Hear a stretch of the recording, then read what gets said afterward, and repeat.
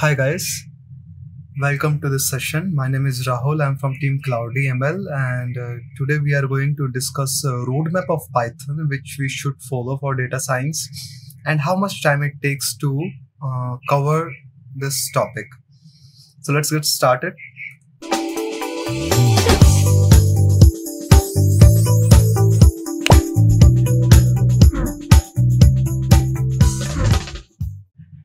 First of all, platforms to use for Python coding. Like we can use Python idle, PyCharm, Jupyter Notebook, Spider. So Spider and PyCharm are two very nice idea, even Visual Studio Code. And as a beginner, I will not suggest that. I will say that the easiest platform is Google Collaboratory. Google Collaboratory is very easy, and you have like when you get familiar with the platform, it will be useful for you if in case you would like to use GPU later in deep learning. There are other online compilers also, Programs, W3 Schools, Geeks for Geeks. You can use them also, but I will say the first thing is the easiest thing is Google Collaboratory. Then you can try PyCharm and other options. Online compilers are handful for some. All of a sudden you wanna run some code, then these are really useful in this case. So I will suggest Google Collaboratory. And now next thing is the basics of Python, which is Python syntax, variables, how to take user input, arithmetic operations, Python operators, and data types, typecasting. So these are Python basics, and I will say that overall finishing this will take let's say 2 to 3 days. These are very basics. These are very basics. As a beginner, you can learn all of this in like just 2 to 3 days. Or let's say if you would like to learn more, practice more, maximum 4 days. Now, next thing is data types in Python. These are also very basics. Numbers, strings, but you know, these strings, lists, tuples, dictionaries, sets, they have their own methods. So overall, it can take time. I will say that if you want to finish all these data types and their methods, it can take up to, I will say 5 days. It can take more depending on your speed and how good you are in understanding all these methods. But minimum I will say, because list, tuples, dictionaries, sets, string methods, these are like a main core Python. So it can take some time, but I'm still taking minimum 5 days. Now, next thing is conditional statements and loops. These are a very important part of any programming language, like how to use conditional statements and loops. So you must practice this a lot. For example, like normally it takes like 3 days to learn this, all these looping. But the main thing is how to use these loops and conditional statements on these methods, using these methods. So it's like, you know how to use a gun, but using a gun while driving is a difficult task, like how to shoot a target. So it's like you need to use loops over on these methods by mixing them up. So these things are a little bit difficult. I mean, not difficult, I'll say it takes time. So I'm writing these days, don't take it as hardcore number. It all depends on your way of learning and how much time, how good is your speed. Now, there are some important built-in functions. I'm just considering here 5. There are other more functions, but these are like very much used, including there is zip method also. So learning about inbuilt functions of Python can take somewhere 4 to 6 days. I mean, basically practicing them also. Now, next is object-oriented programming. Like you can skip this topic in data science in the beginning. You don't need this, but this is very important part of Python, learning about object-oriented programming. So like if you have time, I will suggest that you take a dip in on this topic. It can take 7 to 10 days to properly understand Some of you can do it in 3, 4, 5 days, but I personally feel that it's something you should give time if you have time to do it. But if you really you have limited time and you would like to just do the important thing and get a job, then you can skip this for now. Now there are some other concepts like iterators, how to import modules and use them, error and exception handling, and you can skip this topic for now. It will come in Numpy. So these topics can take somewhere 3 days. I will say 3 days. That's sufficient maximum. By the way, with time, you will learn this with practice. Now comes the main data science libraries of Python, which is Numpy, Pandas, Matplotlib, Seaborn, scikit-learn, SciPy. So overall, all these topics can take somewhere around 15 days. 15 days to get hands-on. It's like you can really get this in within a week, but to practice it and to actually get it, it can take some time. And these are important libraries, and especially scikit-learn, it's actually huge, so it can take more than 15 days. So just get a hands on it. And now next thing is deep learning libraries. These libraries, you don't need this if you are planning to become a data analyst. It's something for machine learning engineer and deep learning engineer. So it can take a lot, more than a month to get a hands on it through projects. So overall, the main libraries, it can take 15, 318 to 1028, 28, 6, 34, 37, and 42, 45. Overall, it can take 1.5 months to cover all these important libraries, and I think it's a decent time. But if you take let's say up to 2 months of time, that's okay. It's all depends on your speed, and that's sufficient. So guys, if you like this video, give a thumbs up and comment below what would you like to see next, and also share this video with others. Thank you guys. Hi guys, welcome to this session. So today we are starting Python course, and we are going to use Colab for whole Python course. Here I will be showing you how to use Colab for Python, and how to do all the things for Python without using any IDE or even Jupyter Notebook. Jupyter Notebook is pretty more similar like Google Colab, but still we are using Colab, as here we don't need to install much libraries here, since Colab provides you most of the latest libraries to use. But I will discuss how you can install it in Jupyter Notebook. Besides that, Colab is much more easier to use, and since this Python course is a part of the whole data science course, in which you will learn machine learning and even deep learning, and for long term, Colab is more useful than Jupyter Notebook. That's why we are using Jupyter Notebook. Just for more clarity about Colab, here let me show you. For example, while watching this video, when you are typing code here, and let's say you would like to save your file in the Google Colab, what you can do is you can simply click on File and click on Save. It will save a copy in your drive, by the way. Okay, but there's another option also here, Save a copy in drive.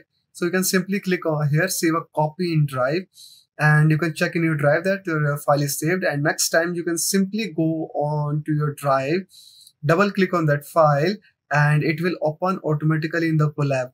There again, once it's open in the Colab, you can work in it, and then you can simply click on File and then Save.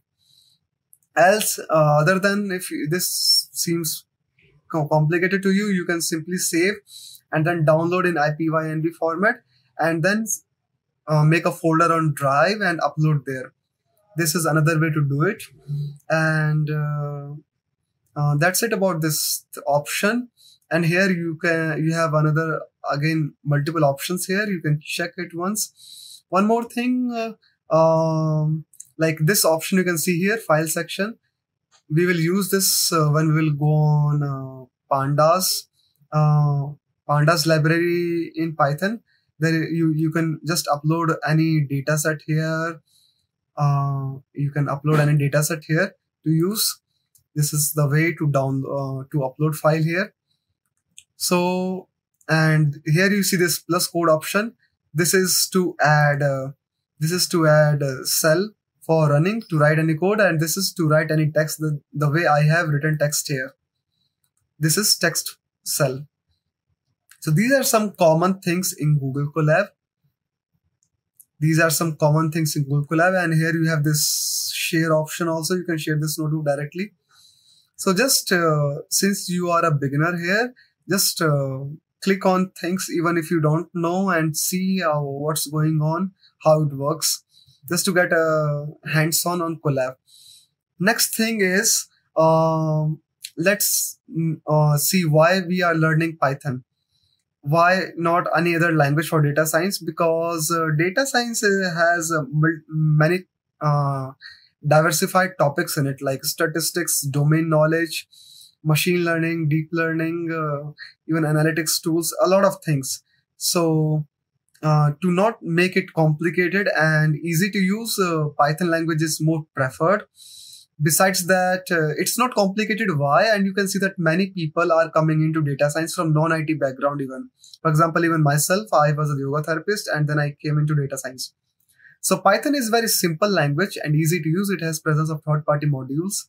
It has a lot of libraries, open source and community development. It's very fast. It's developing on a very fast pace. It's easy to learn and user-friendly, and you can see that there are so many curly braces in other languages and even difficult way to define methods. Here we have a lot of inbuilt methods and it's been very fast to use. So that's why Python is preferred. Now, these are just some common things you can find on Google. So let's just simply jump on coding thing, so that we can start learning and it will be easier to understand through by doing.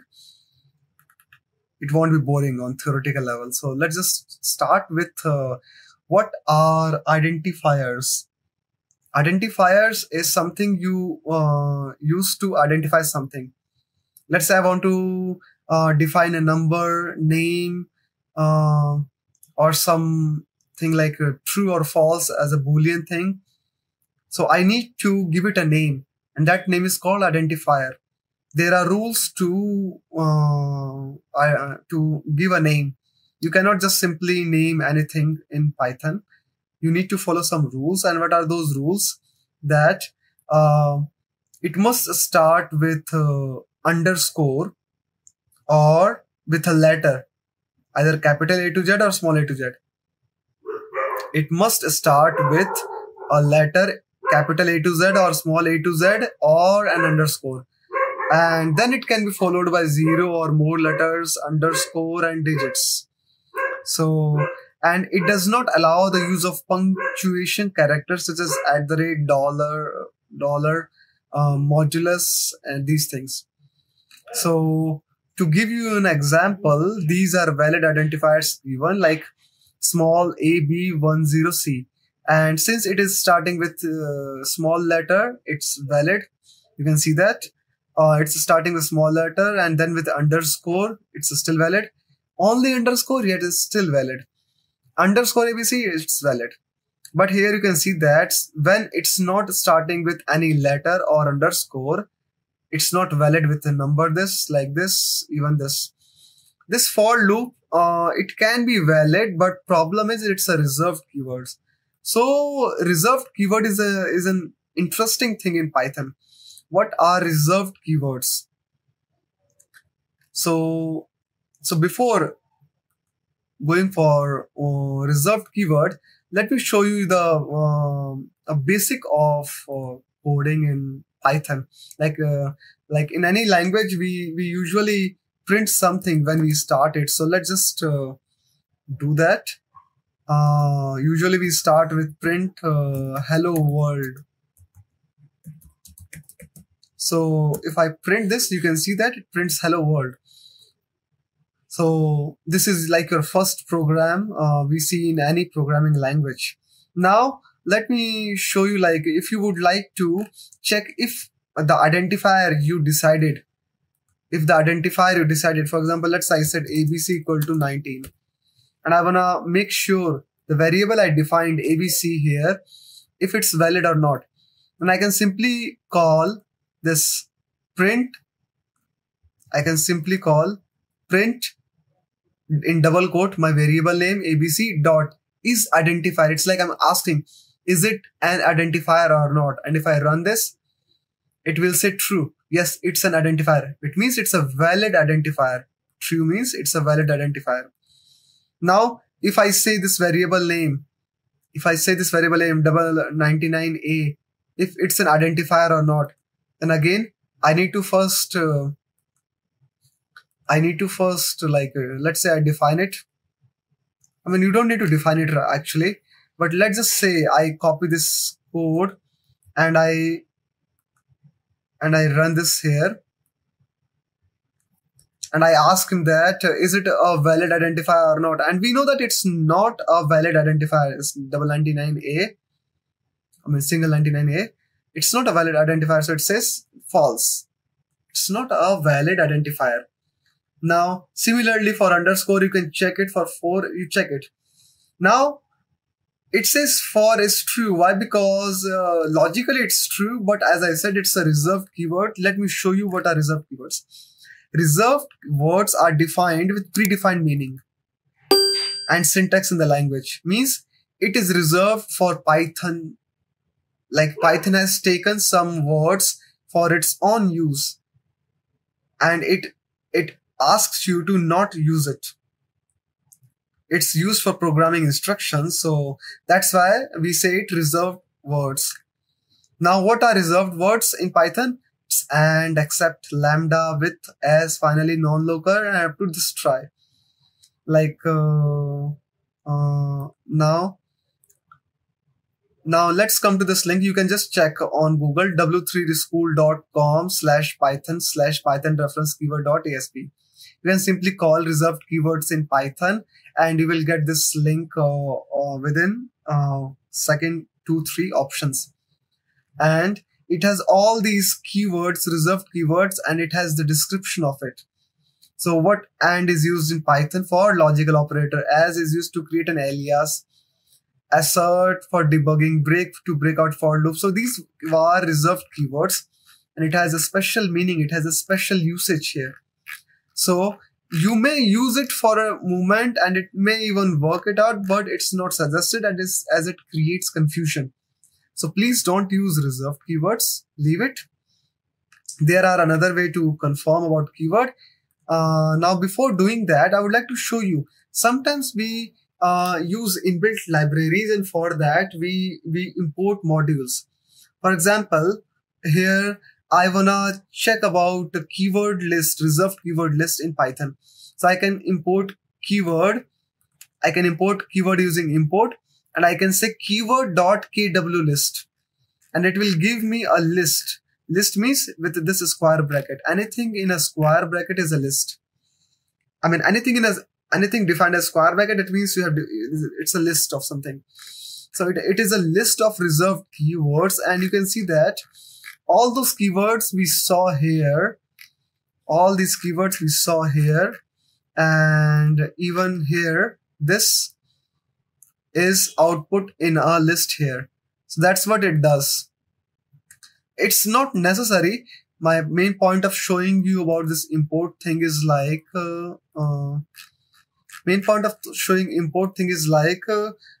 sometimes you use import to import inbuilt libraries. For example, let's say I want to use some methods of maths. So I will call math library import math, and I can say math dot. And if I say dot, it will give all the methods given in math. So for example, let's say I want to check floor. floor of 5.6 number. So it will give me 5. So any method I would like to access from math, I will always have to say math dot, let's say I say ceiling of 5.6 number. So you can see that it gives me 6. Floor gives me number lowest to 5.6, and it gives me higher than 5.6, nearest point. Every time I need to do it like this, you can see. Now let's say I would like to directly say floor of 6.7. Will it work? No, it will not work. It will throw error. Why? It will say name floor is not defined. So what you can do to avoid this situation? To avoid this situation, you can import floor from math. Right now I have imported math directly, and then from math I'm calling floor method. Now you can simply say from math import floor, and then it will work. Now floor is defined. Now it will work. So there are different ways of importing, as you have seen here. You can simply call import any library, or you can import something from the library by using the keyword from. And this import from is a reserved keyword, as we have seen.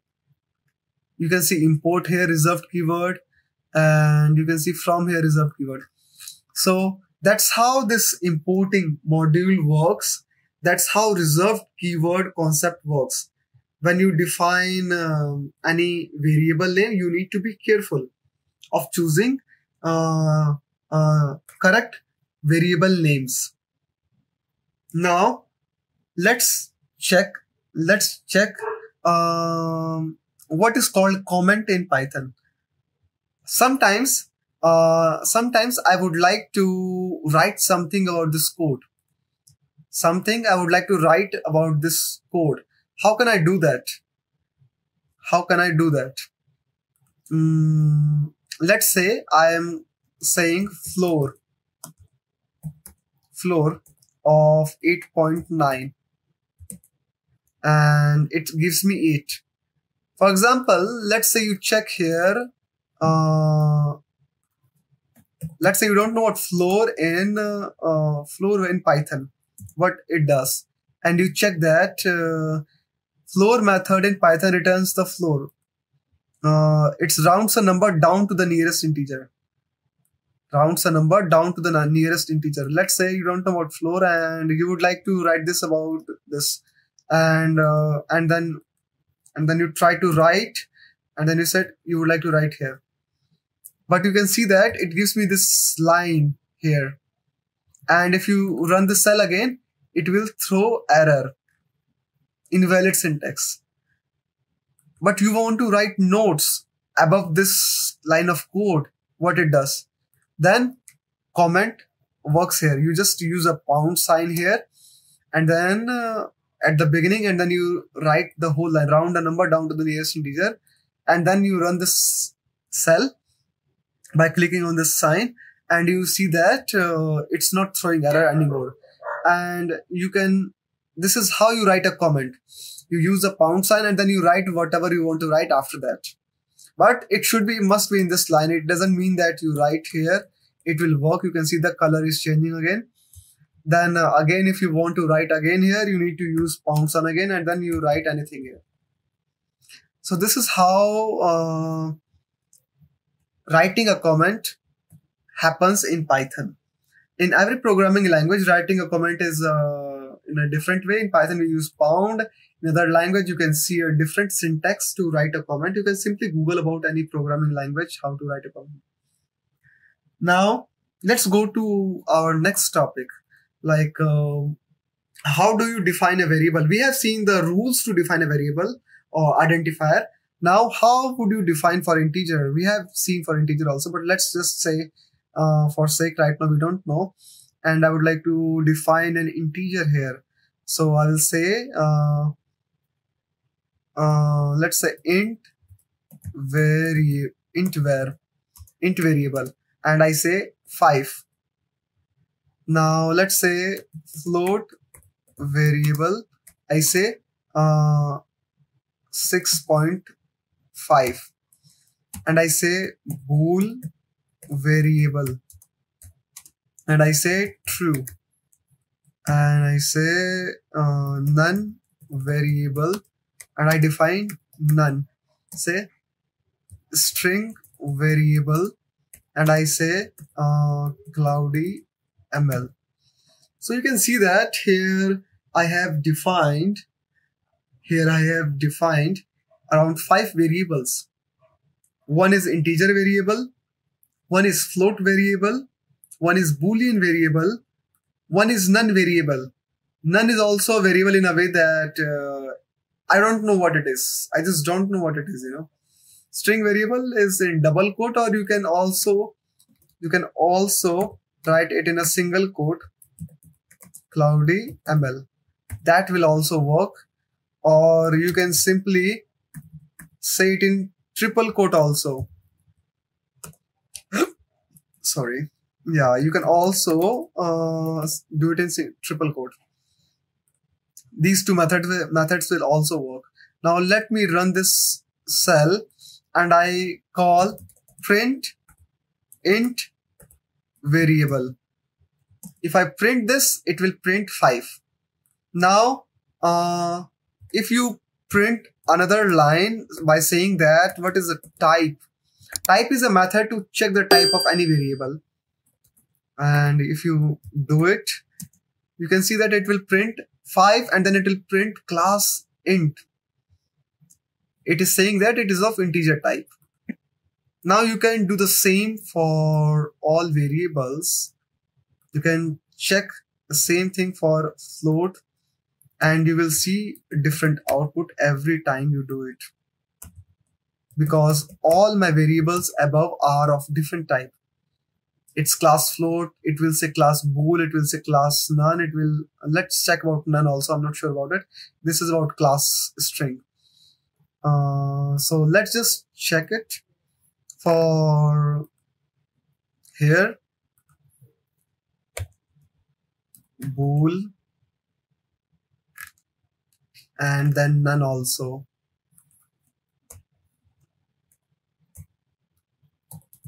So now you see that this is called, oh sorry, I need to first check for bool type. So now if you check this for string and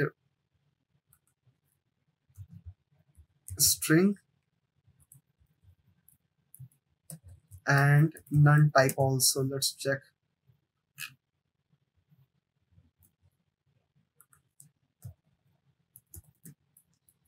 Now you can see that I have printed about my all 5 variables, and for each variable the type is different: int, float, bool, string, none type.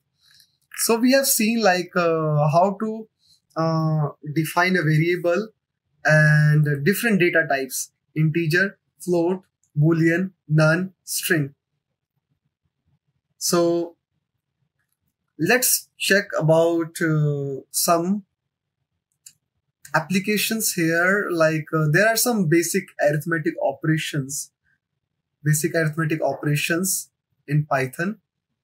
Since we have just printed hello world and seen how to import modules and methods in Python. I mean, we have just seen a glimpse of it, and we have just defined some variables with different data types.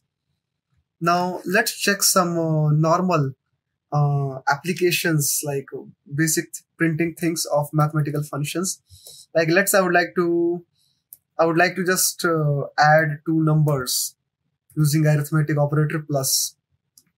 Let's see. You can see that we can do simple arithmetic calculations. Now, since we just added 2 integers, let's just try adding 1 integer plus 1 float. What do you think the output will be? Is it will be 11 or 11.0? So you see, now we got this float. Why? Because float has precedence over integer here. Like we could say 11 also, but since we have this float also, so it converted it into float. Now even if you, I think, reverse the order, I think the output will be same, 11.0. And if you add 5.5 plus 5.5, the output is still float. Now this is how. Now let's check 5 minus 6 subtraction. So it's simply working like this. Now let's do one experiment here. Let's say I say 5 and then I say single quote 5. What do you think it is gonna happen? Will it add 5 or it will throw error? So since we have seen data type here, it's a string. So it should throw error because it's different data type. So you can see that it says unsupported operand type here. It cannot add integer and string together. But if you, how you can make it work? You can make it work. You can try to convert string into integer. Now this should work because it tried to convert it, and since 5 is a number, although it's in string format, it converted into integer and it worked. You can also do the similar, but saying that float and then say 5. I think it should work. Let's see. Yeah, it worked. So you can see that you can do convert the data type. You can typecast you can typecast some variables into different data type, but it should be only where it's possible, you know, otherwise it will throw error. If you try to convert any string into integer or float, like literal string like name something, it will throw error. Let's check some more operators in Python. So just Google about operators in Python. Let me show you how to come this page without clicking on the link. So let's just search operators in Python, and you will see the first option comes is w3schools.com, and this again I'm on the same page. So there are a lot of operators in Python, like arithmetic operators, assignment operators, comparison, logical identity. We don't need to know all of it, but I'm going to discuss some of it. We have seen already plus, minus operators, multiplication. So we just know about these basic operators. Let's just check some more important, like modulus, exponential, float, division. So let me show you. If you simply first, let's say I would like to know 2 to the power 3. So you use double asterisk like this, and if you click here, you can let's just wait more. Let me just write more print here. First is about exponential. Let's say I would like to know floor division. Let's say I say 7 floor by 3, and let's just check third is, which is modulus. If I divide 9 by 10, what will happen? So if I run this again, you can see that 2 to the power 3 is 8. And if I divide 7 by 3, normally if I divide 7 by 3, it will come 2 point something, but it's floor, so it will come 2 only. And if you check 9 modulus by 10, if you divide 9 by 10, obviously 10 cannot divide it, so the whole remainder will be 9. So these are some arithmetic operators. You can try some more calculations here. It's very simple. Now, these are arithmetic operators. We have seen almost all arithmetic operators. There's nothing special about it. If you say MS multiplication, let's just say 2 multiply 2. So you can see 2 into multiply 2 is 4. So arithmetic operators are very easy to use. You will use it very less, by the way. But you should know all of this. And you should also know the precedence of it. Precedence is just check the rule board mass at mass rule. Since these are very handy things, you can even Google, so don't worry about it. Now let's just check Python assignment operator. These are some important operators in programming. These things are used a lot.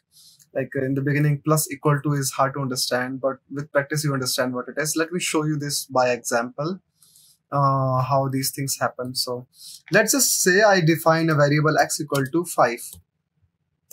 Right now, if I print x, it will be 5. It will be 5. Now let's say I set x equal to x plus 5, which is equivalent to x plus equal to 5. So x equal to x plus 5 and x plus equal to 5 is similar. Now if I print x again, let's just check what it is. Now you can see that it's 10 now. Now what if I say x equal to x minus 5 again, and again if I print x, but let's just say x equal to x minus 5 is equal to x minus equal to 5. So you can see x equal to x plus 5 is equal to x plus equal to 5, and x equal to x minus 5 equal to x minus equal to 5. And if I print again, it's 5 again. I can do another operation here. X multiply, x equal to x multiply 5, and which is hopefully equal to x multiply equal to 5. And if I print x, so you can see now x was 5 earlier, now I multiplied with 5, x is 25, and it is similarly equal to x multiply equal to 5. So this is how assignment operator works. You can try some more operators from here, and they have given examples here also. So you can use this resource. Now let's go to another Python comparison operator. I'm just choosing those operators which are more frequently used. So this double equal operators is really helpful. Let me show you how. Now my x is currently right now. Let me just add another cell. My x is, let's say 5, and y equal to 5 also. Now if I say x equal to y, I mean print this obviously. Let me just print this, and it will come true. It gives output in the Boolean value. So obviously it's true because both values are equal. So this is comparison operator. Let me show you another comparison operator. Let's say x equal to 4 or y equal to 3. Now if I say x is greater than y, if I simply print x greater than y, again Boolean, it's true. So you can see this is how operator works, and similar for other operators, greater equal than, less than equal than, there's no difference. So these are called comparison operators. Let's go to another logical operators, and let's just check AND operator. Now let me just add another cell, and let's me define 3 variables here. It's 4, y equal to 3. Let's just see what example they have given. Okay.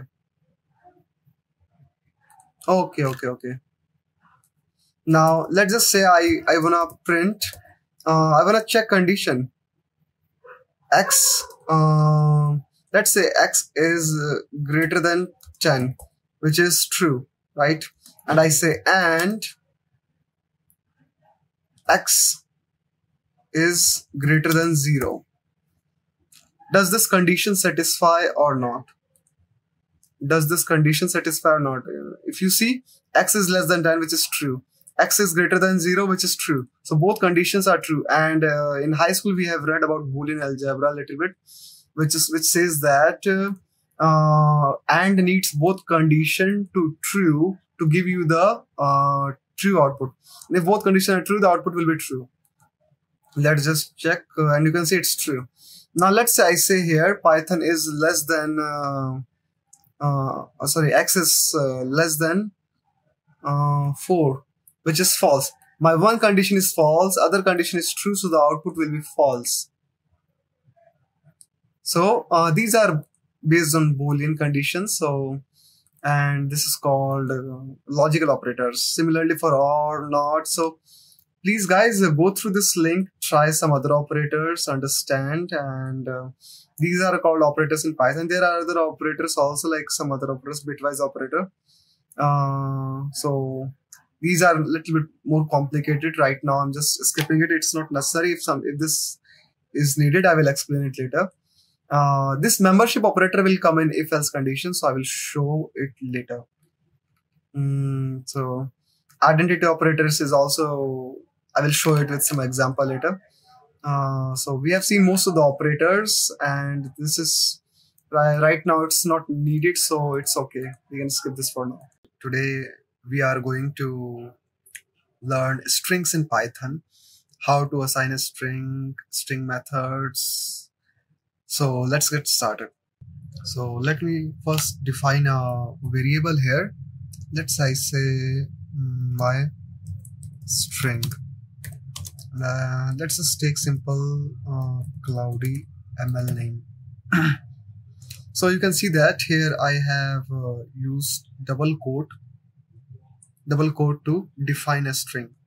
Instead, I could also say single with single quote CloudyML. This is also okay. So let me just show you by ways to define string. If I just say my string 2, and instead of double quote, I say single quote. This will also work it out. And let's say I define it like this, my string 3. I can also use triple quote actually. Let's just check. I have never done it, but I know it works. So let me just print my all 3 strings. My string 1, print my string 2, and then print my string 3. So you can see that I have used 3 ways here to define a string, and I will show you, I will tell you why we use even triple quote. Actually, using triple quote, you can also comment something. For example, let me just, you can see that all 3 ways are working fine. There's no issue. I could also use this triple quote thing here, just to explain that what I'm doing here. Here we are learning about strings. So you can see that this is a way of commenting, like multi-line comment. Normally we comment on one line using this pound sign, but here I'm commenting on multi-line, and I can write even more on multi-line. We are having fun. You can see that this is a way of commenting also, but in the same way I can also use it as a string here. And so this is about creating string. Now let's say I would like to concatenate some strings, like we did arithmetic operation previously. Let's say I would like to create my string 1. Let's say I love, and my string 2 data science. Now if I would like to concatenate it, I can concatenate since my both variables are of string types. As we have seen earlier, like class string, it tells you when you check that type. And I can simply say my string 1 plus my string 2. It will work fine. Since we are using collab, sometimes you actually don't need to print it. You can simply print it like this. You can just simply run. But normally if you are using IDE, I mean PyCharm, Visual Studio Code, then you need to print. So just to avoid confusion, I am printing it. And let me tell you, like there's one issue you can see here is after love there's no space. Why it happened? Because it concatenated like this, and here there's no space, here there's no space, so there's no space in the output. Just to avoid this, you can do two things. Let me just copy this. One way is you create one space here and then you print this again. You can simply print it again. This is one way. Now it's better. Another way is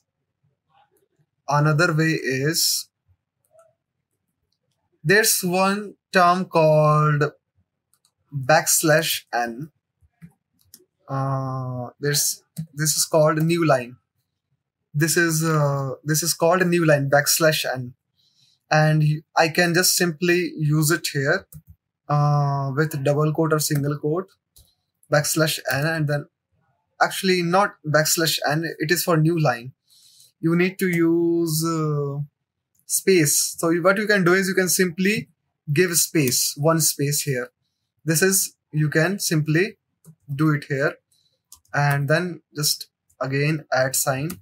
And now if you print it, you can see that it's working. You just need to remove this space here because we got extra space. Now you can see that this output and this output is similar.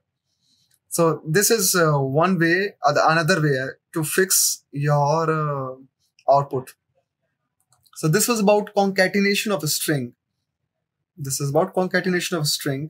Now let's just say, since I did so much work, another way for this actually, but I would like to just define, this is my string 3 actually. I'm just using this string for our next task, which is indexing. Let me just print this first. So this is my string 3. Now how can I get something from here? Using square bracket. I just pass an index number here. If I say 0, I will get I. If you want to get anything from here, you just simply pass index number here. Index number of these letters. I space L O V E. You just need to pass index number. And index starts from left side, like 0. Index starts from 0, then 1, 2, even space is counted. 0, 1, 2, 3, 4, 5, 6, 7, 8, 9, 10, 11, 12, 13, 14, 15, 16, 17, 18. It goes from 0 to 18. So for example, if I say here 18, it will give me last letter E. But since I'm going from left side, it goes from 0 to, let's say, N. But if I go from last to this, it will go in negative way, like it is. But instead of -0, obviously there's no -0. So it starts from -1. I can get the same E. By just saying -1.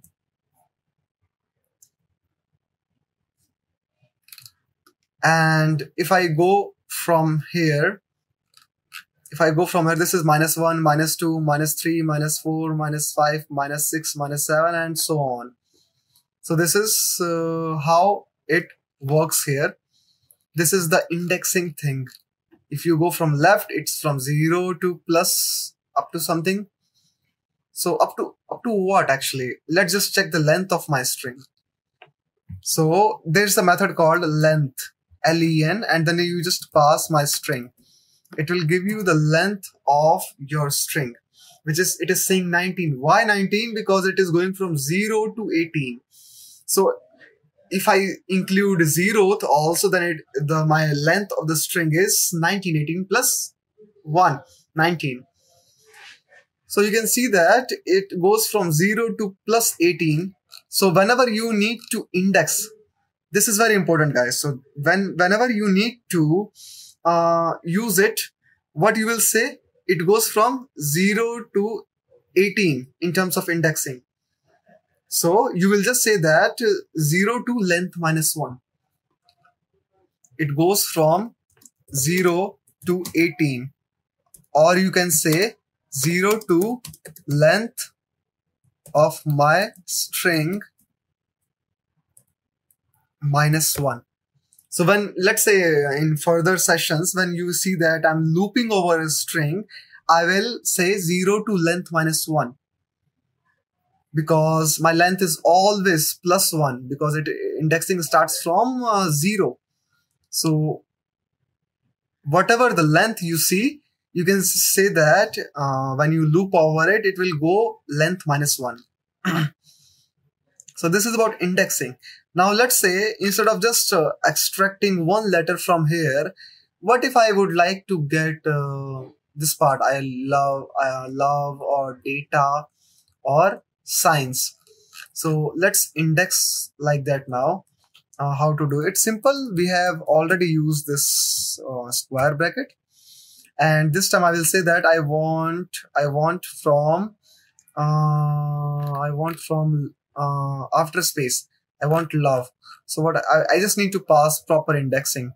We'll say from 2, because I want L word, and I want LOVE. So 2, 3, 4, 5. I want even 5 also. So I will just say 6, because 6 is not included here. So if I just run this, I will get the love word.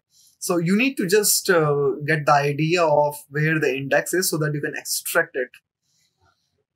You can extract it. You could extract similarly by going from right to left instead of going from left to right, but then love is closer towards left, so it's better to start from left. Now you can pass this for this data, and for this, let's say I want science. So this time I will use negative indexing because it is on the right hand side. So I will just say my string 3, and I want to extract from science word has SCIENC 7. So I will just say I want from -7. I want all of it. So I will just, but yeah, there's another term here you need to pass, which is step. You don't need to pass it here. Normally it's by default it's 1. Step is how much step you would like to go. So let's just check it here. I'm just going step by step. So you can see that I got science. So let me just tell you, like here at this.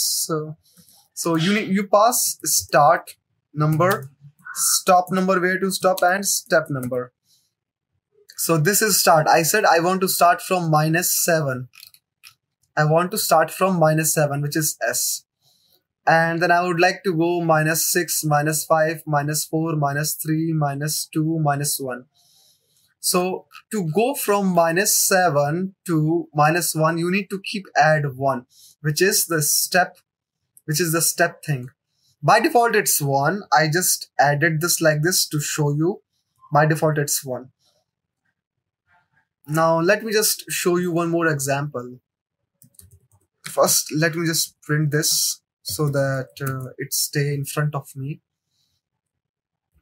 So now let's say I want I want first letter and then third letter and then fifth letter and then seventh and then ninth, all odd steps I want. So I will say that I want to start from,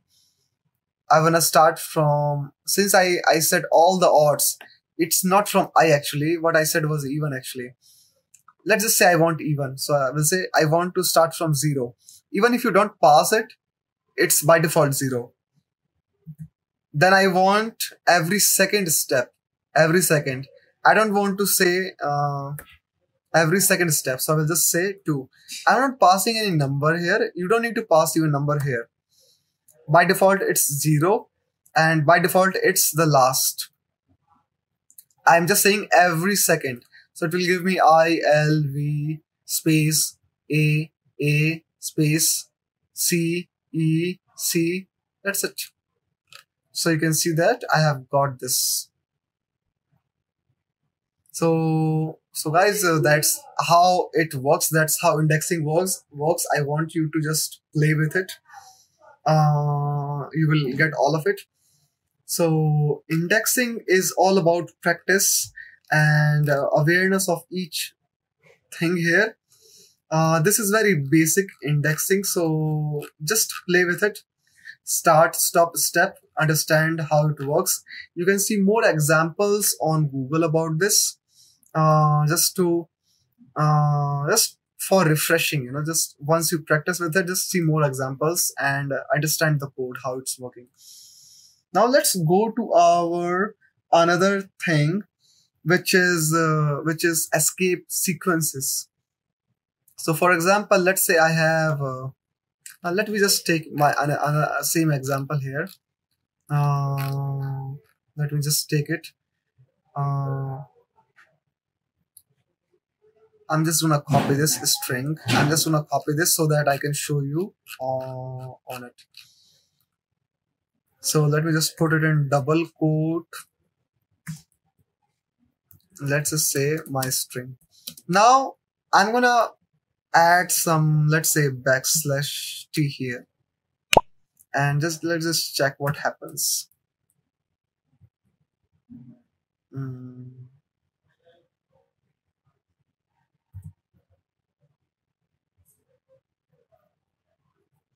So let me just print my string. So you can see that here the way it's written, it's not written like this here. It's not written like this here. You can see that here I have got a big space and then my science word is also on the next line. Why? Because this \n, when it's reading this string, it's reading it as like space and then new line. What if I would like to just print it as it is? If I would like to print it as it is. So what I can do is here, I can simply pass another / to read it like this as it is.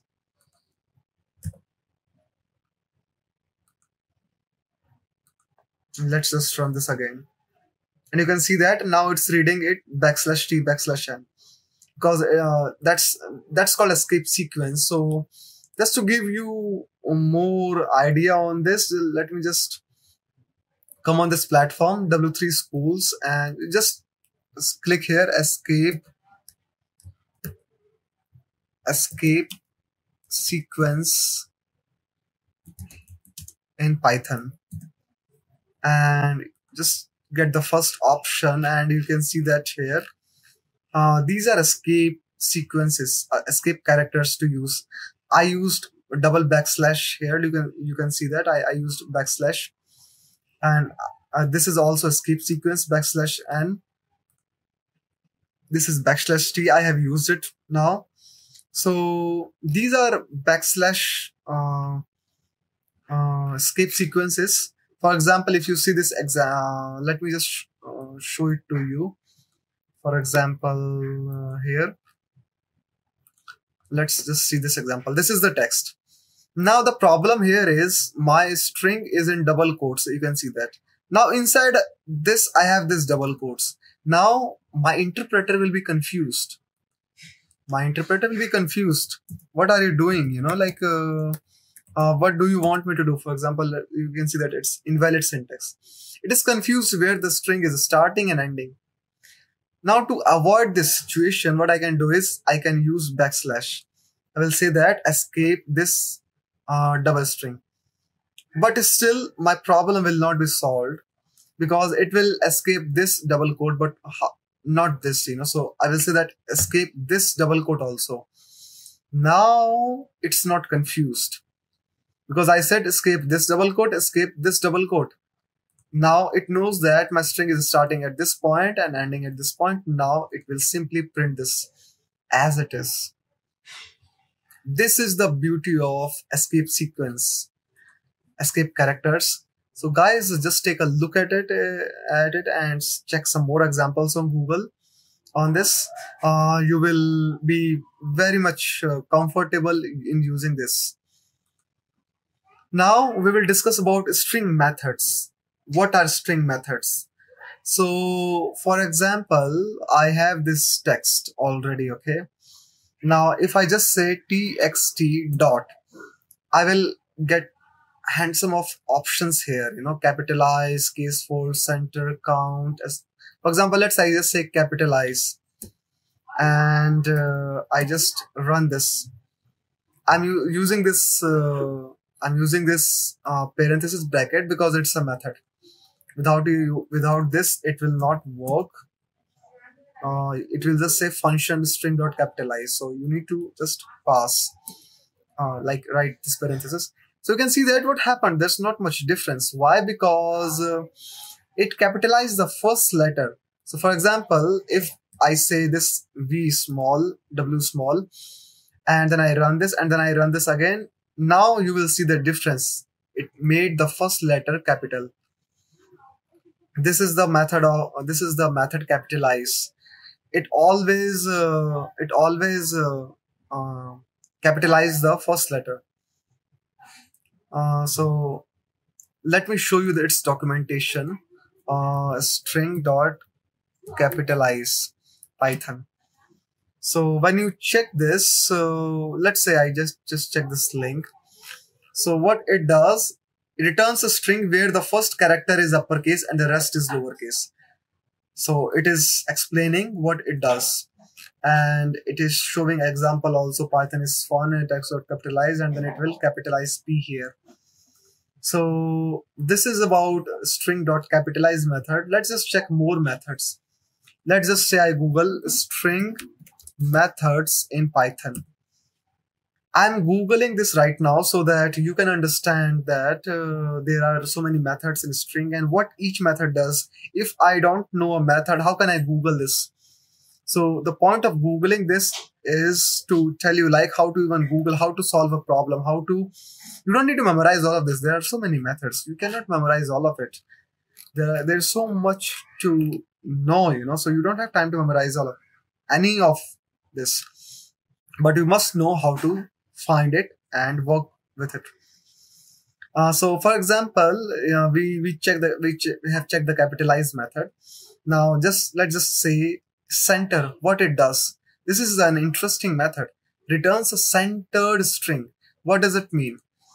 Let's say now my text is this and I have done this. I have created this much space, and if I print, what happens? You can see that how it is printing. It's not neat, And let's just say I just say text dot center. Now if I print it, okay, it takes at least one argument. So let's just check its documentation. See, I don't memorize it also. So let's just check. So print the word banana taking up the space of 20 characters with banana in the middle. Let's just see here what it is doing. Okay, so you can see that it is making it in center like this. So what's happening is, let's just say I say 0. So you can see that it printed my string like this. It actually used, what it does is it equalizes the space, you know. So if I say here 10, if I say here 10, it will take the 10 space. So it has already enough space, you know. So if I remove this space right now, and let's say I remove this space, now I say text.center. So you can see it's not taking any much space here right now. Let me just try with higher number. Okay, so right now it's not working. Let me check why. It takes length and character. Okay, length and character. Okay, let's just check with this. Let's just check with this. A. Okay, right now it's not working on this. It should be working on this. It's weird. Yeah, right now it's not working on this. I don't know exactly, but it's okay.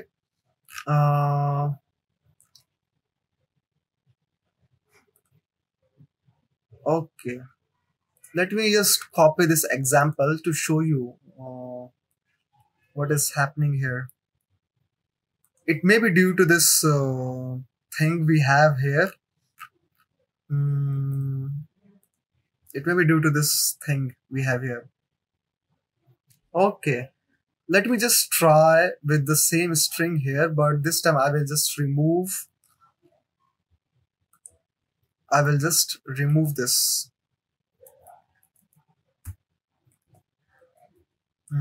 Let me just remove this double quote. Now let's just check. Okay, it may be due to length of it then. Let me just check Vikings from the north.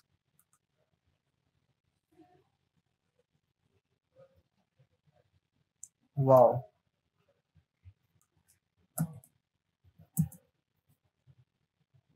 Okay, now it's working. Okay, I think it's the length also matters here. Length also matters. For example, here I have 1, 2, 3, 4, 5, 6, 7, 8. 8 length. Here 8 length. 336, 336. You can see here what's happening actually. Its length is total length. It's 20. If my string length is already 20, it will not work. You know, if my string length is already 20. So for example, when you saw that it didn't work here. Why? Because my length was not enough. If I say here 50, it would have worked. It would have worked. Actually, I need to run this. Yeah, it would have worked like this. You can see A in the last. See, total length is 50. So you saw that how I understood center by experimenting here. And you can do the same. You know, you don't need to memorize all of it. You just try to understand how it's working here. Think on it. So that's how we understand method. I'm not going to take all the method, but I'm going to take some very important one. For example, ends with.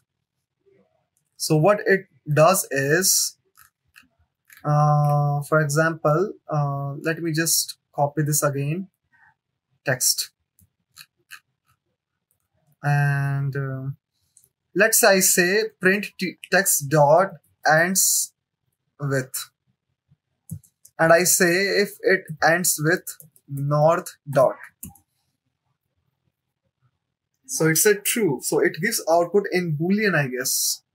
See, if I check this ends with value start and value is required, which value it ends with, and where to start. You can also pass to search in a particular section, and to pass location that I want to search this thing only in this section, and it returns a boolean value. Returns true if the string ends with the specified value. Let's just check this one more method, find, how it works. So I think it will give you the address, like location. First occurrence, it gives you first occurrence. If there are multiple occurrences, it will not tell you that. It just gives you first occurrence, and if the thing is not found, it gives you -1. So let's say I would like to check text dot find here from. Now you can see that it will give you indexing. The indexing 31st here. 31st. Let's just confirm. 1, 2. Okay, not like this. We have done indexing, So let's just check 31, from 31 to whatever it is. See, from the north. It means this is the 31st. So now let's say I say text dot find queen, and there's no queen term here, I know that, so it will give me -1, and that's what we learned here also. It returns -1 if the value is not found. So guys, this is about string methods. I highly recommend you to just try some more methods from here. There are so many methods, and many of them are like really useful. For example, split. Now let me just show you this last method also. Let's say I say text dot split here. So what it will do, it will split on space. By default it splits on space. Let me show you. If you check its documentation once, its method, it says method splits a string into a list, and separator, which is, although it's optional, by default any white space is a separator. That's the point. So you can see that this is very useful method, and there are some other methods also here, which you can see. Many methods like split, strip, replace, lower, it converts a string into lowercase. Is upper, it returns true if all the characters in the string are uppercase. Some of these methods are really like find, we have done already. Ends with count. Okay, let me just show you one more method on this. For example, let's say I would like to count how many the are in the string. 2. So you can see that I have 2 the in the string, and that's how it counted. So you can check more methods on a string, and if you have any question regarding this, you can just comment below. I will try to reply as much as possible, and I really recommend just Google some of these resources, like W3 Schools is really helpful. You can also check the original documentation of Python, or Geeks for Geeks also. So guys, that's it for this session. Today we are going to learn conditional statements. So let's get started. So why we use conditional statements in Python? There are like scenarios where we would like to check if a certain condition is met or not, and based on that certain condition, I would like to decide what I need to do. So let's understand this with an example. Let's say I have a number a 10, and I have another number b equal to 20. And I would like to check whether A is smaller than or greater than B. So normally what I will do, like I can simply just say A is greater than B or not. I can simply print this. This is one way we do without using any conditional statements. And you can see that it says false, means A is not greater than B. We understood this, but this is not a nice way to get the output to based on condition. This is not the nice way. So what I can do is, instead of just this, I use if else condition. I say if A is greater than B. If A is greater than B, and then I put a colon here, and then I press enter, and you can see that I have got this space.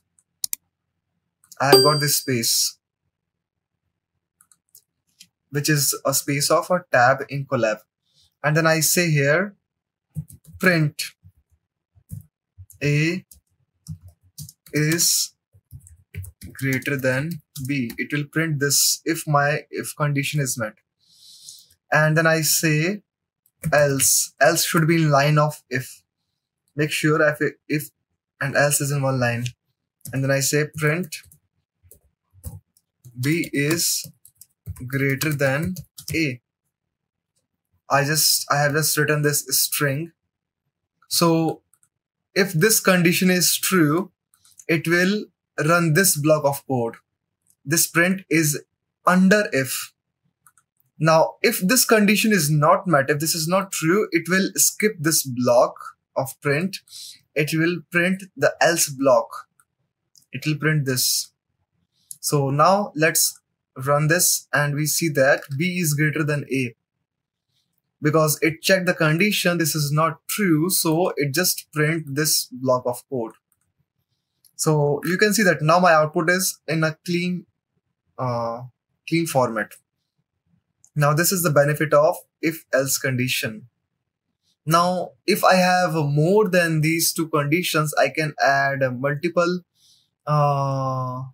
conditions. For that I can use elif in between if-else. Now how we can do that? Let me just add another line of code, and let me just copy this. Now let me show you how we can use multiple conditions here. You can use multiple if condition also, but if you want to make a ladder of if else, then you can do it in between also. For example, I say elif A greater than 0 and A less than 15. Print A is somewhere 0 and 15. You can see that I have just written another condition here. And if this condition is true, it will print this. If this condition is true, it will print this line also.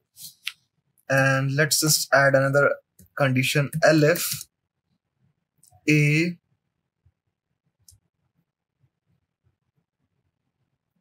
equal to 10. Print A is equal to 10. I can see that I have added two elif condition here, and based on just this condition, you can say that yeah, this condition is true, this condition is true. It is gonna print obviously more than one print statement. Okay, no, what it did is it first checked this condition, and when this condition is met, it just printed this. It didn't even check the next both conditions. So A is somewhere 0 and 15. Now you can do if condition. You can use multiple if condition also. For example, I can just remove this. I can say if only, and I can put else condition in this. If A equal to 10, print A is equal to 10, else print B is greater than A. So now I can do this in this way also, but remember, this is an individual block. This if is also an individual block, and this is one individual block. If else, this is, I have 3 different blocks. Now I should keep this this condition here, by the way, but it's okay. The main point is to understand that how you can use multiple if conditions. You can use if else conditions. You can use if else condition, which we saw earlier. So now let's run this. So you can see that this condition is not met, so it didn't print this. This if block is kind of useless now. Here this condition is met, so it printed this a somewhere 0 and 15. Now here we know that a is equal to 10. This condition is met, so it printed this. So this is how if else condition works. Now let's see one more example. Now let's say I say age is equal to what I can do is I can take user input here. So to take user input, you use inputs like this, and I say enter your age here. So since I'm taking age as input, I should use int outside. I will convert the input into int, otherwise it will be in a string format and it can throw error. I will take user input here using input statement, and I will check using if condition. If age is less than 18, since if your age is less than 18, you cannot vote. So I will say print you cannot vote. Wait more. So now I will use elif condition because there are multiple conditions can be possible. If age is greater equal than 18 and age is less than 100, I'm just making this my own condition. Print you can vote. Let's just make it 75. Now I say else. No, one more elif condition. Elif age is less than or equal to 0. Print since age less than equal to 0, if someone puts it, it's invalid age. Else print, let's just make it more funny, you are either dead or too old. Okay, so you can see that I created this arbitrary conditions here, and we have this user input here. So let's just check. Make sure about indentation here. You do not indent. You do not do mistake of indentation. Make sure if elif else condition is in the same line, print is in the same line. Okay, let's just check. 20. So it says you can vote. Okay, let's just check other cases. Let's just check 18. And I can say it's still I can vote. Let's just check some more than 100 age. You're either dead or too old. Okay, this condition is also working. Now let's just check 0. What happens? You cannot vote. Wait more. Okay. So you can see that my all cases are working really fine. So this is how you can take user input for the age and use multiple if elif else conditions to print something based on your condition.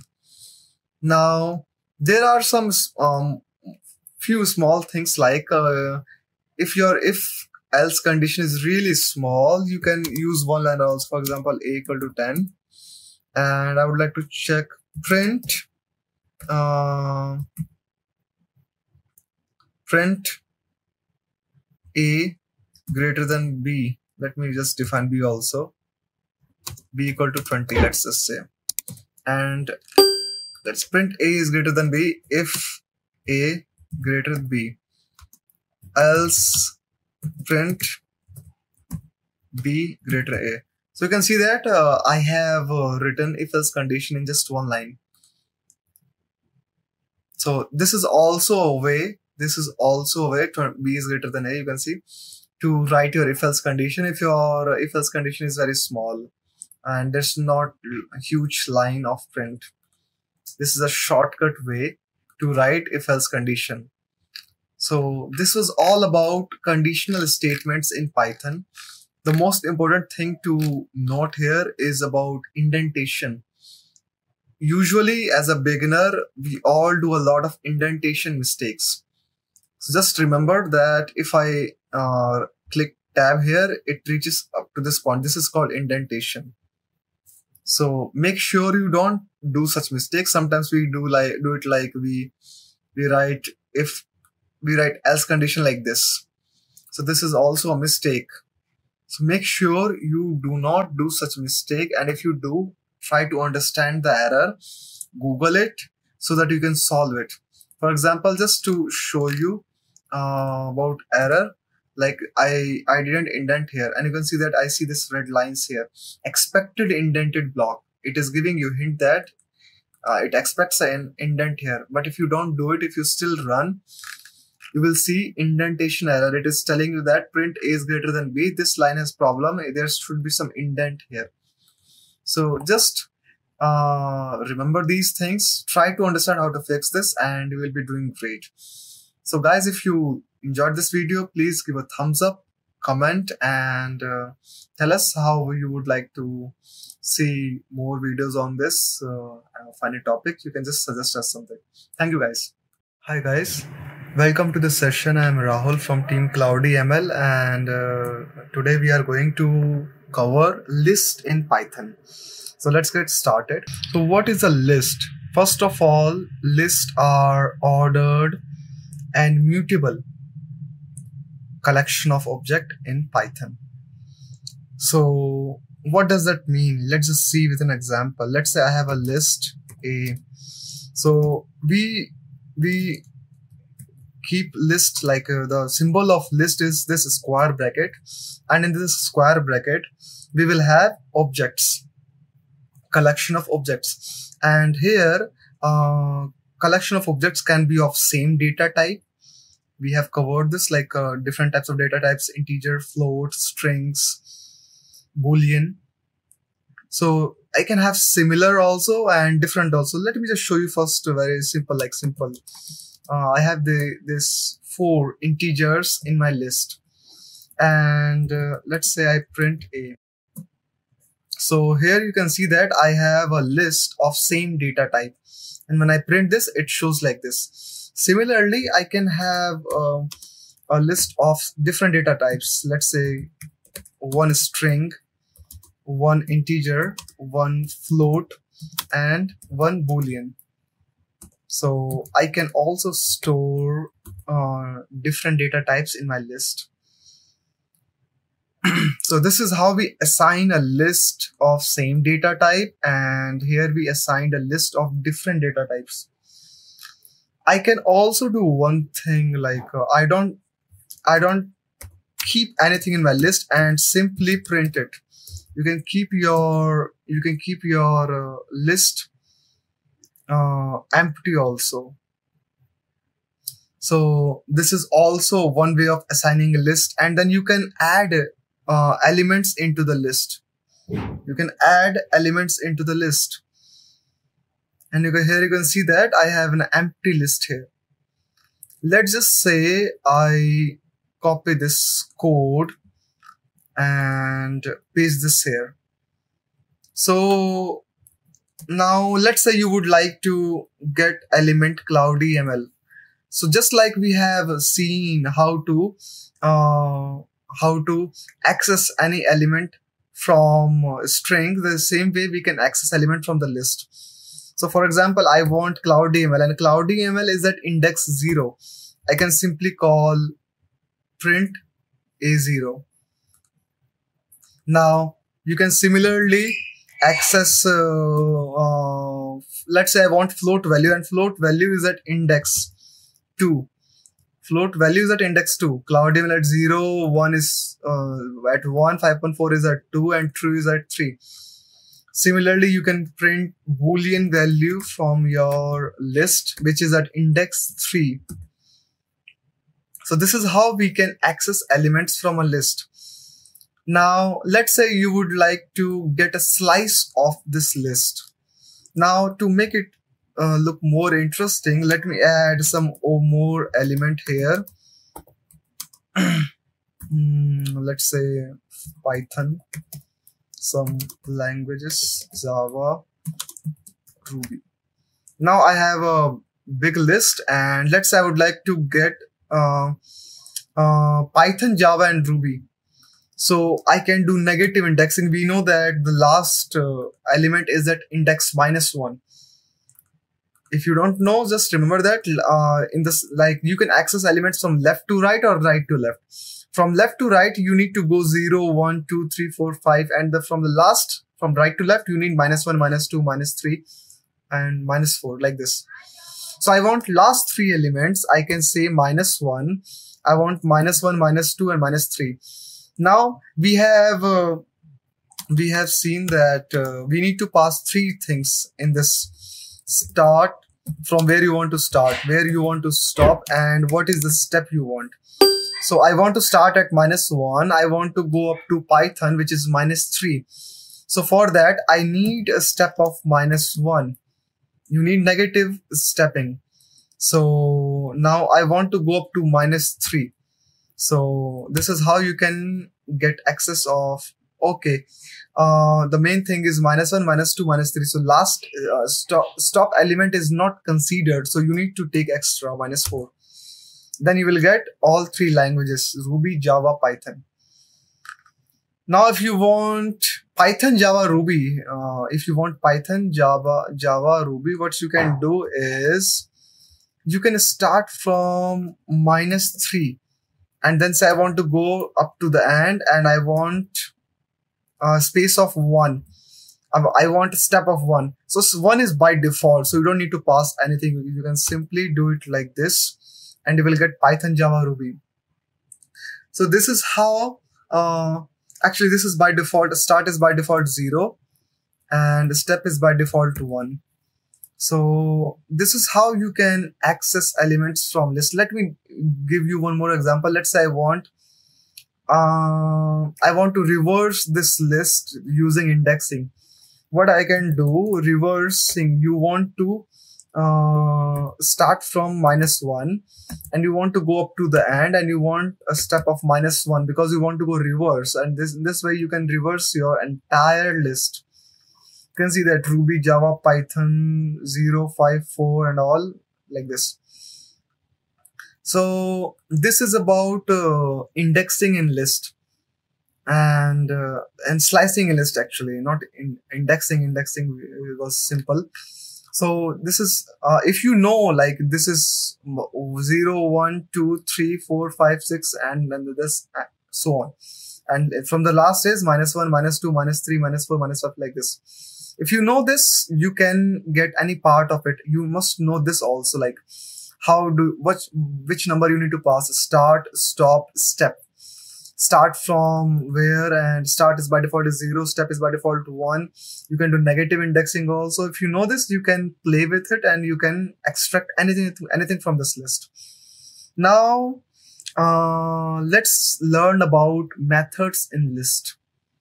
Let me just copy this list again. Let me just copy this list again, and then we will see methods in list. Now, to understand how many methods you have in list, just say a dot, and you will see that all the list method will show you like this. These are the methods in list. Now if you want to know, you just hover your mouse on it and it will show you about this method. Now the main thing here is let's say you still don't know about this list and you would like to know. If you would like to know about this, the one thing you can do is, instead of print, you can simply call help on it, and you can see the method about append. For example, append method of built-in list instance append object to the end of the list. If I pass anything using append, it will add at the end of this list. So this is one way to know about documentation. Another is simple, very simple. You just Google over it. You just Google it, like list methods in Python, and you can see all the methods with description of it. And if you click on any method, you can see with an example. This is other way of knowing list methods. You don't need to memorize it. With practice, it will automatically come into your mind. Now let's just play with it.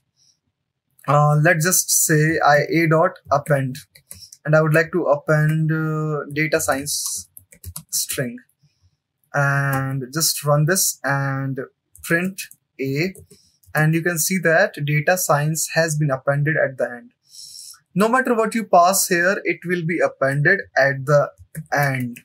Let's say this time I pass a list of, let's say Numpy, let's say Pandas. This time I'm passing a list of strings into a list.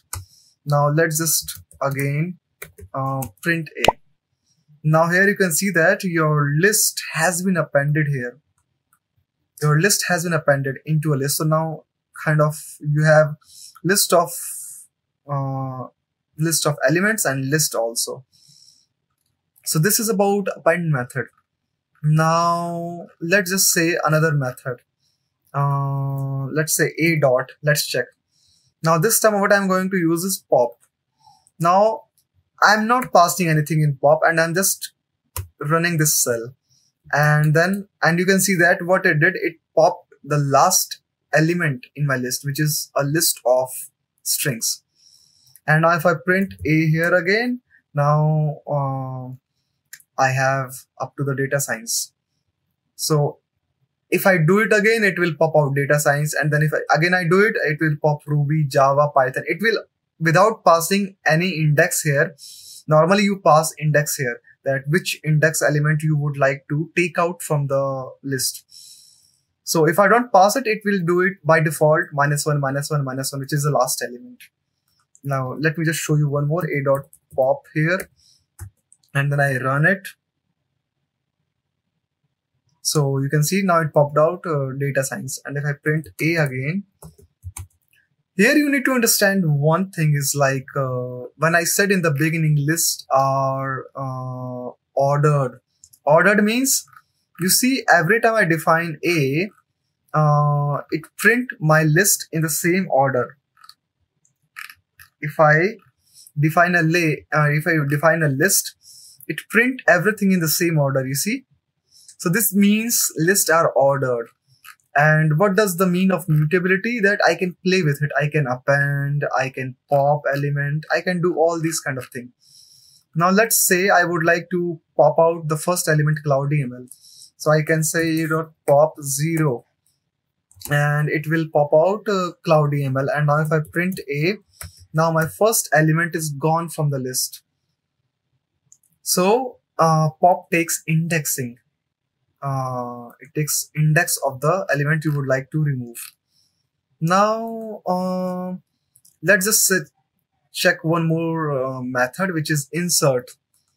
And insert, it takes two elements, position and element. So let's say I would like to insert at 0th index, and I would like to insert welcome to India. Now let's just see. Okay, now just print a. Now if I check, you can see that welcome to India is at 0th index. So this is how you can check any method on list and use it for your work or according to your need. Now the main thing is, you can say, have I memorized all of it? No, I haven't memorized all of it. I just know some of the methods here I have used a lot, and every time I just Google it also. So you don't need to memorize all of it like you are memorizing every day. Now let's just check this method, reverse method. What it does, reverse the order, and you just need to call it like this. To see here, they have shown an example also. Now let's just say I say a dot reverse and I just run it, and here you can see that oh, I need to maybe let's just print a what happens. Okay, now it has reversed all the elements. You can see that welcome to India is at the last. This is how these methods work. Let's just check one more method. Let's just check sort now. For sorting, we should take a number for more clarity actually. So let's just say I define another array, and I say like this. Okay. So I have defined for sorting, to show you sorting method, I have defined list of number. It's more easy to see this. Let's say a dot sort. Okay. Let's just say a dot sort, and then I print a. Normally, since a is an ordered collection of objects, since it's a list, let me show you. Right now a is this. Now if I run this, now order is this. So you can see that how a dot sort worked it out. To avoid confusion, let me just keep it in another cell. Let me run this again, run this again, run this again. Now you can see the difference. It's not sorted, it's as it is ordered, because I have defined it like this, and now it's like this, it is ordered. There's no difference. Now when I call sort method and then I printed it again, it's all sorted 0, 1, 2, 3, 5, 7, 9. So just I will say that try some methods from here by yourself, so that you can understand how to understand it by Googling, by understanding the documentation, how to apply it. It will give you confidence.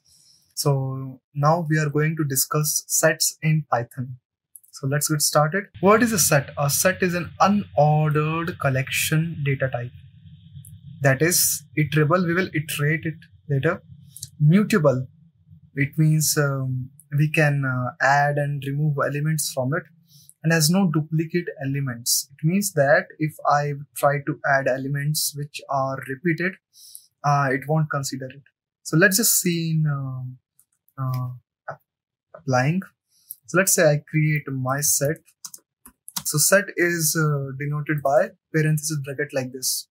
So right now I'm just adding some elements. Right now I do not have any repeated elements here. So let's just print it on my set. Also print type of it, type of my set. So you can see that my output is like this. This is my set, and this is class set, its type.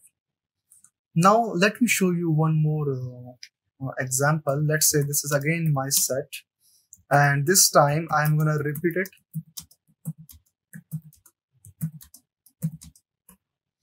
Now normally if it would have in list or tuple, it would have printed exactly like this, but now you will see that,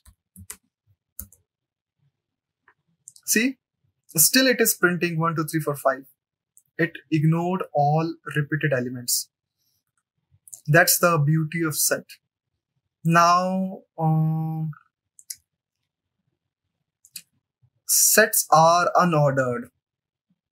Unordered, we cannot access items using indexes like we do in lists. So what does this mean? Like normally I index like this, my set 0. If it would have in list or something, or 1 or 2, let's just see what happens. So it says set object is not subscriptable. You cannot access its element like we do in list, tuple, as we have seen. Now it says it is unordered also. It doesn't retain its order. So now let's just see some methods on set. But before setting, let me show you. Let's say I define an empty set. So how does it print when it is empty? Let's just see this. Then we will add elements in it. So I cannot access its element using indexing. So it means that I cannot assign any item. It means I cannot assign like this, okay, like this, as I have done in list. I cannot do that. It's not possible. So let's just remove this. Now what I'm going to do is I'm going to show you some methods of list. So let's just Google set methods. So see, let's just see it here. You can see there are a lot of methods in set. Let's just check add. Adds an element to the set. So if you click on this, you can see that this is the syntax. You just pass element into it. Let's just do this. My set dot add is it 2. My set dot add, let's say 4. My set dot add is 6. Now let's just print my set. Okay. Okay, we cannot define set like this. This is a way of assigning dictionary actually. So let's just say set. This is set. Now it will run well. Now let me just print my set. So sometimes you do mistakes like this. It's okay. That's why errors are there. It tells you like what is the problem, and then you fix it. This is my set. You can see that I have added 2, 4, 6 into it. This is the way of adding elements using add method. Now let's say I would like to remove something. What methods I can use? Let me just go back here. Discard. You can use discard method.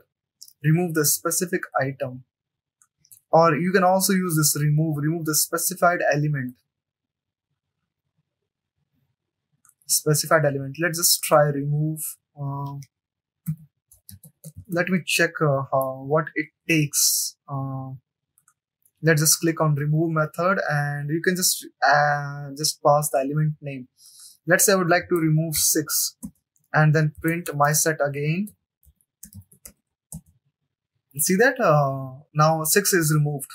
Let's just try discard method also. My set dot discard. Let me check its documentation also. So you can see that every time you can just check the documentation if you don't remember much in detail. Although I know these basics, but I still check. Now, what is the difference between remove and discard? Discard is different than remove because remove method will raise an error if the specified item does not exist, and the discard method will not. That's a beautiful feature of discard actually. Let's say I say 6 again, and you know that we do not have 6 in our my set. Let's see if it does throw error or not. See, it doesn't throw error, but it doesn't give you any output also. But in the same way, if I say my set dot remove 6, it will throw error. Oh, okay, I did a mistake. 6. It says error, key error 6, that it does not exist. That's the difference between discard and remove. So now if you say my set dot discard, I have 2 into it. And then let's say I print my set again. And you see that I have only 4 here. So this is how you can apply set methods on set. You can add, remove, but you cannot assign any item. You cannot replace. It's unchangeable. There are some other methods also like pop to remove an element. I think here you need to pass an index. You need to pass You need to pass an index. No, you don't need to pass anything actually. It just removes the removed value. It just returns random item from the set. Normally in list, we have seen that pop removes last element if you do not pass an index. And if you pass an index, it will remove the specified element at that index. But here, it removes a random item from the set. Let me confirm this from official documentation, pop in set Python. And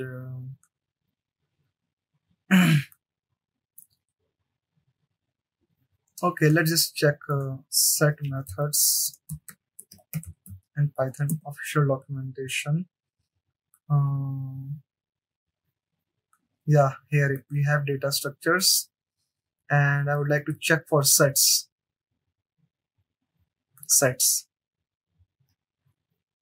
And here we have sets.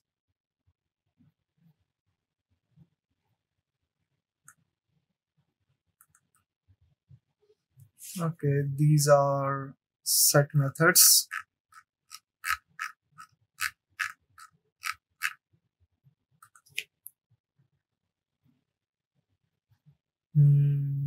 Okay, remove this card. Okay, pop. Remove and return arbitrary element from the set, raises key error if the set is empty. Okay, what we saw there was correct. So let's say I again define this set. I have 4 elements here, and then I say my set dot remove. Not remove, actually pop. It's amazing. It does. You don't need to pass anything. It just does automatically. So it removed 8. Let me run this again. What happens? Okay, it is again removing 8 constantly. So although it said arbitrarily, it removed 8. Let me try now. Let me just print my set again. Okay, 246. Now again, let's try my set.pop to confirm how arbitrary it is. So see, it removed 8 here, and now it removed 2. So it does it arbitrarily. So this is how you can check set methods. I highly advise you to try and experiment it and see how it works. It's the best way to learn, and it helps you to gain understanding by your own. So for example, right now I'm going to define a dictionary, and dictionary you define in parentheses like this. Now, right now this is empty dictionary, but for now I'm going to show you how we keep key value pairs in dictionary with an example. So let's just say I say college as key, and then I pass here let's say IIT. Let's say IIT Delhi, and then I say courses, and then I say here, let's say BTech, MTech. There are a lot of courses, but I'm just keeping 2. Now let me just keep it in a nice format like this: college courses, and then I say student count. Let's say students, and number of students are probably, let's say that in one IIT maybe 1,000. So I have defined this dictionary here, and let me see, is type annotation not supported for this type of expression?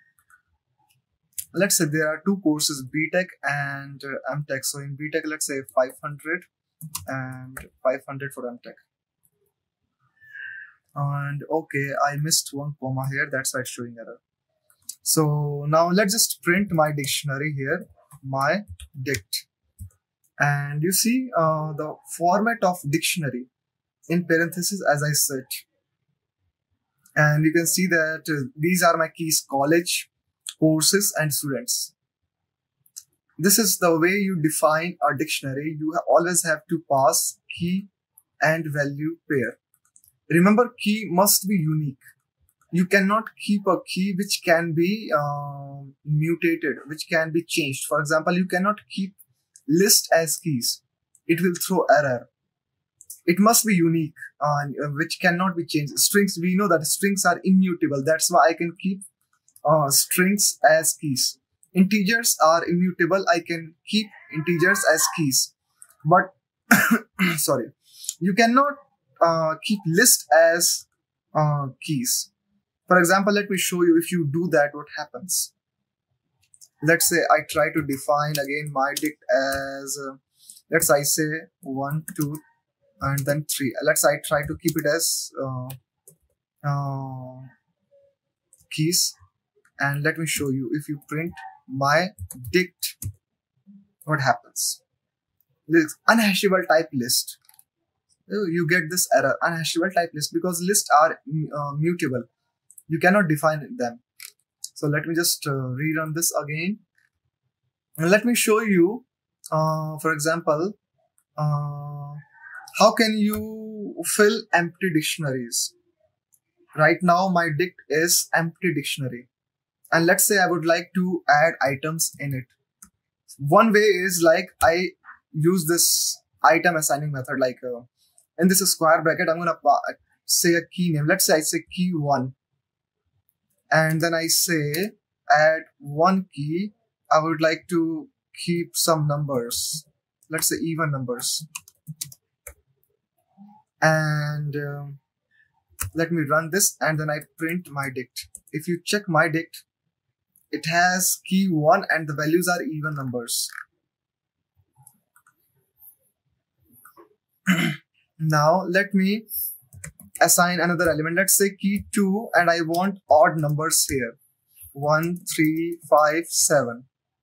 And if you print my dict again, you can see that I have 2 keys here, 1 and 2. At 1 I have even numbers, and at 2 I have odd numbers. Sorry.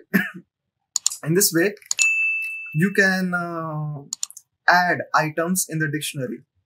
Now there are some other ways also. There are some dictionary methods. For example, let's say if I say my dict dot, I can see all the methods here.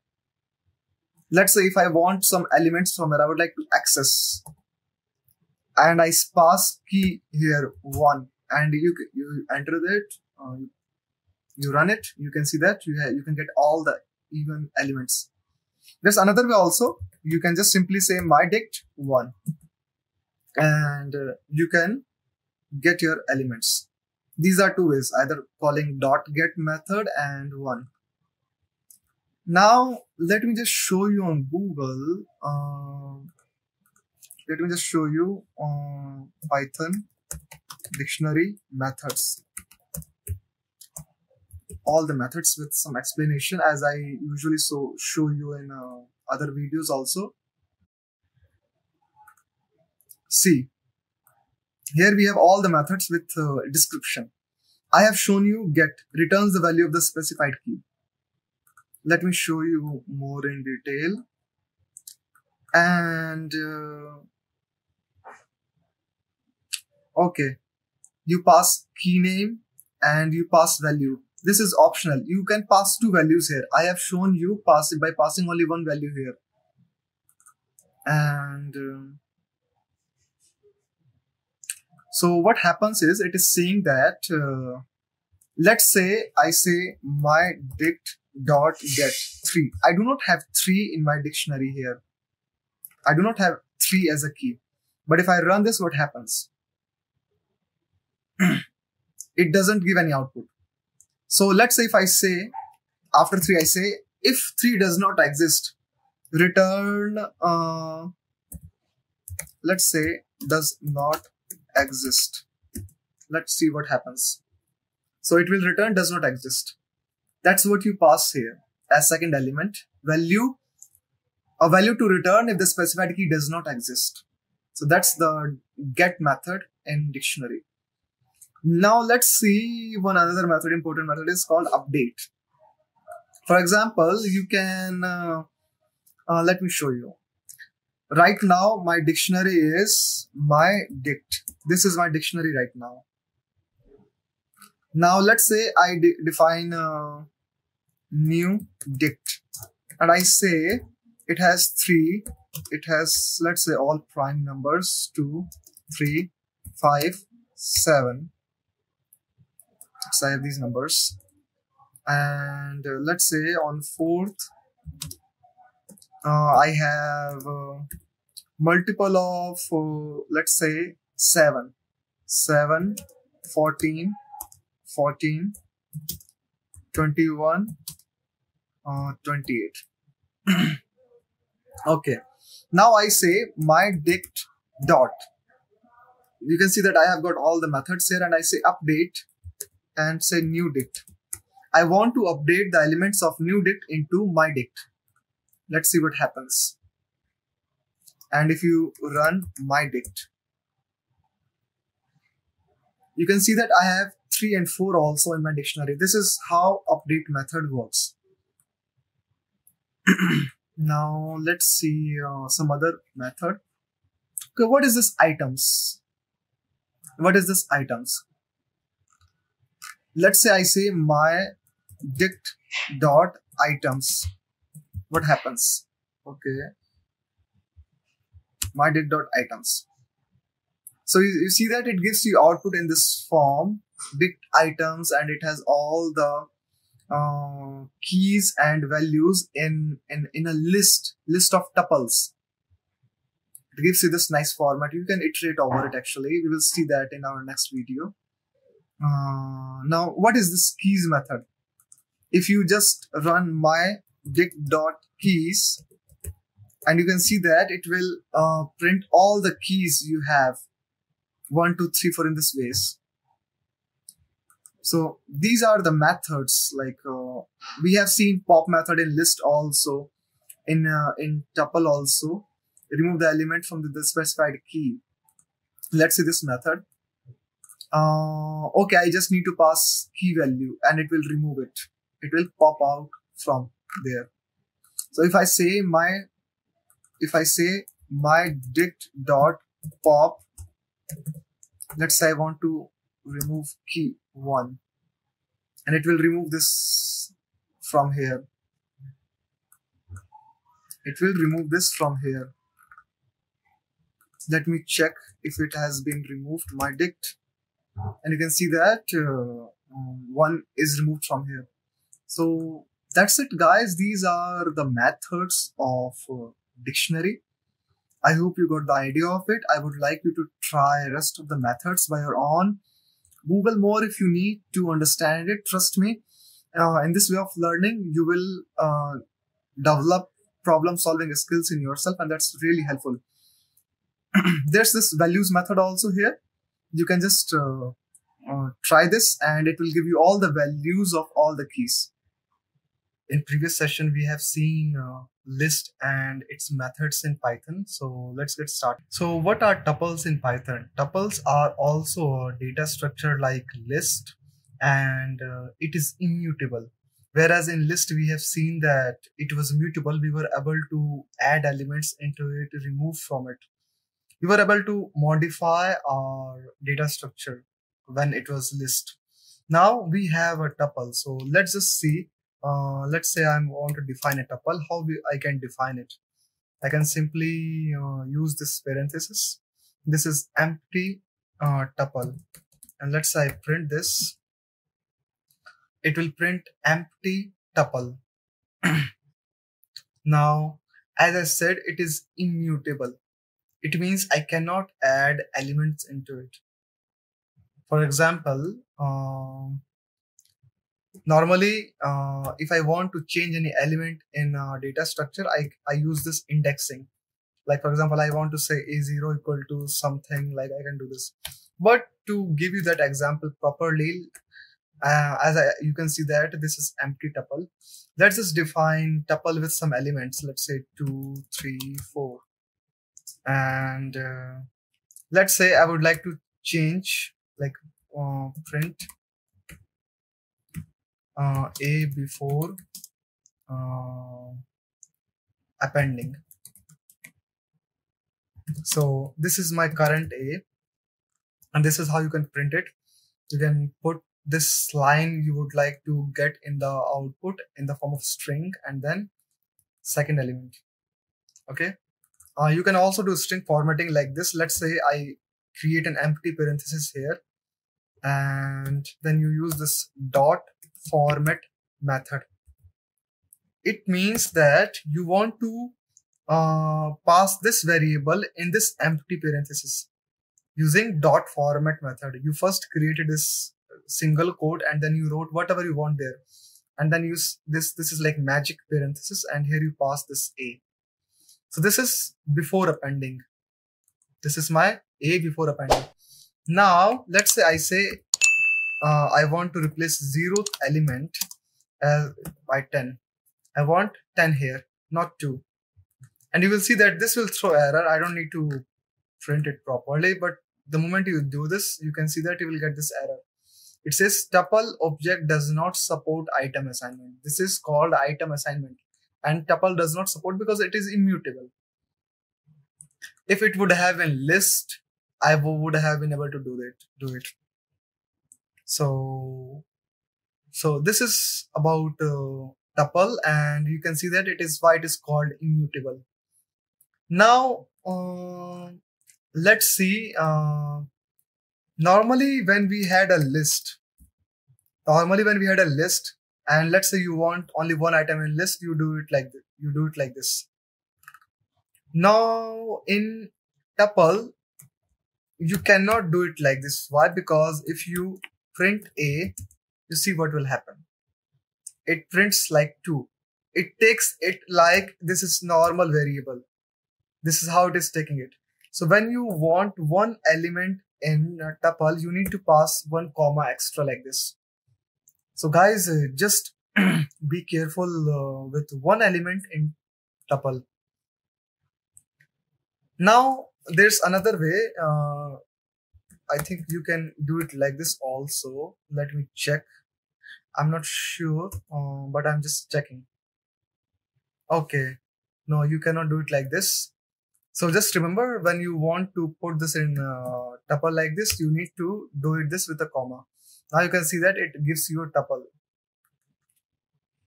So now let's go to our next point. Let's say you would like to create a tuple of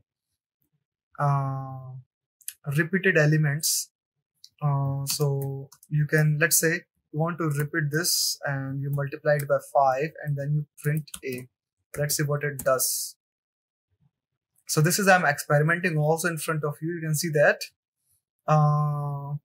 it created a tuple of elements like this. So just do some experiment with tuple. You can also assign a tuple with, when you can typecast. For example, let's say I have this list of elements 1 to 3, and I say print tuple of a. So you can see that right now it is in a square bracket. In output, I have this 1 to 3 like this in parenthesis. So this is how you convert, you typecast one list of elements into tuple. Now let's just check some methods in tuple which you can use it. So let me show you. Let me just redefine it again. 1, 2, 3. Let's say a dot. I say a dot, and here you can see that it is showing you methods in tuple. So it is saying count.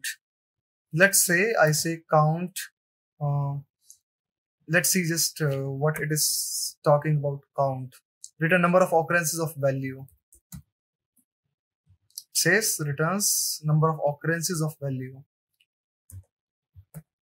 So let's say I check of 1, a dot count 1. It gives me 1. Let's say I add more elements like this and I count it. It says 4. So it gives me count of any element in the tuple. Now let's just check another method. A dot index. So it will give me probably index of the element. Let's say I check the index of 3. So index of 3, if you check, it is 0, 1, 2, 3, 4, 5. So you can see that I can check index of any element in this tuple. Now you can also check documentation here, tuples method in Python. You can check on any of these platforms. Index searches the tuple for a specified value and returns the position of where it was found. Returns the number of times a specified value occurs in a tuple. So you can see this is about tuples. It has 2 methods. How we assign tuple. What we do if we have only one element. How to define tuple in or how to typecast it. Assigning doesn't work here, and how to define empty tuple. So this is all about tuple. First, before starting on this, I would like to show you the difference between while loop and for loop. Let's just discuss this, because many times we forget the main differentiation between both of them, which is why we use while with a certain condition, and usually we don't know when the condition is gonna finish. We just say that as long as a particular condition is satisfying, keep looping in it, and once condition is not satisfied, get out from it. But as in for loop, we know as how long we are going to run this. We know this. Let me show you with an example. For example, let's say right now I is 0. Okay, and I say while I is less than, let's say, 5. This is the condition. As long as I is less than 5, print welcome to CloudyML.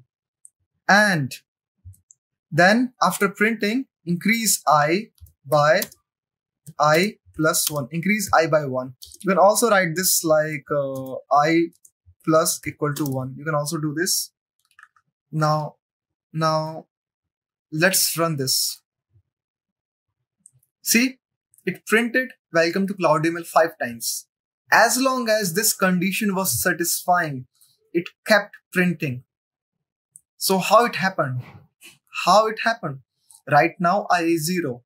So what happened is, right now in first loop, what happened in first loop? See, right now I is 0. So 0 is less than 5, which is true.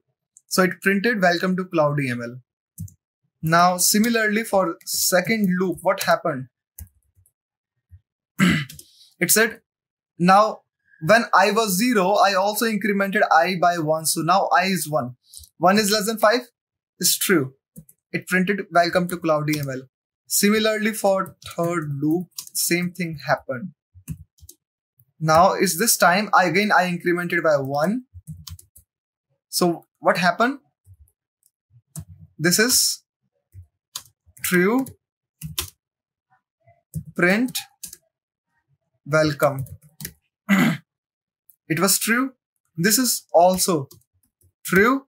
Again, print welcome. Same thing. 2 is less than 5. True. Print welcome. Same for fourth loop. Now again, 3 is less than 5. This is true. Again, I printed welcome. Now this time, fifth loop. See, this time also 4 is less than 5, which is true. So print welcome. Now, when I was 4, again it incremented by 1. It is keep incrementing as long as the condition is true. So sixth time, what happened is 5 is less than 5. Now it is false. It is false this time. Get out. So it exited. It finished while loop. This is how it's happening. First loop, second loop, third loop, fourth loop, fifth loop. As long as this condition is true. As this is true. This is how while loop works with a condition. Let me show you another example. Let's say this time I create a variable flag and it is true. Now I will say while flag. This means as long as flag is true. As long as flag is true. While flag is true, let's say print. Let me create another variable also. I equal to 0. Print I, then increment I plus equal to by 5. And then I will say, I will use if condition here. If I equal to 50. If I equal to 50, I will say flag equal to false. So what I'm doing here is I'm gonna print I and then increment it by 5. And then I will check if I is 50, then I will say that flag is false so that I can get out of the loop. So let's just see. So what it did, it printed 0, 5, 10, 15, 20, 25, 30, 35, 40, 45, up to 45. See? This is how it works. Like this time I embedded if condition. And I said as long as flag is true. So let me show you how it's working also. This one also. Let me explain. So first loop,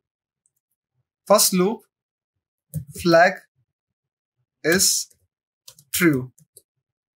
Okay, and I is 0. If condition is not met.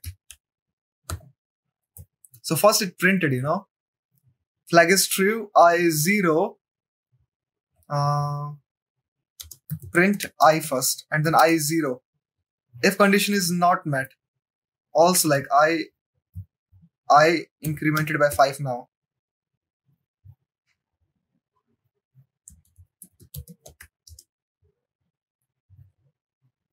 Now if condition is not met, so flag is still true. So it will go for second loop. This is first loop. First loop, flag is true. Then I printed I, incremented also. Now my I is 5. Now if condition is not met, so it didn't run. Now, same for second loop. This time, flag is still true. Now I print I, which is 5. Here it was 0. Then again increment. And again if condition is not met. Now again, since my flag is still true, I will go for third loop. Again, flag is true.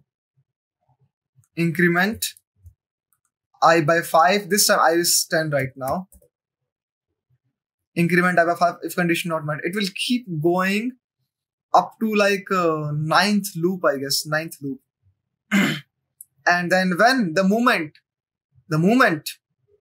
I is incremented from 45 to 50, this condition will be met and it will get out. So it will print up to 45. It will print up to 45 because at the time of 45, it will become 50 and this condition will be true. So this is how it's working, guys. So just try to understand this, write this down just like I did it right now. This is how I also learned, because many times loops are very deep, hard to understand. So this, at the time, write on paper, write the logic. Let's go for loop now. So how for loops work? As I said, for loops is very easy. It's not that complicated. We do it when we are iterating over something. We are we know the range, like for example, let me show you. There's a function, there's a method range. Let's say range 5, what it does, if it gives you, okay. Range is a method, it gives you value up to the point 5 excluding this value. So for example, as I said call range, let I say list of range. Same output you will see how it shows. It gives you 0, 1, 2, 3, 4. Now let's say I would like to loop over this for I in range 5. Now, and put a colon here.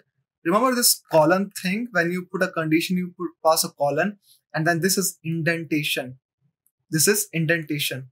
Take care of this. Same with after if also, after colon, there's an indentation here. We have double indentation because if comes inside of while. So this indentation is for if, and this indentation is for while. So let's go now. For I in range 5, I would like to print I. Now what it will do, it will print all this value 0, 1, 2, 3, 4. I said for I in range 5, for values in this, print this. So you can see I have got 0, 1, 2, 3, 4. If you don't want it in a vertical line, if you want it in a horizontal line, you can pass a parameter here and equal to space. And by space, not by new line. It will give you like this.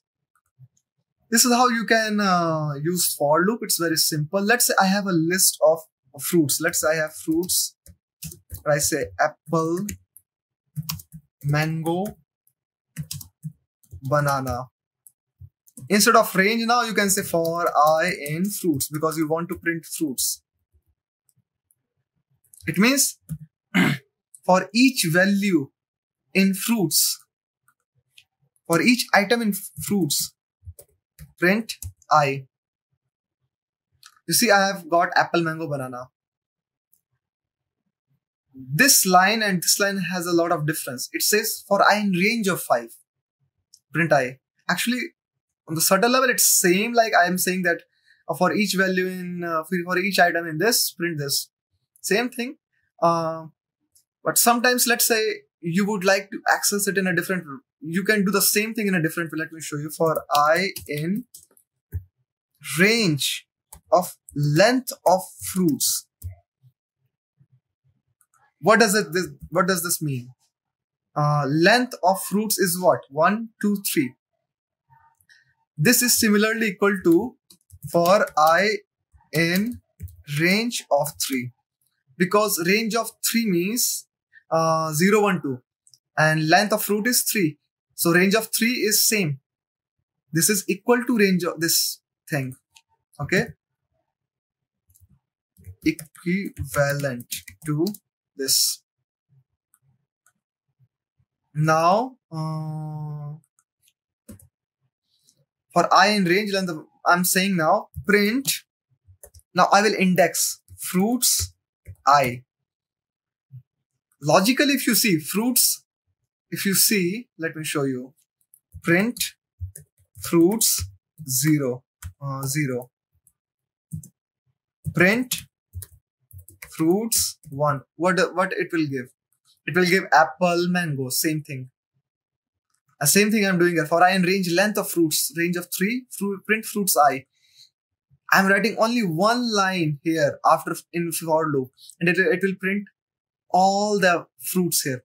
Suppose if I have 100 fruits here and I just use loop and then I print it like this, it will give me all the names of the fruits. Otherwise, I will be printing like this: fruit 0, fruits 1, fruits 2, fruit 3, and so on. So this is how looping helps us. You can iterate over list, tuples, dictionaries. So this is how, guys, it works. You can iterate over data structures in Python. You can iterate over a string also. For example, let me show an example of strings. Let's say name equal to, let's say, welcome to CloudyML. This is string I have. And I say for I in name, print I. It will print all the letters here. it will print all the letters here like this. So you can iterate over any iterable item in Python, and it is also printing space. You can see that. So this is how we do looping, for loop, while loop. So guys, just practice, experiment, Google on this, see more code on this on Google, and enjoy learning. I have commented codes you for some problems so that I can code while explaining this. So when you are watching this, I suggest open Colab in your laptop and simultaneously while watching this, code with me. So the first problem is, given a list of numbers, find whether a given number is present in the list. So for example, here I have this list which has around 6 numbers, 1, 2, 3, 4, 5, 6, and I'm going to define another variable n, and I need to check whether this n is in this nums list or not. This is the problem. And to solve this, I have defined another variable called found, and I'm going to give this a boolean value. For example, let's say I want to find whether n equal to 2 is in this list or not. And we can see that, yeah, it's there. But we need to do this by looping over this list and checking whether this n exists in this or not. So for now, I'm going to say found is false. So the moment I find n is in this list, I will change this found to true. So, okay, now I need to iterate over this list of numbers. So let's say I say for num in nums. And we have seen that while writing for loop, I need to put a colon here. And I need to indent this with 4 space. See, this is 4 space. 1, 2, 3, 4, and then I need to write logic here.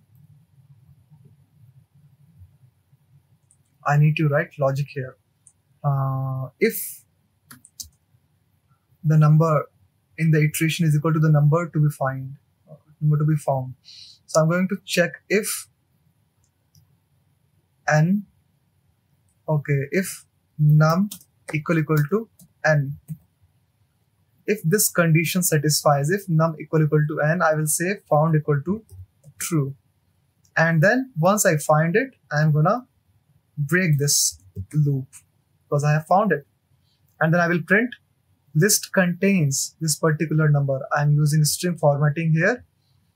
I'm writing what I want it to print, and I'm saying outside f. And this is, I'm going to pass here and what I wanted to find, and I'm going to say this value which will be true this time, so that my output will be list contains 2. Okay, instead of 2, let's say I say 4, so that you can see that it will say list contains 4 equal to true. So let's check now.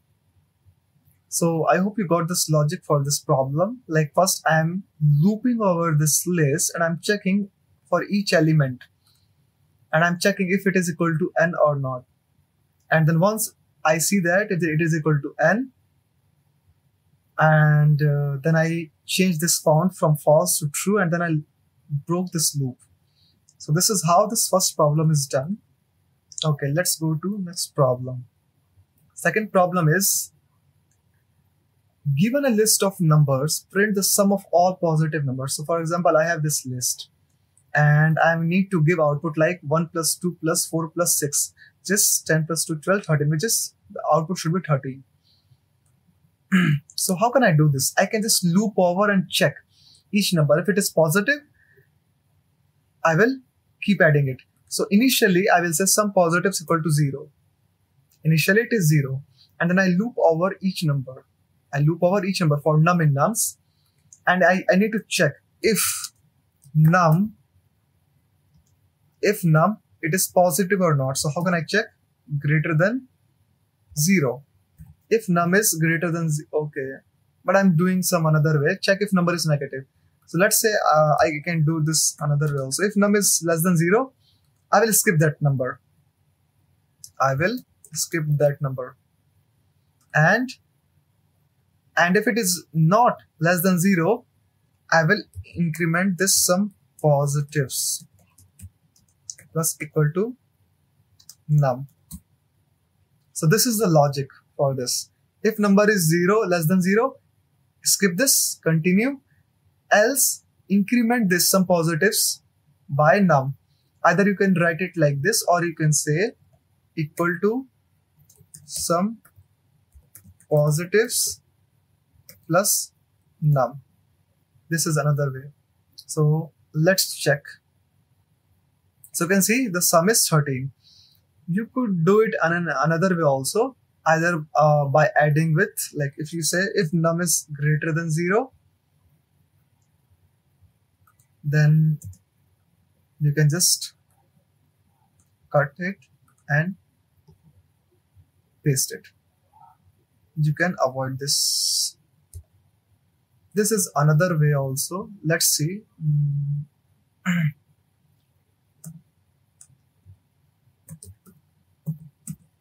Else continue.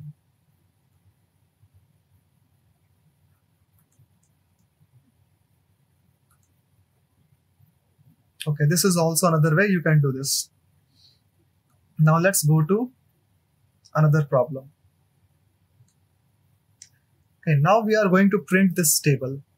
Print the table of any number using for loop. So what I can do is I can say accept a number using input method. So okay, I'm going to use input method, int input, and I'm going to say enter any number for the table.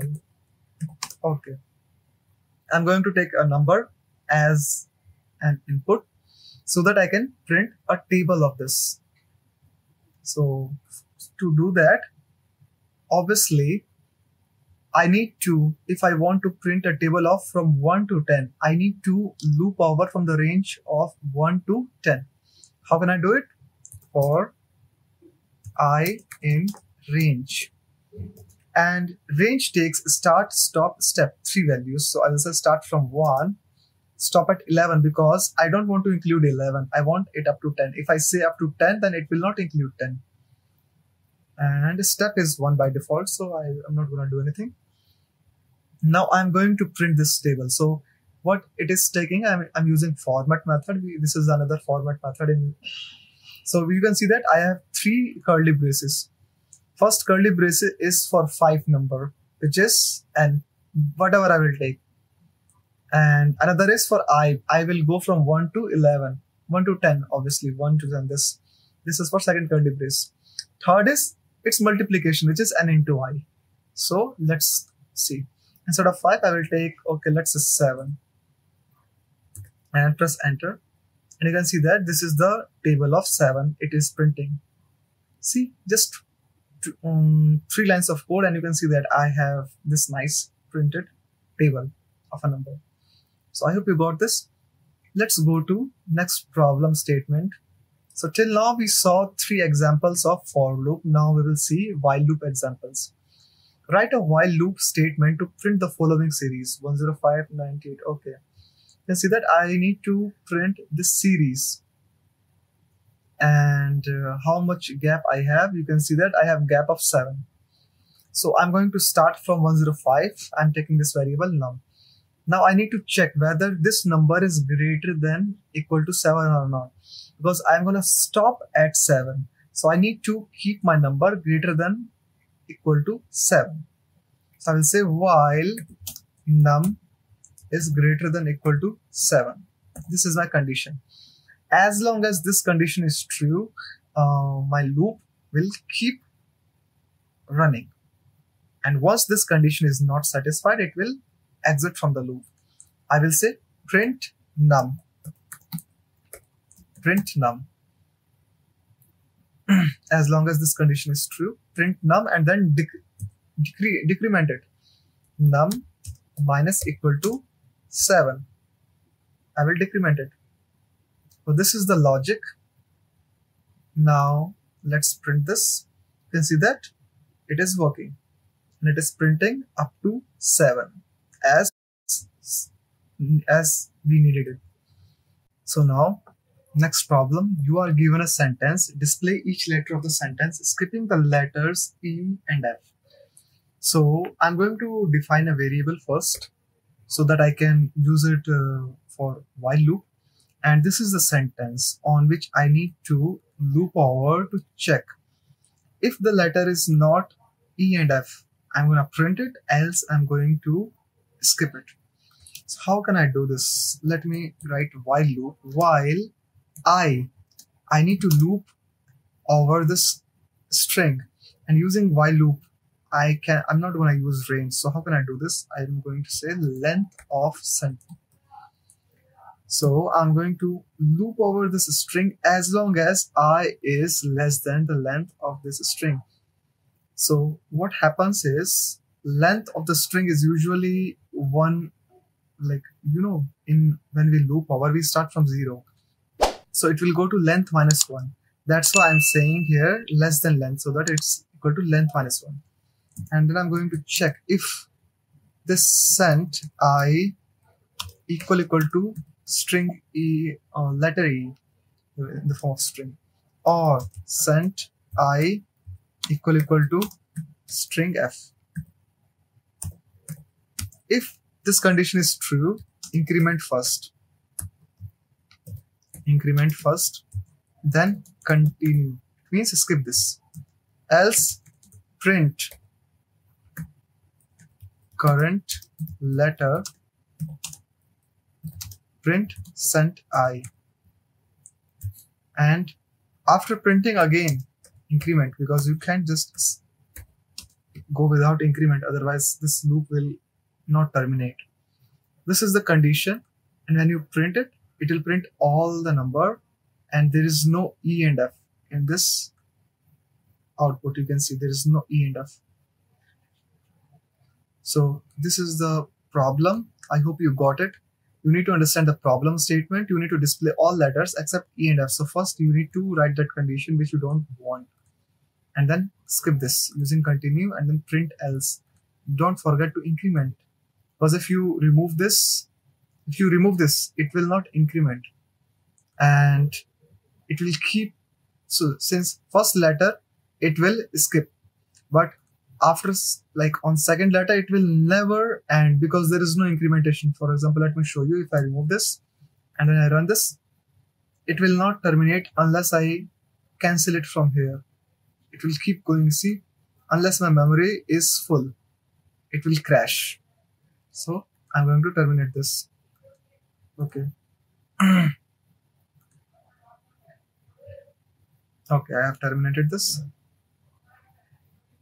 So you can see, that's why here you need to keep this.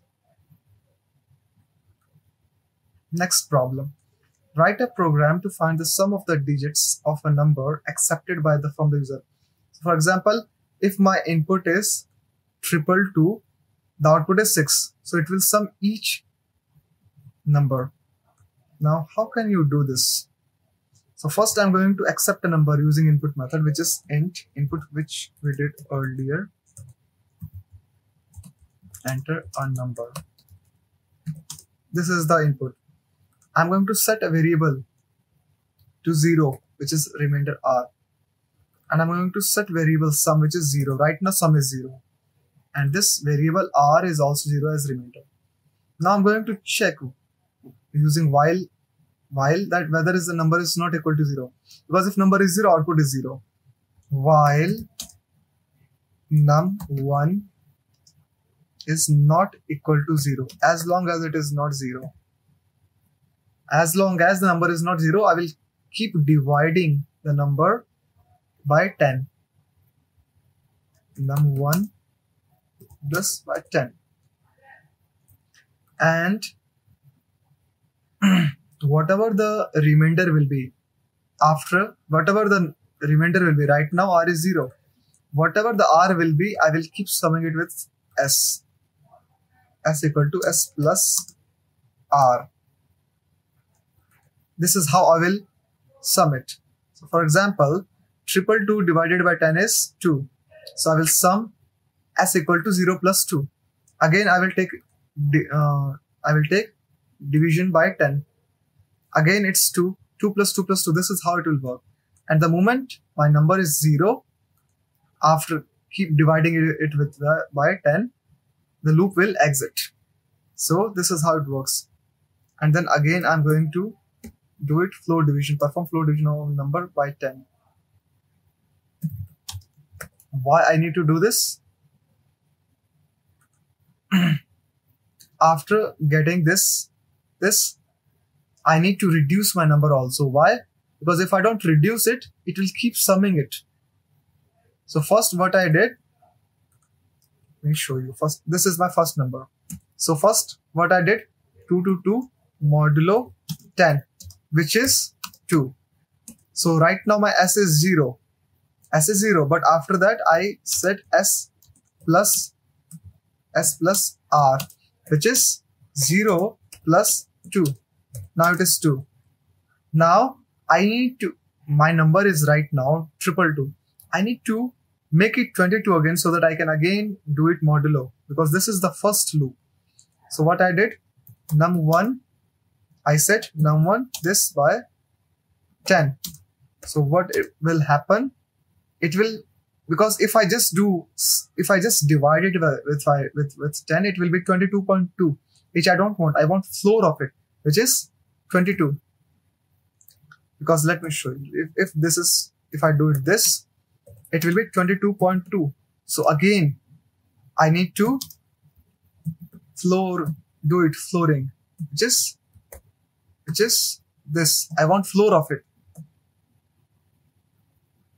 Floor of 20.2.2 is, that's why I did double / for floor. Now this is loop 1. I will do it again and then it will become 2 and then I will do it again 3 times almost, and then it will be 0 and then it will exit from the while loop. That's how it is working. So let's say I say 222 just to show you. You can see sum is 6. If I say 3, 2, 3, 4, it will be 9. That's how it is working. I hope you got this logic. Now let's see another problem statement. Nested for loops. So what I'm going to do here is, I have been given 2 lists, list 1, list 2. And I need to return all possible pairs of numbers in which the number from the first list is lesser than the number of second list. So for example, numbers from the first list is lesser than the number from the second list. So this 1 is greater than 0. So this won't be a pair. 1 will be with 5, 2, 8. So my first pair will be 1, 5, 1, 2, 1, 8. And then again with 4, I have only 2 numbers here, 4, 5, 4, 8. So next pair will be 4, 5, 4, 8. And same, I will keep checking each number in list 1 and then check numbers in list 2, which is greater than the number from the list 1, and I make a pair of it. So that's what I want. And for that, I need to loop over 2 times here. So let's see how we'll do. List 1, list 2 is already given. I'm going to, since I need to make pair, I need an empty list where I can add those pairs. That's why I'm creating this result list. And then loop over for num1 in list 1. I'm going to iterate over list 1 first. And then again, I'm going to iterate for num2 in list 2. So for each number in list 1, this is for loop, for each number in list 1. And for each number in list 1, I'm going to loop over the whole list 2. For num in list 2, check if first number is less than, if num1 is less than num2. Then I'm going to append that num1, num2 pair in result. Result dot append num1, num2. This is what I want. And then I'm going to run this. See? Got the same output again. So this is how nested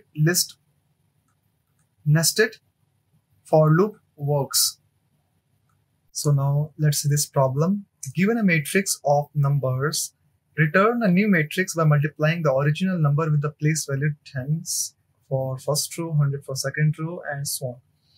So what it is saying is, let's say I have this matrix, and let's say I have right now 2 rows. So first row I need to multiply with 10, second row with 100. If there is a third row, multiply it with 1000, and so on. This is the problem statement. So how can we proceed this? I'm defining a variable I'm equal to 1 here, so that I can multiply it with 10, and using a loop, it can keep multiplying itself. First with 10, then 100, 1000, automatically it will go on. So what I need to do is, I need to first loop over the length of it. Why? Because I need to count how many rows are there. How will I do it? Because since I have separated each list by comma, so it is acting like each element. This list is like an element in this list, so it is a nested list. So I will say while iterate the range of the length of list. Iterate through the okay, I'm going to use for loop here. For I in range, length of nums. I will loop over the length of this nested list, and then I will say increment. I'm multiplying with 10. I'm equal to m multiplied by 10. Now, if there are 2 rows here, this for loop will multiply first m with 10, and then m will be 10. Then it will be 10 into 10, 100. So it will automatically do it for me. As many rows I have, if there is third row, it will go 3 times, and it will become 1000 for the third row. Now for each row, I need to multiply this m with each element. How will I do this? For j in range of length of nums I. So what is nums I here, which is this list, and I said range of length of this list, which is length is 2. So range of 2, which will go 0, 1, 2 times. And for each of them, I am saying nums I, which is nums I is this list. And then in this list, I will say j, because j will go from 0 to length of nums I, which is 2, 0, 1. So I will multiply with it, each element by m. That's it. That's the logic. Now let's see print nums. You see, it multiplied first row with 10, just 10, 20, and second with 100. Let's I say here 5, 6, and it will become 5000, 6000 according to my logic. See, this is how it's working. I hope you got it, guys. Let's go to one more problem on this. This was a problem for nested for loop. Okay, now we have one more example, nested while loop. Print the prime numbers between 2 to 1000. So this is a little bit complicated, so I request you to write down logic on paper if needed to understand this. So first I'm going to set one variable I equal to 2, because I need to start from 2. And I'm going to apply a while loop. And that while loop will go as up to like below 100. Below 100. So I will say while I is less than 100. Because I need prime numbers between 2 to 100. While I is less than 100. Right now I is 2. And I'm going to set another variable so that I can keep dividing it with I to find the logic for whether it's a prime or not. So I'm going to set it 2 right now. Now I'm going to check whether j is less than or equal to I modulus I divided by j. Why this thing I need to do? Why I need to do this logic? While a j is less than equal to I divided by j, so that I can check its remainder. If it's not 0, I will break out of the loop. and I will simply go for my final condition. So I'm going to check here first while j is less than equal to I divided by j. So let me first write the code. I will show you how it's working also. So if its remainder, if the remainder of I modulus j is not 0, then simply break out from here, else increment it by 1. And now I need to write final condition. If j is greater than I divided by j, print this is prime, and then increment I by 1. Let me check first the logic. Okay, it's working. Okay, so let's see the condition, what's going on here. Let's take some test cases. First is I is 2. So what's happening here? It is checking first. 2 is less than 100, which is true. So, and j is 2. So it is checking while j, which is 2 less than equal to 2 divided by 2, which is 1. So this condition is false here. So this part will not go on. This part will not go on. I will come directly to if j is greater than I divided by j. This is 2 greater than 1, which is 2 greater than 1. So this is 2 greater than 1, and then it will print I is prime. So we saw that 2 is prime, it is printing, and then it is incrementing I by 1. Now again I is incremented. So I is incremented, and then now it will be 3 is less than 100, which is true. 3 is less than 100. So j is still 2 because j never got incremented, because this, unless this inside while loop is running on, j won't be incremented. So now this condition will be while j is less than equal to I divided by j, which is 2 is less than equal to 3 divided by 2, which is again false. Again, this will not run. And then we will come to if 3 is greater than I divided by j, which is true. No, sorry. If 2 is greater than 3 divided by 2, which is 1.5, which is still true. So it will say print I is prime. 3 is also prime. And then again I will be incremented. Now this time I will be 4 here. 4 is less than 100. Okay, true. J is still 2. While j is less than equal to 4 divided by 2. This time this loop will run. And then it will check. It will check. If not I modulus j. I is 4 right now. Modulus 2. 4 modulus 2 is actually 0.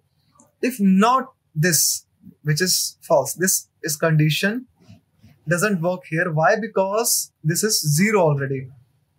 Okay. So if condition is not satisfied, and then it will simply go to j equal to j plus 1. J will be incremented this time. And then it will check this. After while loop, it will check if j is greater than this. 2 greater than 2, which is not true. So 4 is not prime this time. It will increment again I, because I is going to increment it every time. So this is how this condition is working. So guys, just I will say that for each I, run the logic, write code here, what it is going on for every loop, so that you can understand this, how this is working. Why this while condition is taken, while j is less than equal to I divided by j, so that it can check this modulus and increment j if needed. So that's it, guys. So first list comprehension, and this is the syntax. And why we use this? Because through comprehension we can write code in just like one line. Normally we use loops and then we write conditions and then we do something in it. It takes 3 to 4 lines of code sometimes. And using comprehension, we can do that in just one line. Let me show you with an example. For example, this is the problem. Find the elements in a list in which elements are ended with the letter B. I'm going to copy this example. Before doing this problem with list comprehension, I will show you traditional way how we do it. So the problem is, find the elements in a list. This is the list of strings, and I need to find elements which are ending with letter B. And here we can see that this is ending with B, this is ending with B, this is ending with B. There are 5 elements here which is ending with B. And out of those, I want only with having length greater than 2. So what I will do normally, traditionally I will go for name and names. And then I will check if the name ends with if name ends with B, this is the first condition, and length of name greater than 2. This is the condition I am keeping. And then I will say print. Let's say right now I'm printing. Normally I don't need to print here, but first I'm showing you this with printing. These are the elements in this list having both these conditions, where all 3 are ending with B and their length is greater than 2. But I don't want my output like this. I want this output in a list. So what I will do, I will say new names. I will define an empty list and then I will append it here. Instead of printing, I will say new names dot append name, and then I will have to print new names. See here how much I had to do it here. You can see 1 line, 2 line, 3 line, 4 line. Almost I covered 4 lines, and then a print statement. Actually 5 also, because this list is also I'm having it. But the same thing I can do in just, let me show you. I will keep this as it is, and then I will say new names.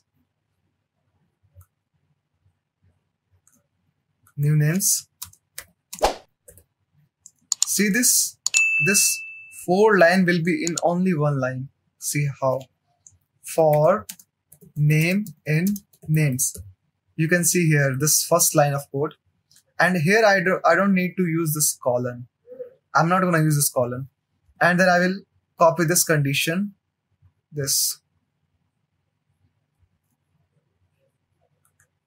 I will copy this condition.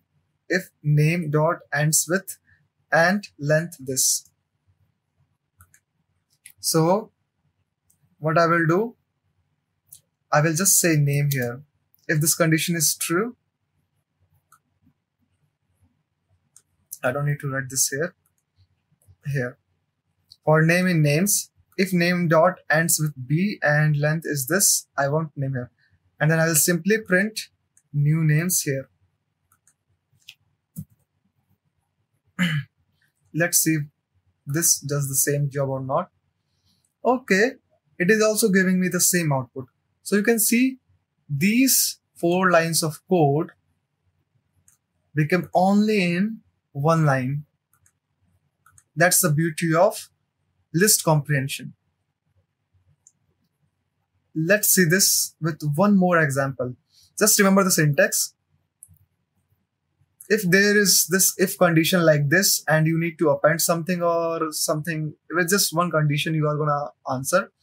So first write for and then use if condition, and then whatever you want inside if condition will come here. Here you don't need to use dot append. Why? Because I have already defined this list, square bracket. So I don't need to append because I'm already saving this here. Here I had to append because I had this empty list outside and then I had to append. Here I'm already inside. Why do I need to append? So just remember this.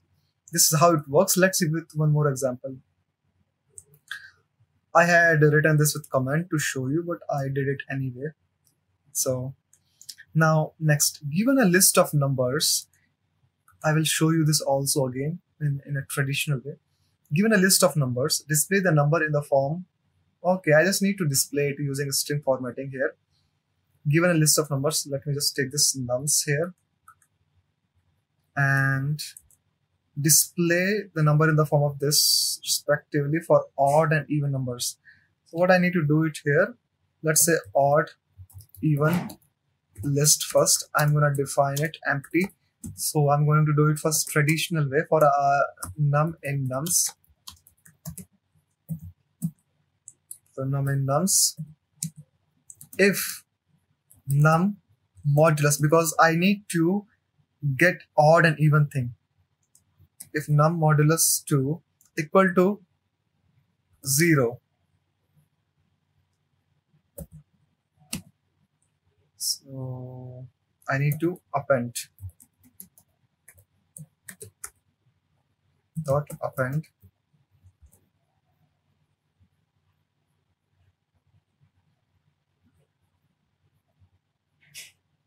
string of num, this plus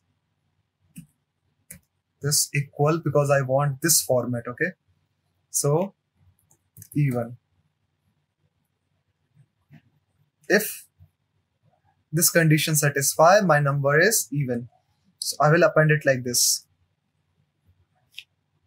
Else you will append the same, but you will write differently. Append string of num, and then you will just say here odd. Odd. So this is what I am doing here according to what's given in the question. And then I will simply print odd, even, list. Now let's print this and see. So you can see that my output is this. 3 is odd, 10 is even, 4 is even, 5 is odd, 7 is odd, 6 is even. Everything looks fine. You can see my output here is similar. No difference. But you can see I had to write so much. But you know, it's readable actually. It's readable. Personally, I don't suggest you write everything in this comprehension because it's not readable. If you give your code to someone to go through it, and if he doesn't know about comprehension, then they will be having difficulty in reading the code. You want everyone to read your code easily, but it looks cool sometimes to use this, so you can do it. Now let's do the same thing in one line. So first for num in nums, I'm copying this, but you please write this.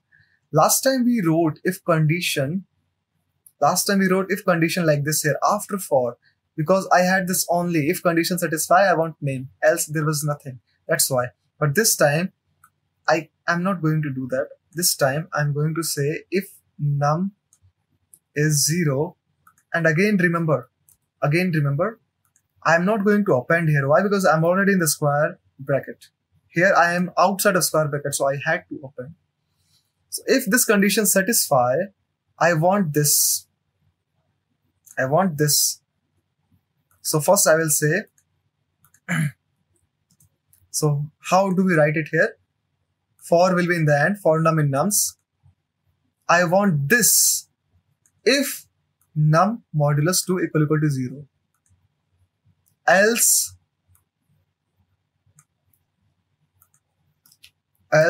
I want this. This is the condition here. This is how you will write. Previously we wrote if condition after for loop because I had only one condition inside if. This time I had multiple condition, if and else. So I'm writing like this. I want this if this condition satisfy, else I want this for num in nums. Now let's run this and see. Output is still same. That's how it works. Very easy. But if you are feeling some difficulty, it's okay. Just Google more examples. And the main important thing while watching this or while reading code on Google, please write this and understand. If you have any problem, ask somebody you know. Ask somebody you know who can guide you through it. But Google is your best friend in this condition, trust me. Now let's go to dictionary comprehension. Concept is same. It's just instead of square bracket, you will have curly bracket here. So let me show you. Create a dictionary having the word and its corresponding length for length greater than 5. Else give the length as short. So you can see here, when length is less than 5, I'm just writing short. As I'm writing length. That's what I want. This is the output I want. So first I'm going to go traditional way. As usual, this is my list of words. So what I am going to do, I'm just going to copy this so that I can show you how we can do it traditional way. I'm going to define here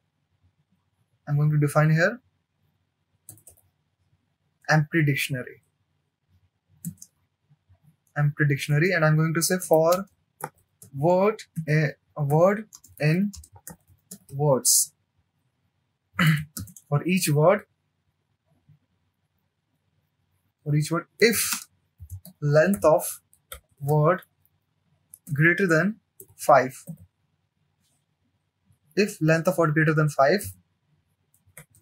words dict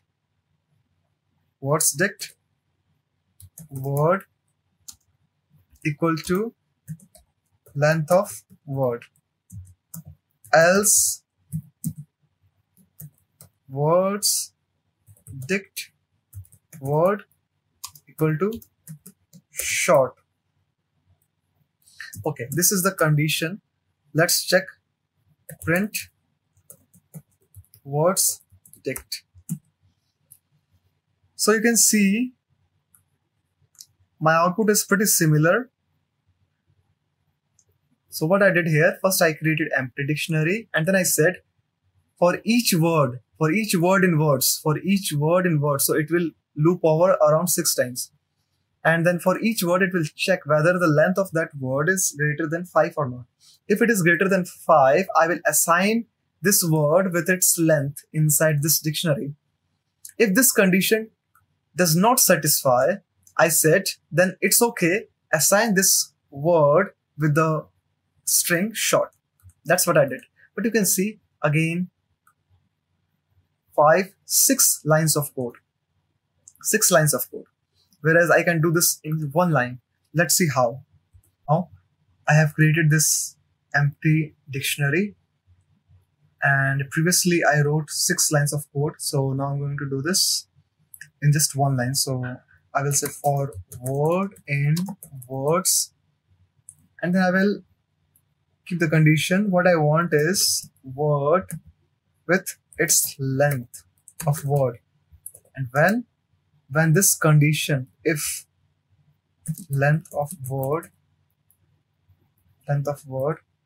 satisfy greater than 5, else I want to assign it with short. So in previously what I did, I assigned with length, when if length is greater than 5 or else short. That's what I said here, else short. So let's just see. You can see it's working as it is. That's the beauty of dictionary comprehension, where it was 6 lines and now it's only 1 line. Let's go to one more problem of dictionary comprehension. So I have been given this dictionary and I want a new dictionary, but right now the price is in dollars and I want to convert it into euros or pounds. I want to convert it into pounds. So now I'm not going to show you in traditional way. Let's just do it in just 1 line. And since I have this dictionary, I will say for k, v, which is key, value in old price dot items. I'm going to loop our key and value similarly, but I want in the output is k key, and I want to multiply. Right now it's in dollar form, so if I want to convert it into pounds, so dollar to pound is $1 is equal to 0.76 pound. So I'm going to say here v value multiplied dollar to pound. This is my output now, because I want to convert it into pounds. So my output will be like this: 0.775 to 1.9, 1.9. Let me check if it's correct or not. You can see it's similar. It's very similar. I hope you got this. This is very easy. So that's how we do this with dictionary comprehension. Let's see one example with set. So this is a very simple problem on set comprehension. Logic is same. Comprehension given a list including a lot of duplicate names. Okay, I have this list having duplicate names. Sakshi with small letter with capital, Harsh with capital and small. Okay, there are names with only single letter, with R and J with single letter. What we want is a list that consists of names that are longer than one letter.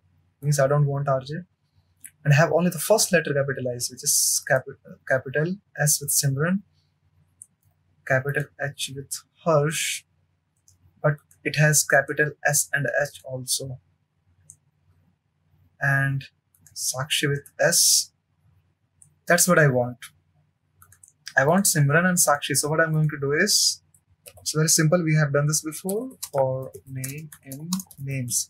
I want if length of name is greater than 1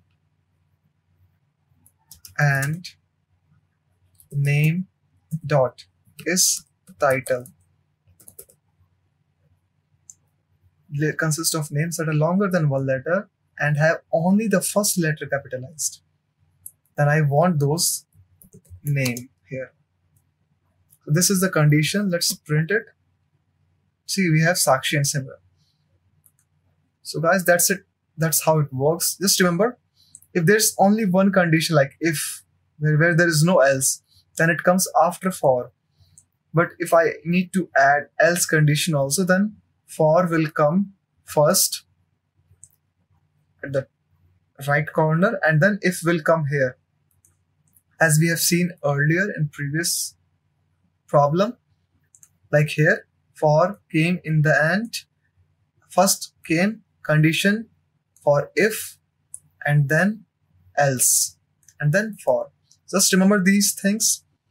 That's it for this session on comprehensions in Python, list, set, dictionary. Thank you guys. Hi guys, welcome to this session. In this session, we are going to learn functions in Python. Now the purpose of functions is to do a certain task.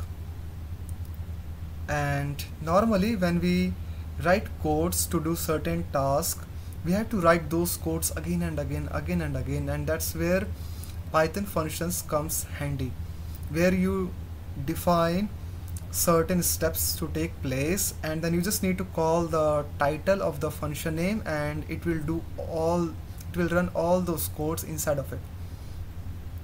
Now it enables the programmer to modularize a program.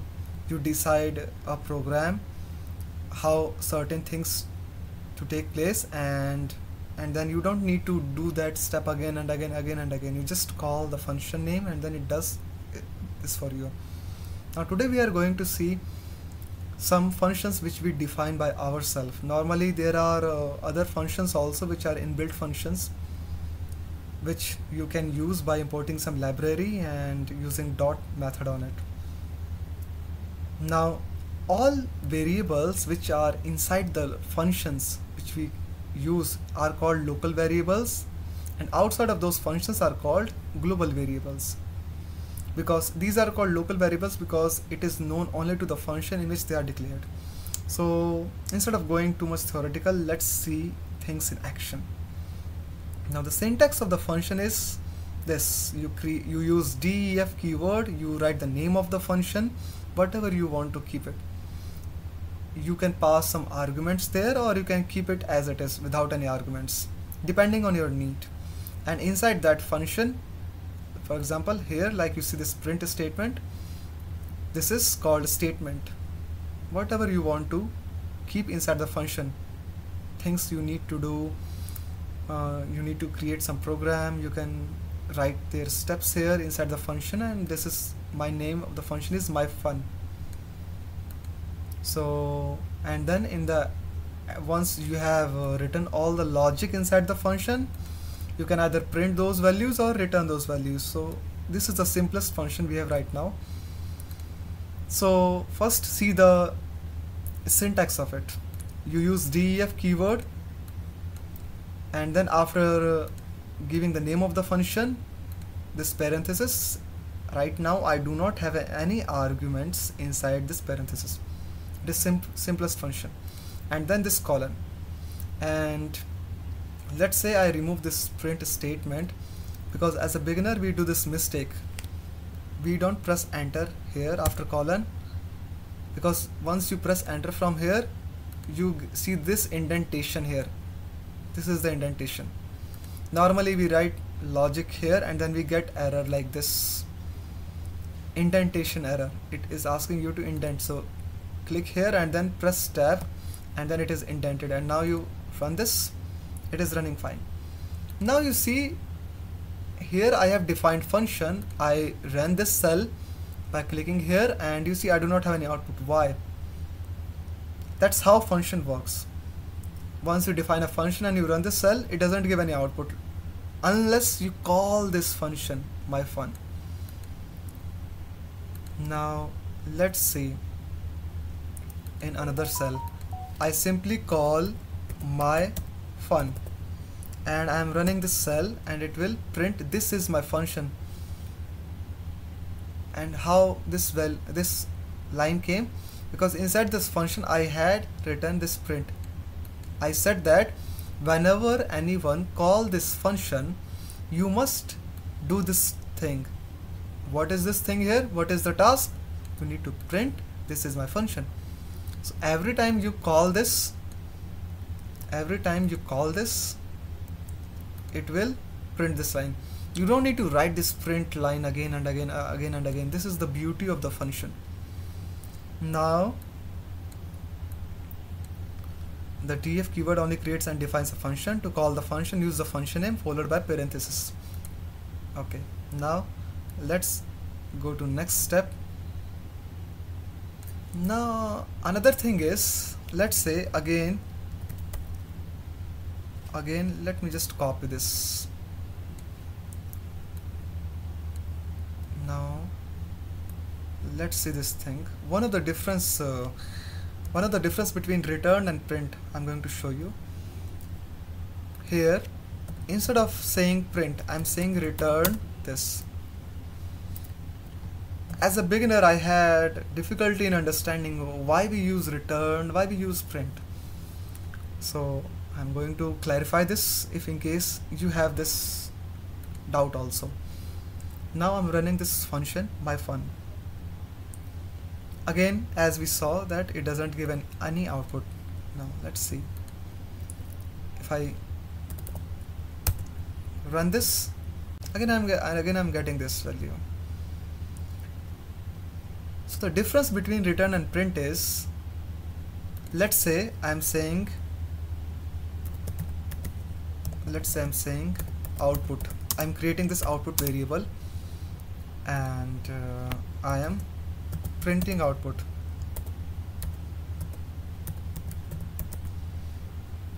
One difference you can simply see that when you return, you see the output in single quote, and here we didn't have any single quote.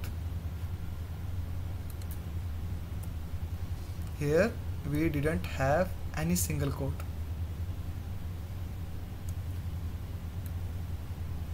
Let me just, it will create confusion. Okay, so yeah, here we don't have any single quote, and here we have single quote. Let's say I run this function again, and instead of calling like this, I say output here again also. Print output. If I do this, it will give me this is my function and none. Why is that? Because my function is already printing this, and then I'm printing this output also. It is giving me two print statements. That's the difference between return and print. When you print something which is already printed, it gives you none also. I used to do this mistake in the beginning a lot, and I never understood why it happened, but with time I got this. So here you see that I simply returned this so that I can store this into this output variable, and I got this only one output. I didn't get none. If you still have any confusion, simply comment below. I will repeat and explain this again to you. Let's go to the next point. What are arguments in a Python function? Here you see that in this function I am passing two things, name and place. These are arguments. I am creating two arguments. It means that if any person calls this function, they have to pass name and place value. Then it will work, otherwise it will throw error. Why is that? Let's see. Let me just run this right now. And if you have difficulty in understanding this f, this curly braces, this variable name inside it, don't worry, I explain you in simple way. But before, let me show you why argument matters here, because I have said that this is the rule. I have said that this is the rule. You have to pass name and place. If I don't do this, let's see. It is saying type error, my func missing two required positional arguments. Understand this, in missing two required positional arguments. It means it has position. It has positions. Position matters here. This is the thing. Now let me explain you this. This is a formatting way, string formatting. Why do you use this? Suppose you want a statement like string output according to your wish. Then you use this formatting method. You said hello name. Name means you can simply just pass name and it will print. It will pass that name variable inside this string by formatting it. So no matter how many times you change name here, it will simply pass it here, name and place. It will print you like hello Rahul, are you from Delhi? If I just copy this and instead of say Rahul, I say Amit and Mumbai, so it will print same statement again. It's like you don't need to pass your name and place every time in this print statement. You are simply just passing here as argument and it is doing the job for you. This is one way of formatting using f, its latest method in Python. Similarly, you can again pass different things like a different name, different location, and it will keep working. Now let me show you another way of printing this same formatted output in a different way, and that way is, let me just copy this and I will make changes to this statement. So you see, earlier we used this method, this f method. Now instead of saying f here, I'm gonna say here dot format, and I will pass name comma place. One thing I need to do is I need to remove place from here. I will just keep empty parenthesis bracket and I will say that the meaning of this statement is that hello curly braces, are you from curly braces? Dot format, I said pass this name and place in these two empty parentheses. It will automatically pass this name to this first parenthesis, place to second parenthesis. If I run this, I will still get the same output. That's how it works. This is second way of formatting. That's sufficient for you to understand formatting a string. I hope you got the idea of positional arguments. Now what if I just change this name and place? What will happen? Okay, let's just simply copy this again, this function, and pass here. And what if I just change this? So let's see what happens. Actually, I don't need to copy this. I just need to copy this, and instead of Rahul first, I will say Delhi first.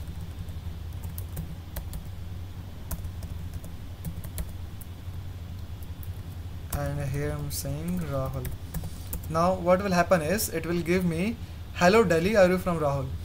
Why? Because the way I wrote the logic here is, it is saying that in first parenthesis it will be name. Now whatever I pass, Delhi, Rahul, whatever. And that's why when I change the position, it worked, but output is weird. So to avoid this thing,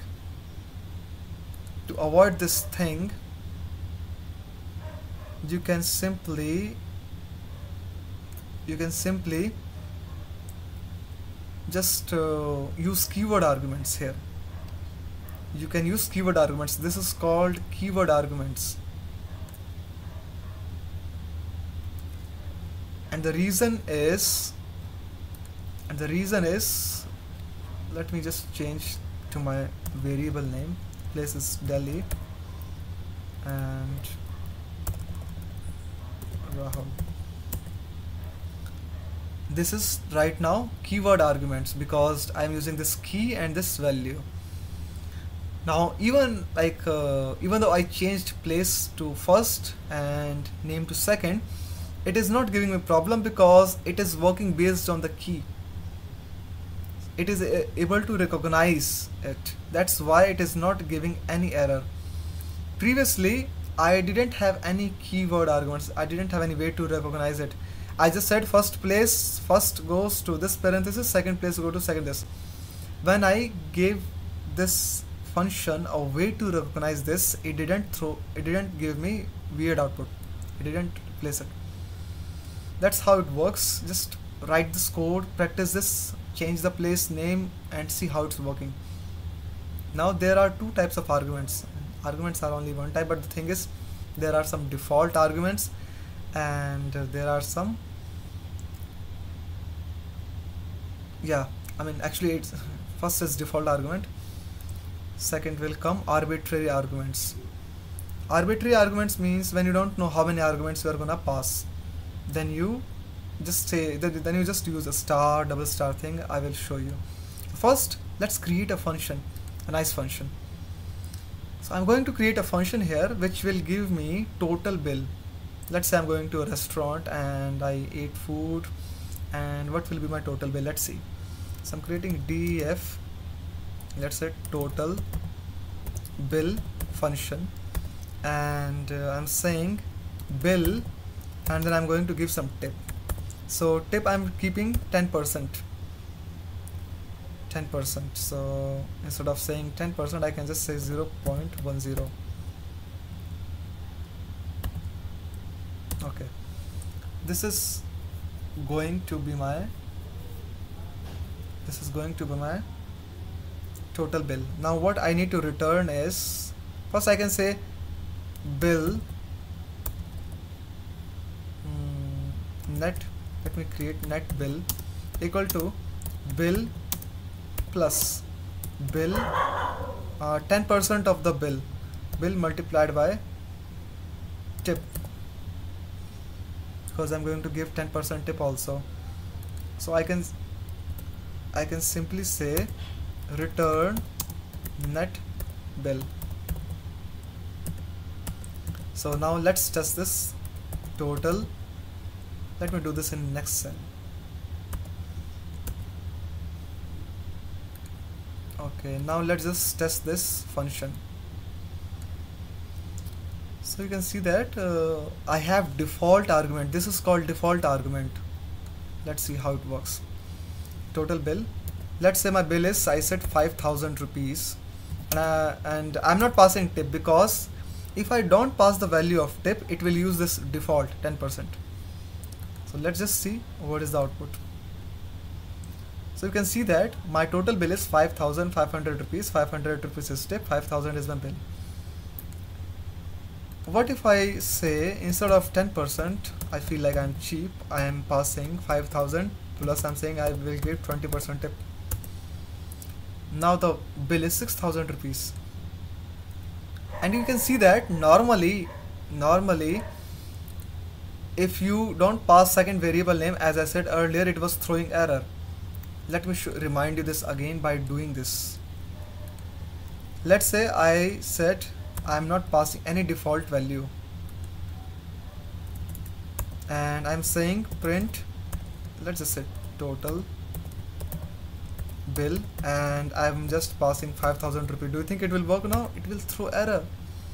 It will say missing one required positional argument. That's the problem here. That's the problem here. When you keep some default value, it helps. It can help you in avoiding some errors. So I hope you guys got this thing. Let's go to our next point. Let's create one more function, volume of cuboid. Volume cuboid. I hope you remember the formula.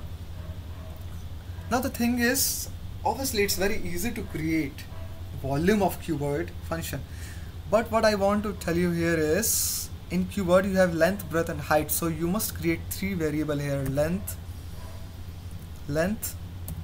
breadth and height. Now to make it more readable, so that if someone read your code they won't have problems, so write full names: length, breadth and height. In the beginning I had really difficulty in writing functions, so if you are a beginner and you face this problem, please just relax, read more and more code, start loving reading code so that you can Google code and you can enjoy reading it. It will help you to feel comfortable with Python. Now let's just return simply volume is length multiply breadth multiply height. Now let's just simply say volume cuboid, and I am just passing length, let's say 5, 10, 5. Let's just print this. So you can see that I've got the volume. This is how it works. You can also pass some default parameters to avoid this. Let's say you have a cuboid where length and breadth is fixed, height is varying. So you can keep some length and breadth value fixed and just keep height as it is, so that a person will have to just pass height. Okay, let's see another simple function, cube, that returns the volume and total surface area of cube. Why we are doing this? Right now we are returning only one value.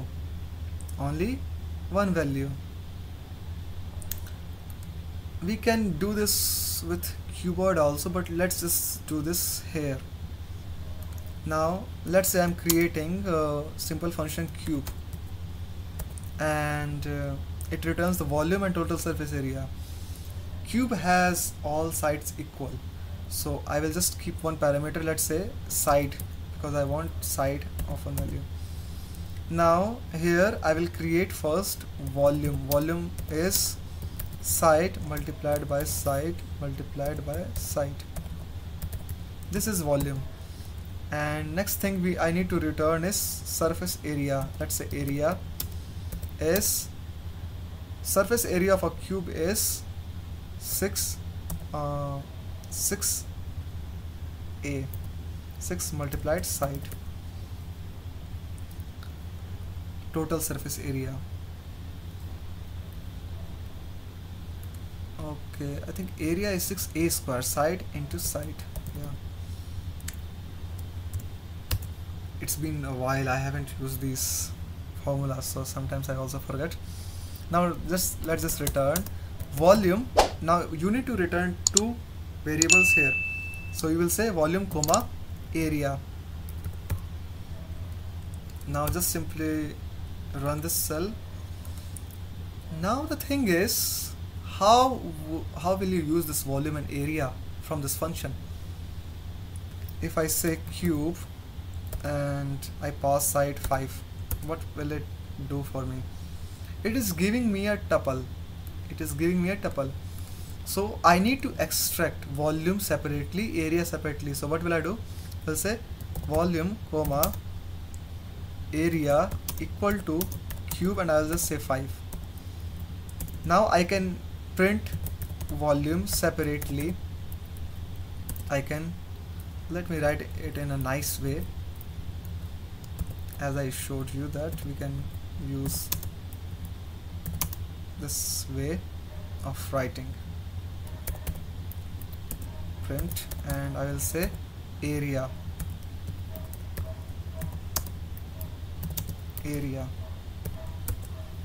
and in this way you can access it. Now let's go to our next point, arbitrary arguments. Guys, I hope you have got the idea of function till now. It's very easy. If you have any other function you would like to discuss, please comment below. I will explain that code. And you can also connect to our Telegram channel where we share a lot of free content. And yeah, you can also text us on Instagram if you would like to understand some code. We will try our best to explain you.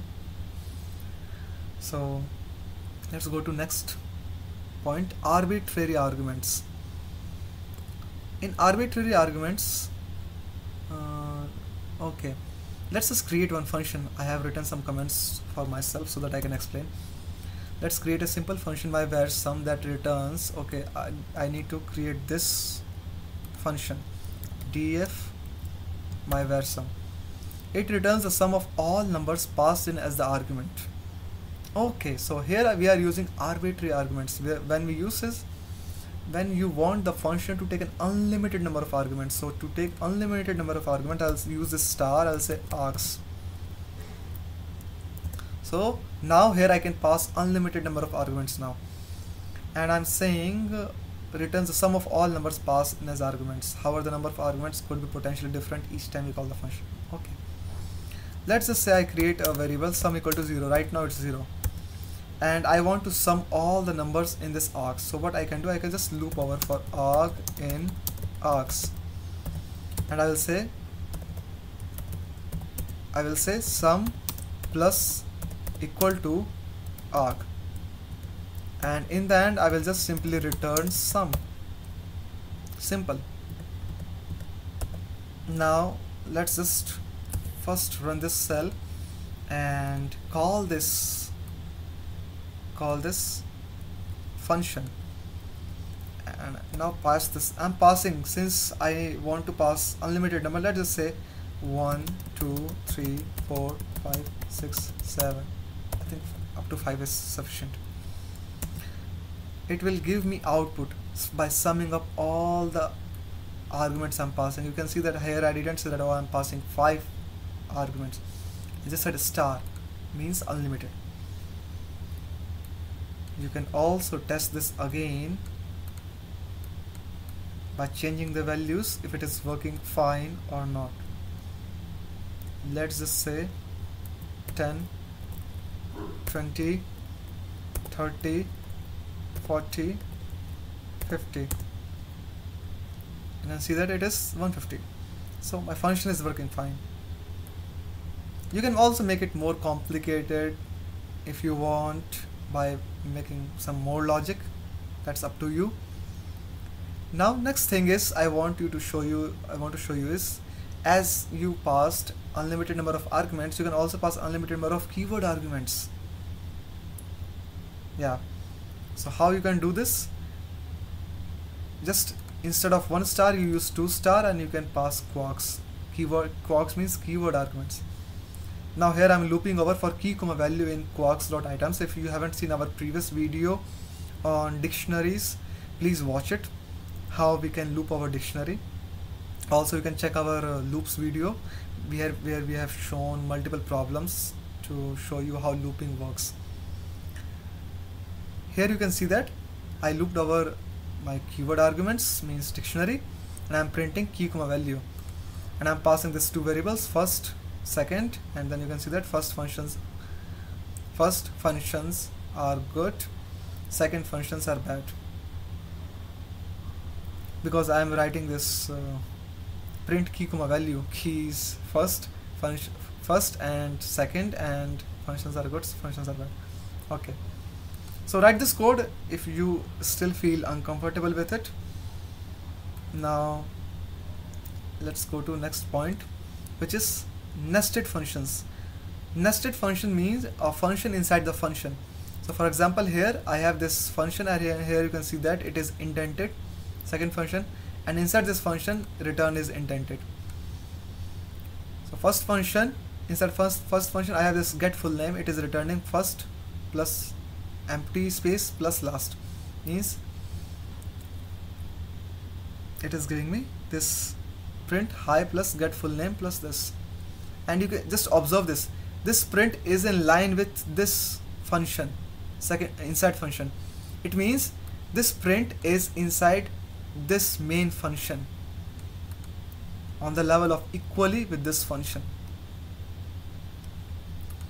So what it is doing is my main function is taking this first and last name of a name, first name and last name, and then it is returning first plus last inside this function.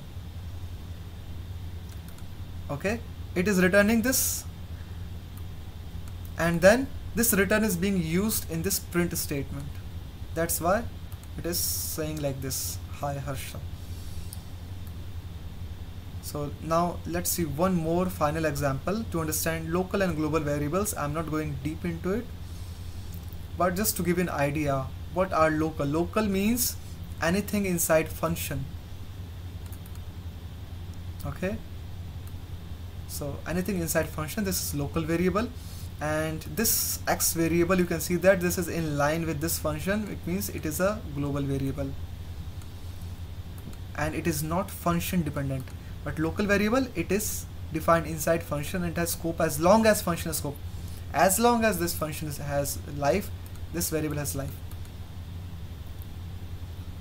So what's happening is I have created the same x variable outside, which is edutech company, and here inside this function I have this x, which is cool variable. And when I print this, you can see that, let me write this in separate cell. Okay, yeah, let me write this in separate cell. Or I can simply just say, to avoid confusion, print. So here we are printing two statements. I shouldn't use print here because it will give none maybe. So what's going on here is, let me just make it more clear. Let me keep this outside. Now here you can see that my function, when I'm calling this my function, it is printing inside my function. It is printing inside this x value cool. And whereas when I'm printing this normal print statement, it is giving me this original x, which is global variable x. Okay, it is giving me global variable value. So this is global variable, this is local variable. It has scope as long as this function is being used. You see, when I'm calling this function, it is not printing this x value, it is printing this x value inside x. And when I'm normally printing this x, it is giving me this outside x value, not inside the one from the x. That's how local and global variable works. Initially it is quite confusing. Don't worry, just watch more and more examples, practice, you will get it. So today we are going to see top 5 Python functions which you must know, whether it's for your software development career or it's for your data science career. It is used everywhere and it is very handy. So let's just start with first function, which is called lambda function. So lambda function. Lambda function. So it is called anonymous function in Python. Anonymous function. Why it is called anonymous function? And this is the keyword we use in Python also, lambda. It is anonymous because it doesn't have a name, and it just since it doesn't have a name, it looks anonymous. And why we use it? For example, let's say I have a function defined in Python using def keyword. let's say my func, and then I write some code here. And if you use lambda, you can just write your code in just one line. You just say lambda and whatever the parameters you want to define. For example, let's say x comma y, and then the colon, and then you say return. You don't use return here. Actually, you don't use return here. You just say whatever you want to return. For example, x plus y. And here, if you do the same thing, you will have to write. You will have to say x comma y, and then you write condition return x plus y. So it's like you use two lines. Here you just do the same thing in just one line. And you can also use if else condition here, depending on your requirement. And the purpose of lambda is to keep the code concise. You don't want to write complicated code in one line. Otherwise, you could use simply def method. So that's how we do lambda function. Let's just see that in code. So for example, let's say I have a function odd, even, and I want to check if a number I'm passing here. So let's just say x parameter, and I want to check if the number is odd or even. So I just say if condition x modulus 2 equal to 0, I will say even. I will say return even, and else I will say return odd. So that's my function. Now, if I pass any number by calling this function, it will tell me if it's odd or even. Let's just see that. Let's just say I pass 20. It says even. If I do the similar thing here and I pass 11, it will return odd. So you can see that I did this thing using 4 lines of code inside function. If you include this line, it's 5 lines. Now I can do the same thing in using lambda. Let's just say I create a variable odd, even, result, and then I define my lambda function using lambda keyword. You can see that the moment I write lambda, its color changes.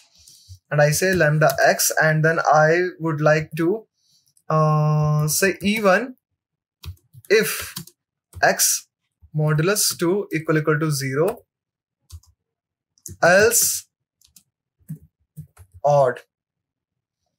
So you can see that I did the same thing in just one line of code, and here I didn't define the function name. I just said lambda, that's why it's anonymous. So rest all this condition I just wrote in one line.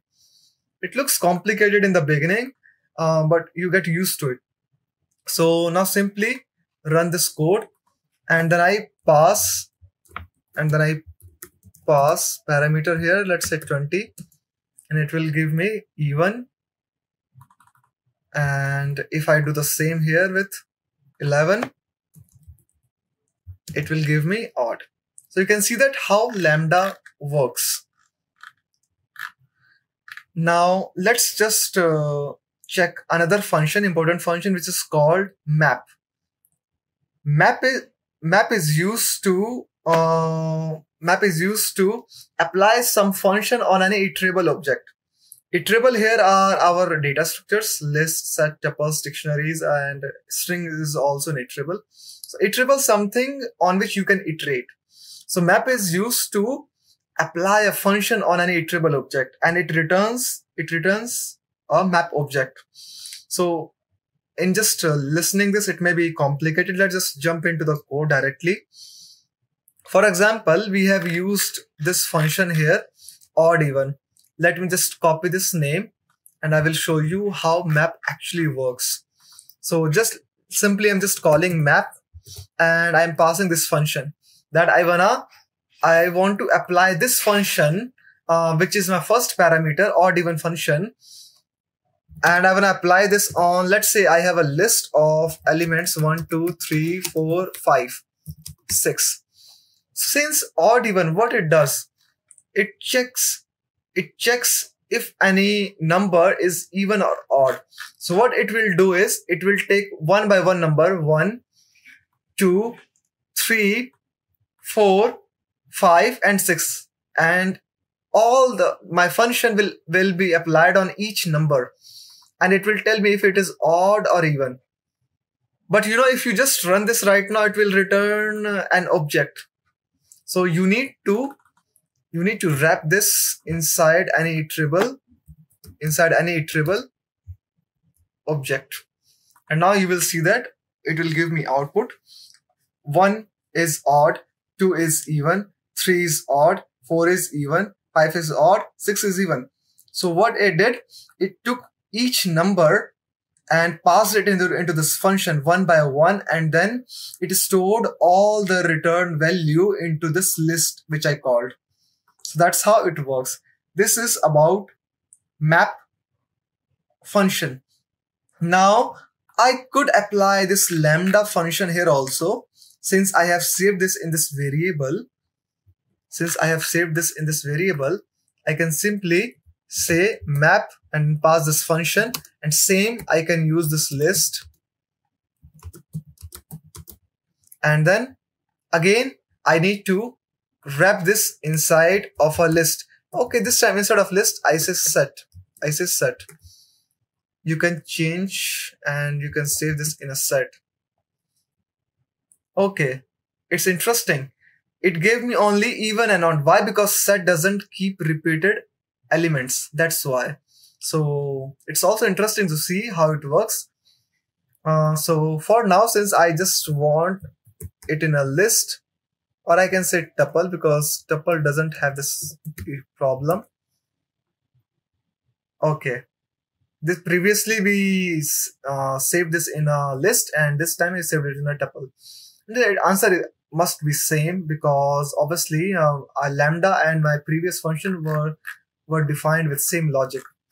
So now let's jump to our third important function, which is called filter. Filter is used a lot when you want to apply a certain condition. So what filter does is you give a certain condition, and it works accordingly on an iterable object. The syntax for filter is also same. You just pass a function here, and then you pass any iterable object. This is the syntax. I'm commenting this. And now let's just define a function with a condition. So for example, let's say I would like to check if a particular person can vote or not. So I will create a function. I will say, can I vote? And I will just pass an age.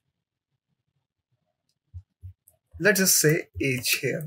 We'll pass a age. If age is greater or equal than 18, I will say return true.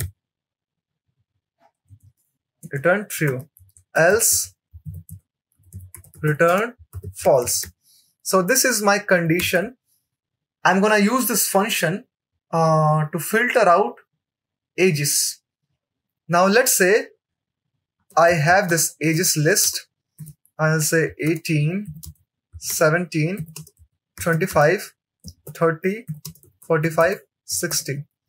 Now I will call filter can I vote. I'm gonna apply this function on this ages list. Now again it returns also an object, so you need to wrap this around into a list or an iterable, and I'm gonna implement this. So let's see what it does.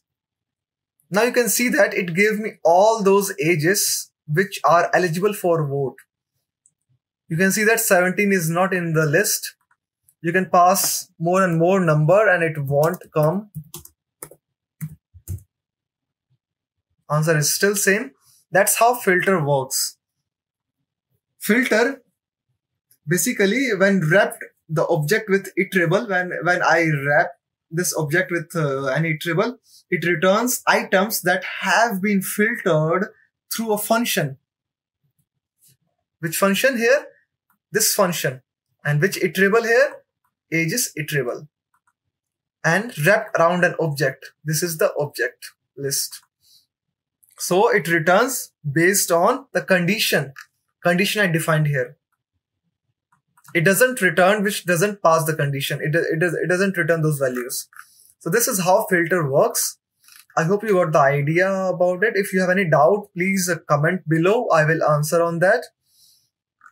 And yeah, so let's just go to our another fourth function, which is called zip. Zip is used a lot. And so zip syntax is like you pass any iterable.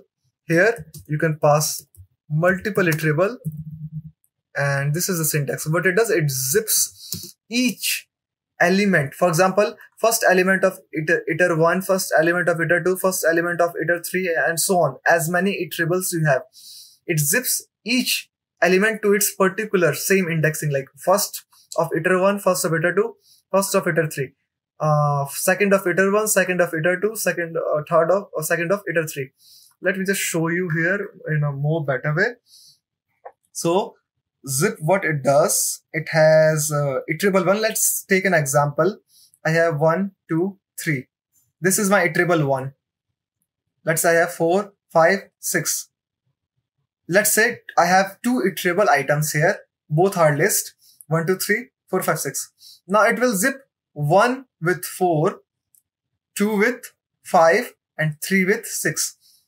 How it will do that? It will just put them in a tuple like this. This is what it does. Now it also returns an object. So to get this output, you need to wrap this with a iterable object. So let's say I said list of zip, and these are my list here. So what it will do, it will put all these tuples into list like this. This is how it will give the output. Let me show you now with the code.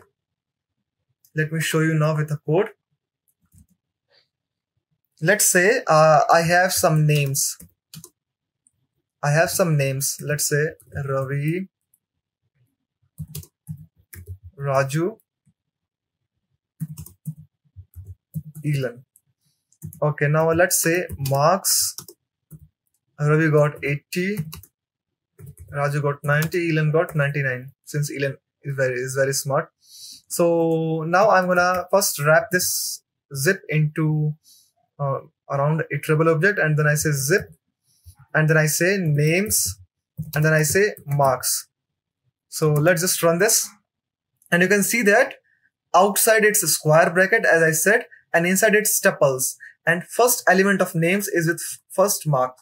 Second element of name is with second mark, and third name is with third mark. And it's interesting. Now let's say I could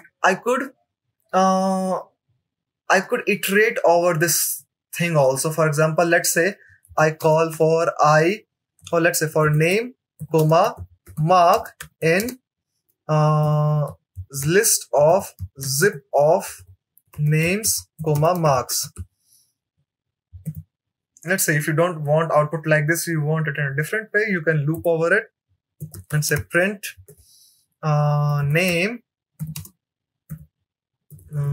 Let's say do some string formatting like this, and mark.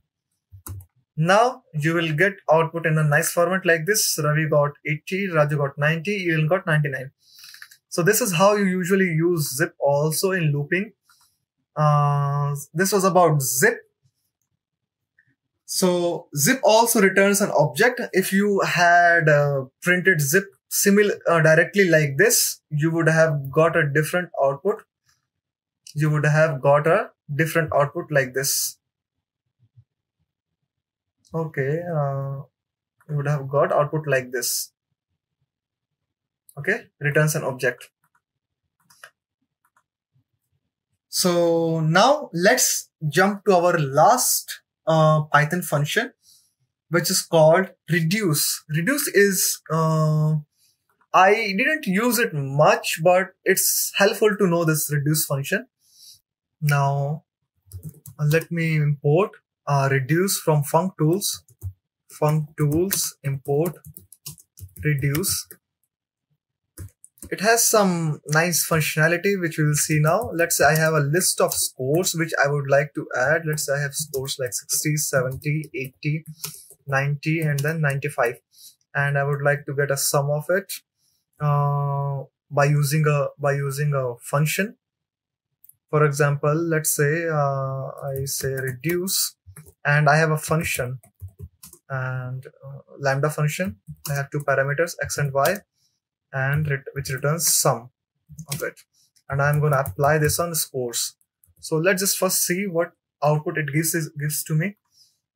So you will see that it is giving me 395, and if you take a sum of it, 99, 170, 240, 300, 395, which is the sum of scores. So how it is doing it? Let's just see its functionality. So here I have this function which I applied, lambda x comma y, x plus y, and then I applied it on these scores. And okay, yeah, and I used reduced method.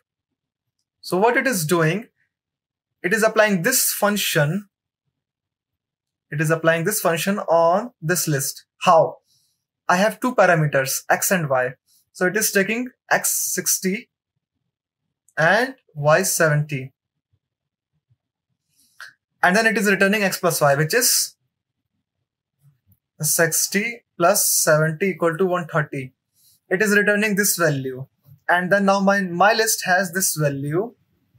And again, my reduce function, what it is doing, it is reducing. I had 5 elements in my list. Now I have 4 elements. And again, it will take x as this, y as this, and it will return x plus y. It will return x plus y, which is 130 plus 80, 210. I have 210. Okay, by mistake I clicked this. I have 210, 90, and then 95. And then again, I will reduce this.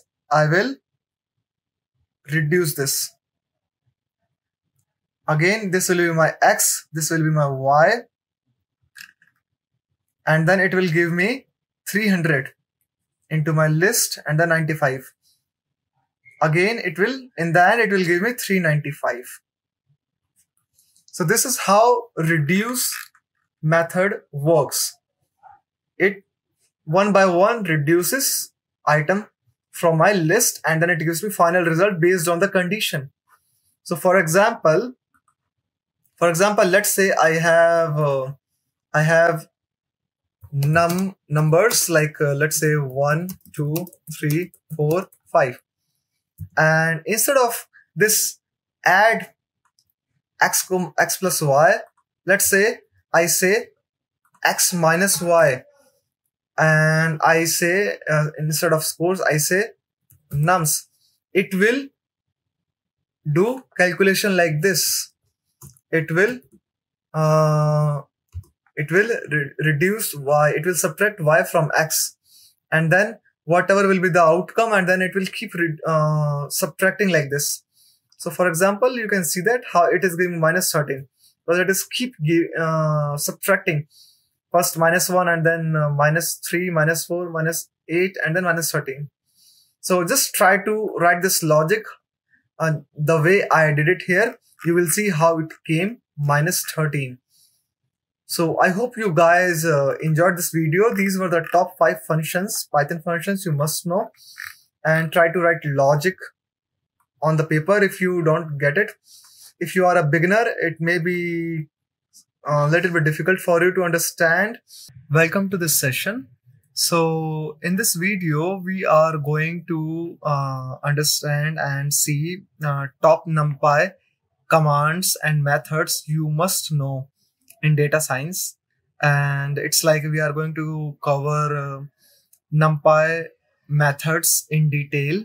So first of all, before starting, why NumPy array? Why not list? So I'm not going into too much theoretical detail on this, but the main reason why we are using NumPy array is it consumes less memory and it is very fast as compared to Python list, and it is very convenient to use. You can just Google on this more in detail if you would like to know, but it's not necessary. So we are directly jumping into understanding its applications, its methods. So first of all, how you import NumPy? You import NumPy as NP. And to check its version, which version you are using, you can simply print np.dunder version. What is dunder here? Double underscore. Before version, double underscore after version. It is called dunder version. So this is how you can do it on Colab and as well as in Jupyter Notebook. So I'm using Python version, NumPy version 1.2.21.6. So now let's jump into creation of arrays. So I'm creating a variable array and I'm going to use np.array method. So like I can simply just create one dimensional array 1, 2, 3, 4, 5. And I will just print array and then I will print type of array using type method. And I'm going to check array.dtype. What is the data type? So when I run this, I can simply see my array is 1, 2, 3, 4, 5 and class, and its type is like a numpy.nd array. What is nd? N is n-dimensional array. And my data type in array is integer, as I passed integer into it. So this is how you can check it. And just to check its documentation, let's just look at it, np.array, and I can get the second option, numpy.org and numpy.array. So if you look at it, you can see that it takes an object inside of it. You can pass dtype also. It is your choice. And there are some other parameters like this n-dimensional 0. I want 0-dimensional array. It is by default. Like it will just 0 means whatever you are passing, it is as it is. It's not going to add any square bracket or remove any square bracket. So if you look at it, you can see all these parameters and its explanation. And here you can see examples here, numpy.array. You can see here they have passed integer and float both. That's why it is giving float. You can see dot here, 1 dot, 2 dot, 3 dot. And here I am passing 2-dimensional list into np.array. It is creating it into 2-dimensional array. And look at this n-dimensional parameter. Instead of 0, they passed 2. So what it did, it added extra square bracket to make it 2-dimensional. Otherwise, it was 1-dimensional. So here you can see that I can also to check what is the dimension of, you can say add dot n-dimensional. And if you run this, it will tell you the dimension of your array.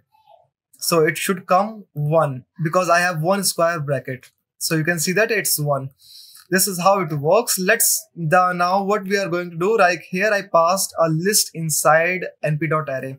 Now I would like to pass parenthesis inside np.array.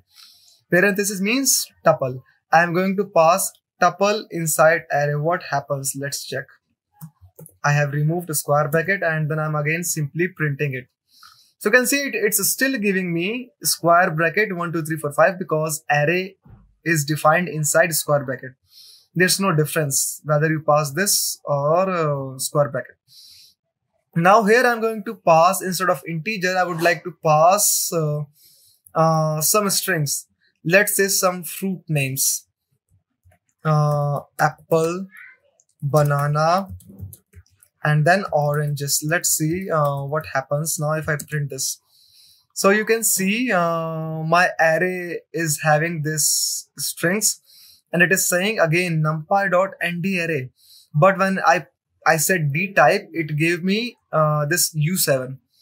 So you can see it does take this strings as elements in a list, but it's of our no use right now. I just gave you this example, so you can skip this part. You can just understand these passing in a list as it is more important to us. So it is just a D type. You can check its documentation once on this.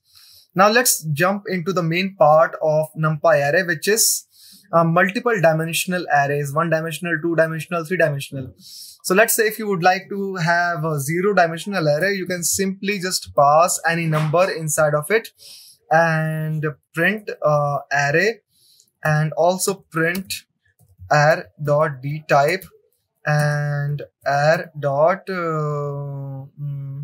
n-dimensional.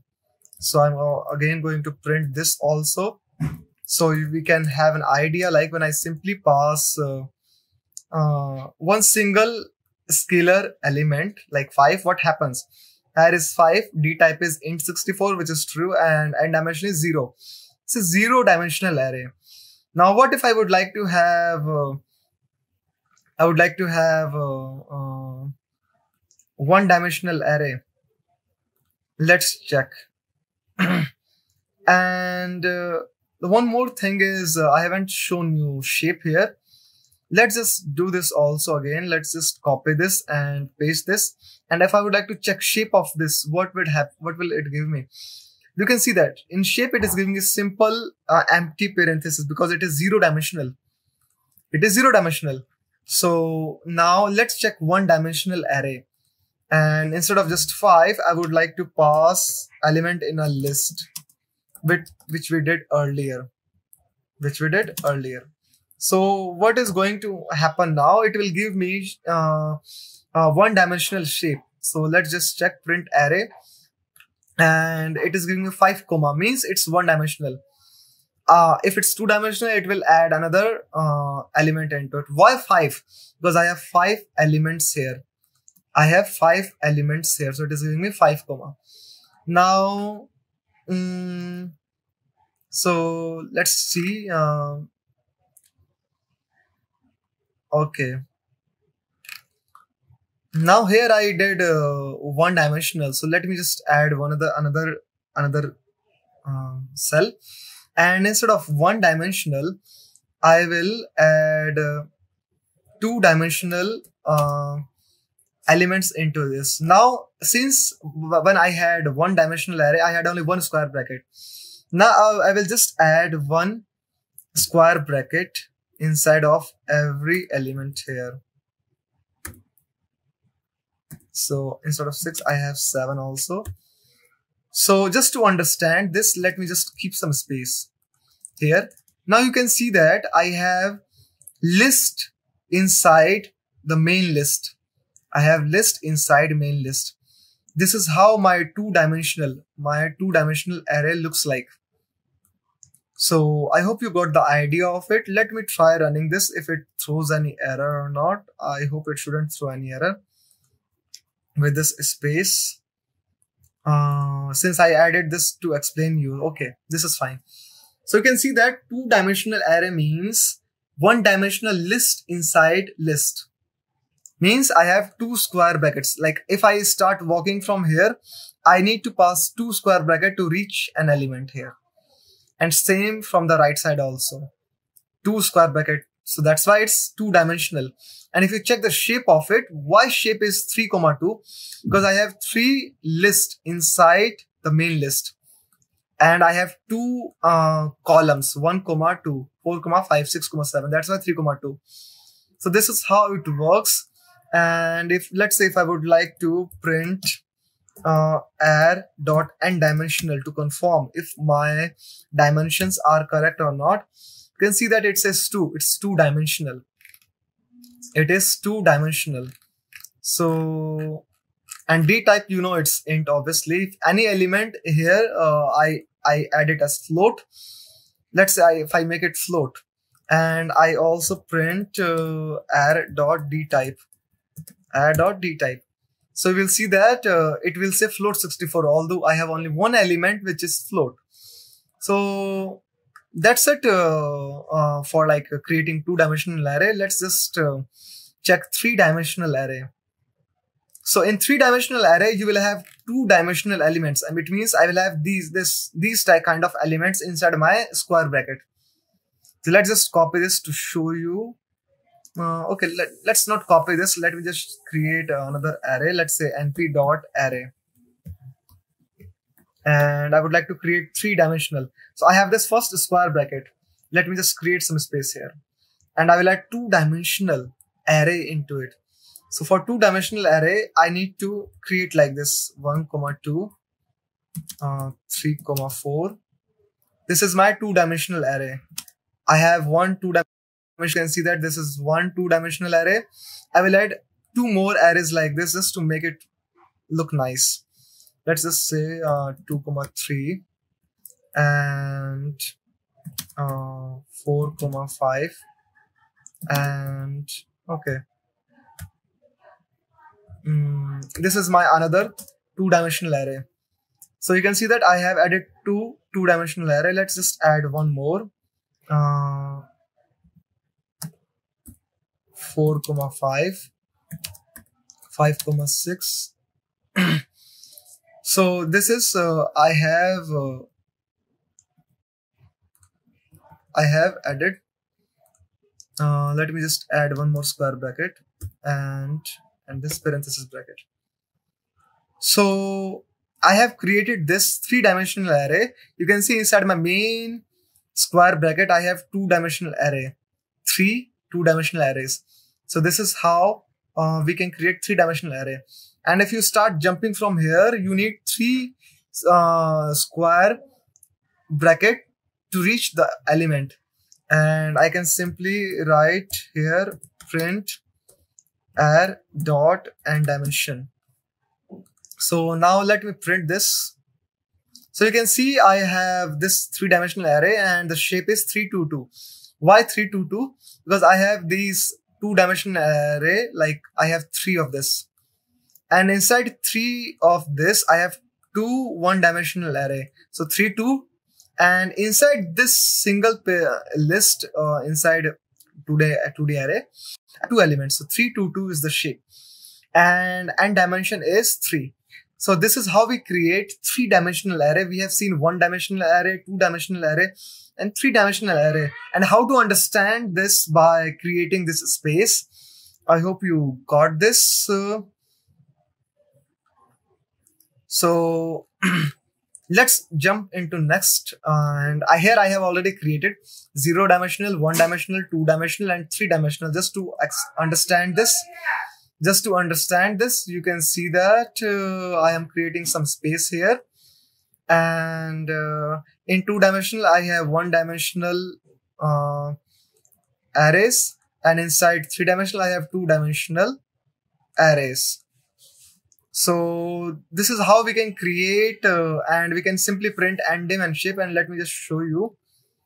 I have like for first element here 42, the dimension is 0 and shape is empty parenthesis as we have seen in previous example. And for 1-dimensional, I have these single scalar numbers and the dimension is 1 and shape is 5, why? Because I have 5 elements here. And for 2-dimensional array, as we have seen, I have two simple list inside the main square bracket, and I'm converting this into array. And two single list, it means 2 and 3 because I have 3 elements inside each list. And for next example, I have 2-dimensional arrays inside this 2-dimensional list inside this main list. And so basically two 2-dimensional lists and 2, 2 inside of those 2-dimensional lists. So 2, 2, 3 is the shape of the final 3-dimensional array. So if you didn't get this properly, it's okay. Just try to write this code and try to keep this space and see how we are making arrays. Just try to do this by your own. You will simply get this. And you can comment below if you didn't understand this. I will try to explain again. So this is how we can understand one-dimensional, zero-dimensional, two-dimensional, three-dimensional arrays. Now, what if I would like to change dimension of my array? So here, in our documentation, when we looked at it, we had one parameter here. I just discussed some time ago, which is n-dimensional parameter. If I pass this, it will do the job for me, no matter how my array looks like. So for example, I'm passing this one-dimensional list here to convert this into array. So logically, let me show you. Logically, my array should have dimension of 1. So let me just show you by copy and printing this again. And if I check array.n-dimension, it will give me 1. But if I print this cell right now, if I run this cell right now, it will say my dimension is 5. How? So you can see that this n-dimension parameter, it is adding extra brackets. It is adding extra brackets to make it look like 5 dimension, because I asked him to do so. Here by default, the value is 1. Oh, sorry, value is 0. It means whatever I am passing, it will give me as it is. So that's the difference when you pass n-dimension 5 here. And also this is also like here you can simply add elements of array by passing just index. So now we are going to see how to index in arrays, which is very important part of array. As when you start working using Numpy, you can go into multiple dimensions and you need to learn how to extract elements from a high dimensional array. So just to give you an insight of it, let me just again create some space. Here you can see that I have one-dimensional array inside two-dimensional inside this square bracket. I have one-dimensional arrays or one-dimensional list. And let's say I would like to extract a part of it. How will I do this? So when you have two-dimensional array, you need to do indexing on 2 level like this. You need to index on 2 level. For example, when I had array like this, one-dimensional array, and let's say I would like to access. Sorry, I'm having trouble connecting to the internet. It looks like there is an issue with the router and echo device. Here you can see that when I have array like this, so I have one Alexa. She thought that I'm calling her, so ignore this, guys. So let's say if I would like to index this array, I will just say array 0 or 1 or 2 or 3 to extract this. This is how I will extract this. And since I have this one-dimensional array, I need to just pass one number for indexing. And if I check two-dimensional array like this, so here I need to pass 2 numbers for each row, and for just like second level, I will say that, okay, let's just understand this. Let's say you would like to go inside of this array. You first need to pass this square bracket. And then you will go to another one-dimensional list. And that's what I'm doing here. I'm just passing a number to get inside of this array, and then I will extract another one-dimensional list. So that's why I need to pass 2 numbers here. And let's just check what it is saying. Array 0, 1. 0 means I will first go to the 0th index of this two-dimensional list, and then I will go to first element of it. First element means first of this element, which is 2. So extract 2 for me. So you can see that it is giving me 2 because I extracted this 2 from here. Similarly, if I would like to extract, let's say if I would like to extract this 8 number, how will I do this? So first I will cross this square bracket. So I will say that I want to go to this list, which is first index of this two-dimensional list. Index of this two-dimensional list, and then I want this 8. Then I need to index inside this first this one-dimensional list. and 8th is at the second index. So I will say here 2, and then that's how I can extract this. So I hope guys you are getting this point. This is very important here, and just try to practice this right now. Try to extract 7, try to extract 10, try to extract 9 by yourself. And let's just go for 3-dimensional list here. Again, I'm gonna create some space that it is 2-dimensional list inside this square bracket. And again, it's 3-dimensional, so I will pass 3 numbers here. First, to cross this square bracket, second is to cross this square bracket, and third is to get into this 1-dimensional list. Similarly, 0 means I want this first 2-dimensional list. Okay, I have 2-dimensional lists, so I want 0th.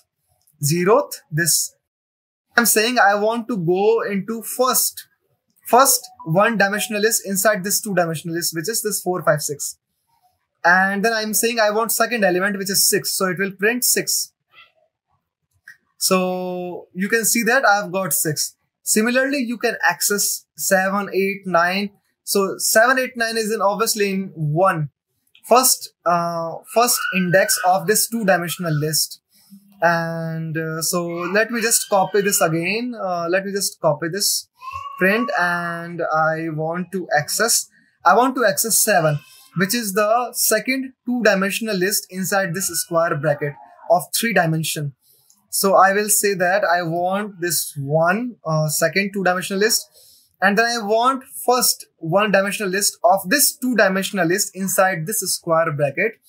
So I will say that I want 0th, because in this 2-dimensional list, 7, 8, 9 list is the 0th index. And then inside the 7, 8, 9, I want 7, which is also 0th element. So if I print this 1, 0, 0, I will get the 7. So just try to understand that 3-dimensional list is made up of 2-dimensional list, and 2-dimensional list is made up of 1-dimensional list, and 1-dimensional list is made up of single scalar numbers. And when you know this, you can simply index very easily, no matter what dimensional array you have. Now let's just check one more thing. And here it is, like let's say I have this 2-dimensional list, and I would like to get last element from second dimensional, like from the second list. So you can see that how will I do this? As the first 1. What is 1 means here? This is 0th index and this is 1 index. So I said 1, and then I said -1, which is the last element, as we know from our Python tutorials that the last elements can be accessed by -1, and it will simply give me 10. Similarly, I can index like a 1 to 5 index element, which is 2, 3, 4, 5, 6. Not 6, because last element is not counted.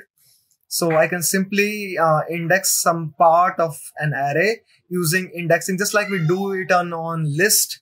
It simply works similarly like that in array also, like from -3, -2, -1, which is 5, 6. So negative indexing happens from the last, if you don't know. 7 is -1, 6 is -2, 5th is -3, 4th is -4, and so on. And I'm saying -3, -1, and by default here space is 1.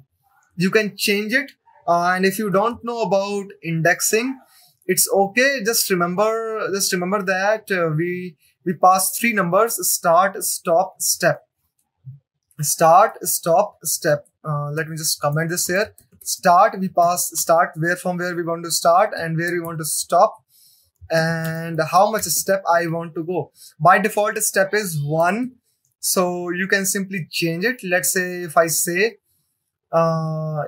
here I want every second element, it won't give me 5, 6. It will just give me probably one number, which is 5. Yeah. So this is how it works. Let's say if I don't pass this element, it will cover last element also, which is 7. It will give me 5, 7. So just check it once if you don't know about this indexing. And if you don't know, I will send you some link in description if you would like to have. Just comment below if you want to know on this more. Now our I have given this one more example.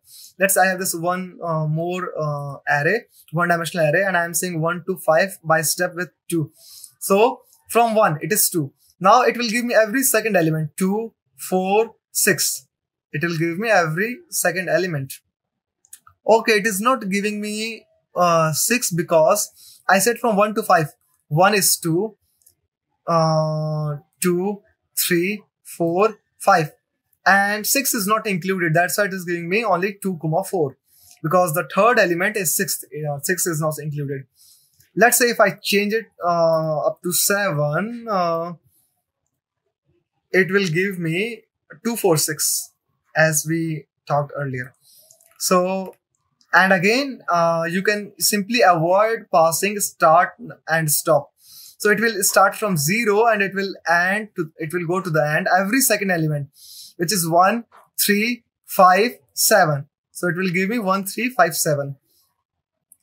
Now again here I'm extracting a part of an array using indexing.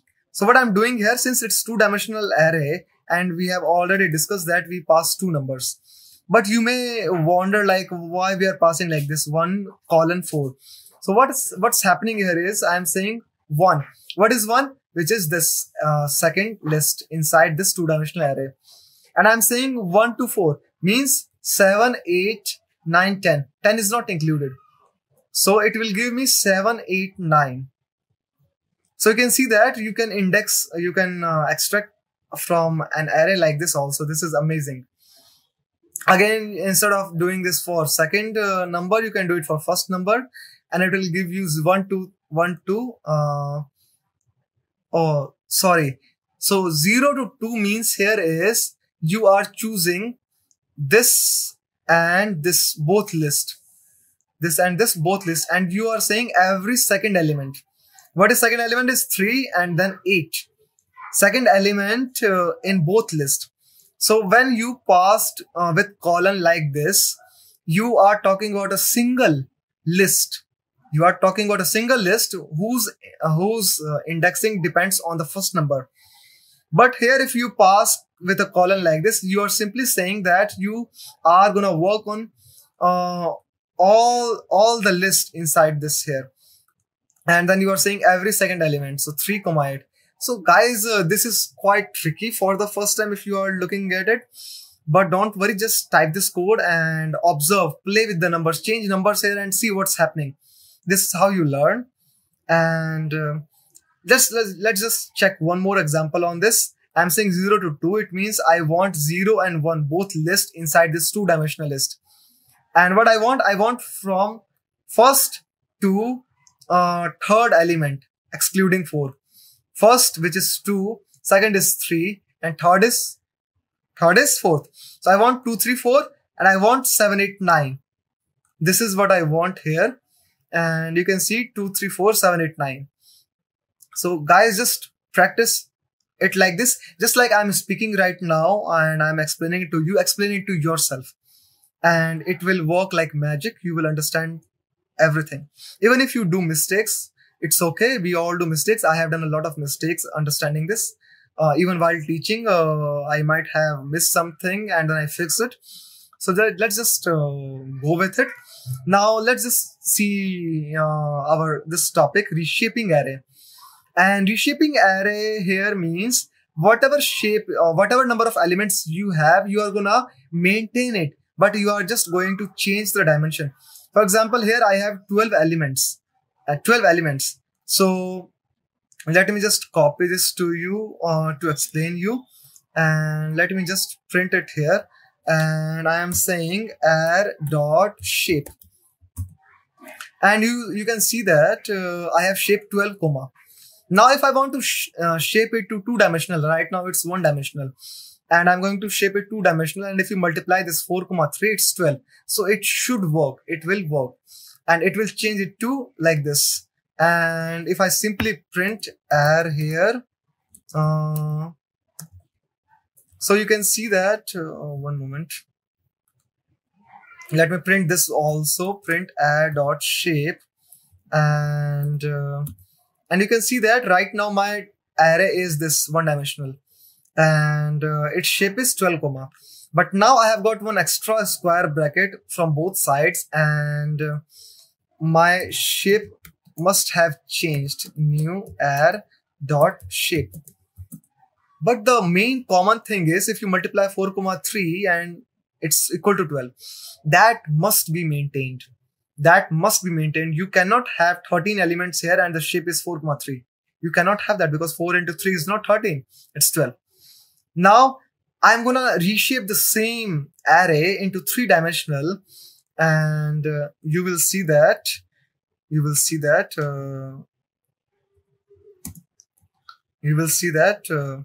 my array has 3 square brackets in the end.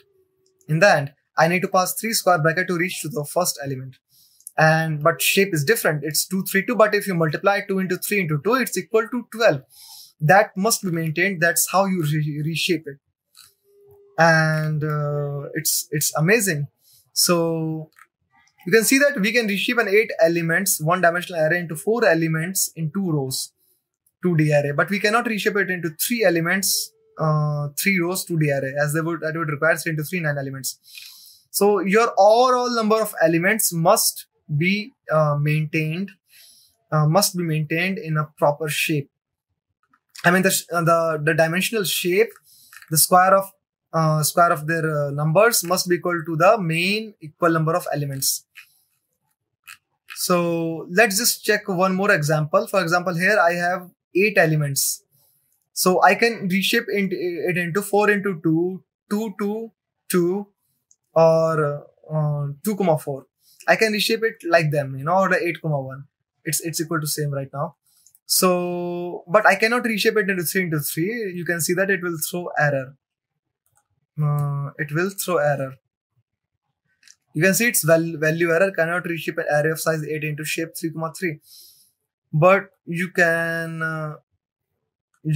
check. Let me show you. If you would like to reshape it into let's say 8, 1. Let me show you right now what is the shape of it.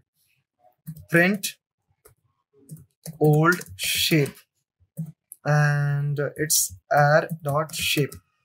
And now I have reshaped it into like this, and let me new array dot shape. So you can see that right now my shape is 8 comma, and now my shape is 8 1. But 8 into 1 is 8. So you can see that it's 1-dimensional, it's 2-dimensional. So, but you cannot shape it into 3 into 3 because 3 into 3 is not equal to 8. So that's how you can reshape an array into whatever dimension you like. And just try with some different shape by yourself. Try with a different shape. For example, I can again reshape it like, let's say 2, 2, 2. Let me show you array also so that you get feeling, with in understanding it. And this is my array, and I'm going to print again here also. Now my new array, and let me just have this new array. And again, after doing this, new array dot shape, new array, new array. So you can see that my current shape is this, and this is the dimension, 1 dimension. This is 2 dimension. You can see that I have got 2 square brackets here, and here I have got 3 square brackets, and the shape is 2, 2, 2. So I hope you got the idea how you can reshape it. You just need a little more practice on it. Just get a hands on, check more examples on Google. It will help a lot. Now there's another way to reshape your array, which is you just pass whatever you want in the beginning. For example, I have 8 elements here, so I must have the shape of, like I must have shape in such a way that they are multiplying those numbers equal to 8. But what I did here, I passed 2, 2. I said last dimension I leave it on system, whatever they wanna pass. So you can have one unknown dimension, which is, I said -1. I don't know. It will find automatically. For example, 4 into 2 is 8, so it will be 2, So it will just do it by on. You can see that I had the similar output here, this. So it did it by itself. It did it by itself. So this is, you can pass one unknown dimension. You can simply here also say, like, let's say I just say -1, 2, -1. So it will make it 2 dimension 2, 4. You can see that, it just chose by default 4 element to equalize it. It's like it's multiplication. So it equalizes by itself. So this is how you can have an unknown dimension by passing -1. This sounds might confusing in the beginning. Just try it, play with it. And for example, let's say I say here 4. Now I will have 4 rows. I will have only 2 columns. So you can see that now I have 4 rows, 2 columns. So you can play with it just to understand. And like for example, here I said just -1. I said just -1. So it will make it one dimensional. It will make it one dimensional. I will have 6 elements. So this is how it works. So now we will see how we are going to loop over NumPy array. So for example, here I have taken this two-dimensional array, and we know that two-dimensional array is made up of one-dimensional array or list. So and I want to loop over it. So for example, if I say for x in R, what an R consists of? One-dimensional list. So when I said for x in R and print x, it's gonna give me this list. And how many lists I have here? I have 2 lists here. So if I run this, I will get 2 lists. Similarly, if I say here, again I have this same list, and instead of just for x in R, I say that for y in x. So for x in R, print x, give me this list. I have 2 lists. And then I said for y in x, what is x here? X is this. So for y in x means I'm going to print 1, 2, 3, 4, 5, 6. Because for x in R will loop over 2 times here, because I have 2 lists inside this two-dimensional list, two-dimensional array. And I said for y in each list. So first it's going to print 1, 2, 3 and then 4, 5, 6. So you can see that how we loop over array. Same rule applies for three-dimensional array. Three-dimensional arrays consist of two-dimensional arrays. So I have two-dimensional array here. How many? 2. So it's gonna print two-dimensional arrays. You can see that I have both two-dimensional array here.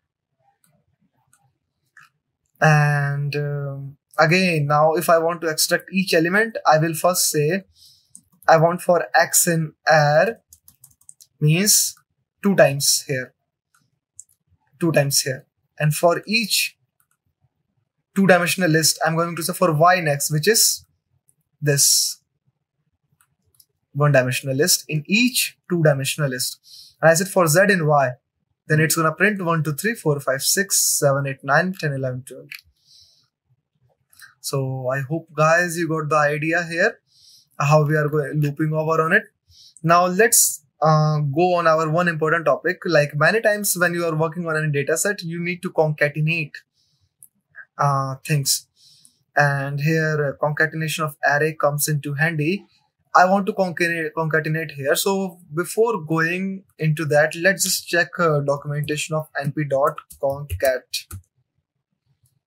So you can see that I have got this documentation. So it's saying that numpy.concatenate takes like this arrays like this, and then by default x is 0. X is 0 means our rows. So default is 0. Default is 0. So what does axis say? Axis along which the arrays will be joined. If axis is none, arrays are flattened before use. Default is 0. Now let's just check one example. Here I have this example, 2 arrays. I'm saying x is 0, concatenate a, b. So it will just concatenate 1, 2, 3, 4, 5, 6 like this. You can see that. Now for example, if you say axis 1, but you are transposing the second array using b dot t, then it will concatenate like this. Also, I'm going to show this to you. This is concatenation is an important thing here. Let's just say I have this array 1 here, and let's say I print this ar1 before transpose. So let's say ar1. Now I said ar1 equal to ar1 dot t, and I have transposed this. Now if I print ar1 after transpose, now ar1, let's just check this. So here transpose didn't work much. Because it's one dimensional. Let's just say for 2 dimensional here. Or instead of just doing this, let me just try like this. It's 1 dimensional, so it didn't work here. Let's just try in here, np dot array, and I have 2 dimensional array 1, 2, 3, and then 4, 5, 6. Now if I just print this here,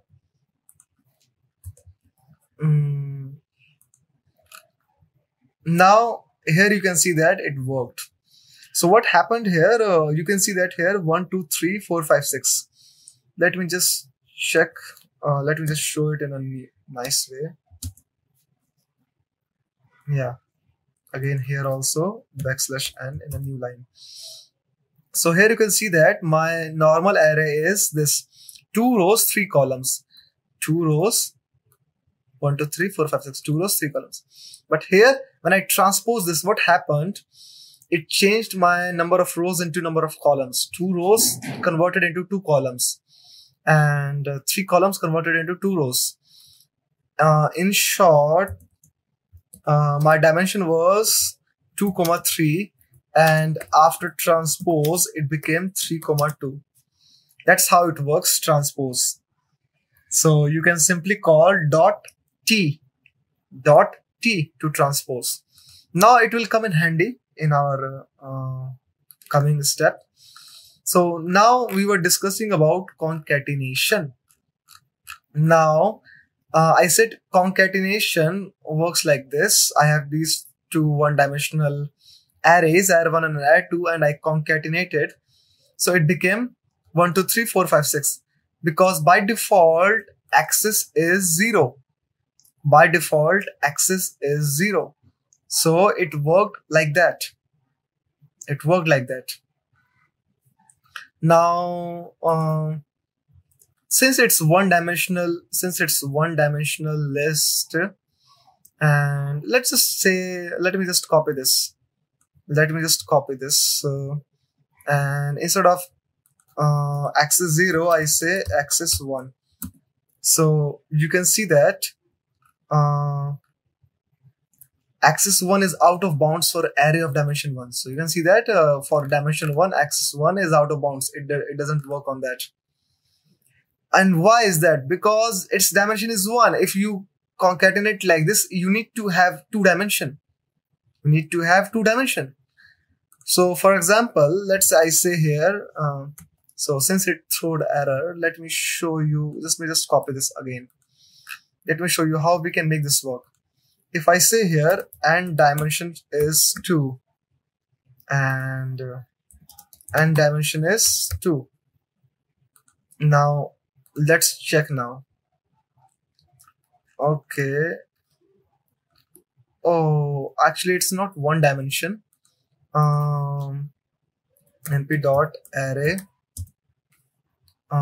What was the term we used? ndmin. Ndmin actually. ndmin. min and d min here also. So now it should work.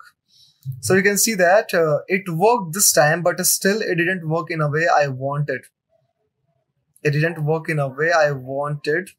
So now let me check what does it for 0. It's working in a different way because I have square bracket like that here. So axis 1 works in a different way. So you can see that you can make it work by changing some parameters. So you can see that previously it concatenated array in this way, in one-dimensional way, in along the axis like this axis 0. Now it did in axis 1 in this way. Now let's go to our next step. Here I have two-dimensional arrays and I'm concatenating along axis 1.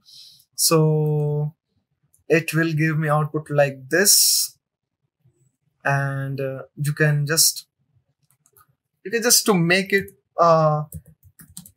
look more prettier, you can just say add1 before concat. So like when you are watching this, I highly suggest you to please type this code to understand. And you can see that although I have written code here, but I'm trying to make it look nicer so that it becomes clear to you. So add1, add2 before concatenation, and then after concat along axis 1.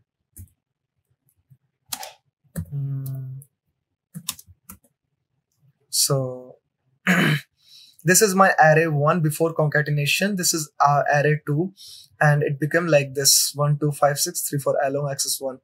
Now if I do the same thing, along axis 0, instead of like this horizontally, it will be embedded like vertically. So let me just change this, and you can see it is embedded, it is concatenate like this. So this is how we can concatenate. We have seen documentation also. Let's go to our next step, which is stacking array 1 and 2. So let's just see how the output of this. You can see that it is stacking like this: 1 4 2 5 3 6. 1 4 2 5 3 6. It's like 1 2 3, and you can see that it's one-dimensional, but the output is two-dimensional. So let's just check its documentation. np.stack, and if you check its documentation, again by default axis is 0, and you can pass arrays. And if we look at the example, np.stack a comma b, it is giving like this. So that's how it works. Let's just look at this. So now again, how to play with the parameters. Instead of axis 1, let's just check with axis 0. So obviously you know that right now it's like this. It will be more on the horizontal form. It is more on the horizontal form. Here we saw that it gave me output like this because by default axis is 0. By default axis is 0. So even if I don't pass this parameter here, the output will still remain like this. But here I passed axis 1, so I got output in this vertical form. So this is about stacking. Now even in stacking there are other there are np.hstack method, np.vstack method. So it will just simply do it horizontally. 1 2 3 4 5 6. I think it's more visible to you right now because h is horizontal here. Now if you see vertical, it will obviously do vertical like this. So just look at its documentation and parameters by yourself. If you have any doubt related to this, comment below. I will answer there. And HStack, VStack, it's quite helpful. You must know these methods. Let's go to our next point, which is splitting an array. And np.array split method takes two parameters. First is array, and in how many parts you would like to split this. So here I said I want it in 3 parts. So just by looking at it, you can see that it's 2-dimensional array, and it has 6 one-dimensional list. I can simply divide it into 3 by 2 list. So if I do it, it will give me like this: 1, 2, 3, 4. Obviously 5, 6, 7, 8. Obviously it seems pretty clear. 19, 11, 12. So let's just check its documentation. 1 np.array split. You can see that I just got this in search bar, and it's array, and this is our sections or axis 0. So how many sections you want? Split an array into multiple subarrays. So if you see that, if I say np.arrange, arrange method is it's like a range method. It creates a list of numbers to you. It again takes 3 parameters: start, stop, step. If start is not defined, it's by default 0. Step is not defined, it's by default 1. And you just need to mention the and. So let me show you this example also. Since I didn't discuss np.arrange method, so np.arrange, let's just call help on it. It will explain to us. So it's like range function, but returns an n-dimensional array rather than a list. And using a non-integer step such as 0.1, the results will often not be consistent. So you can see that if you see this example, np.arrange 3, it is creating an array for me. 0, 1, 2, 3, last number is not included. So similarly, if I say np.arrange 3, 7, 3, 4, 5, 6, you can see that this is how it works. You got the idea of np.arrange. Now let me just check this example here. So if I simply just copy this and I call this my array, and if I say instead of, or let's x, and so you can see that I will get split, because simply my x is print x before split. So you can see that my x is right now this 0, 1, 2, 3, 4, 5, 6, 7. And after splitting, I want it in 3 parts. So it gave me 3, 3, 2 elements. It divided it for me. So this is how array split works, guys. So let's just check our next point. Again, you can pass axis parameter, where how do you would like to split this. So if I want it on axis 1, it will do it like this. Let's give it a try and try to understand how it's working. Sometimes it may not work according to what you expected, but you need to understand how it's functioning. So let's see some other operations on NumPy, which are very important, which is np.random, np.dot, and np.add. Mainly np.random and np.dot. So there's one function like sometimes when you have an array like this, and you would like to know where array is equal to 4. So if you use this np.where method, it will give you 356, which is what? Its index 0, 1, 2, 3. 3 is 3, 5, 6. So you see, third index, fifth index, and sixth index has elements 4. So what I wanted, where array is equal to 4. So it gave me index. So np.where is quite helpful. Just remember this. You don't need to memorize any of it. You can simply Google whenever you need. Just like I Googled and showed you documentation. For example, let's say I would like to know np.where. And I go to this link and I can see what it is saying, that you pass here condition, you pass here number, and then you can simply get the output. Like you can see here, like here I passed condition only. Here I passed condition only, and main thing is condition, where true and xy. This is you pass array here, and for example, this is the array, and I said np.where a is less than 5. I passed a, and then I said what I want output is I would like to multiply it with 10. So first it checked where a is less than 5, which is 0, 1, 2, 3, 4. At these points, a is less than 5. And then I passed a, and then I said multiply with them 10. So you can see that rest of the elements have been multiplied with 10. So just try to understand how it works with these examples, and you can get an idea like how you can use it in your some other scenario. So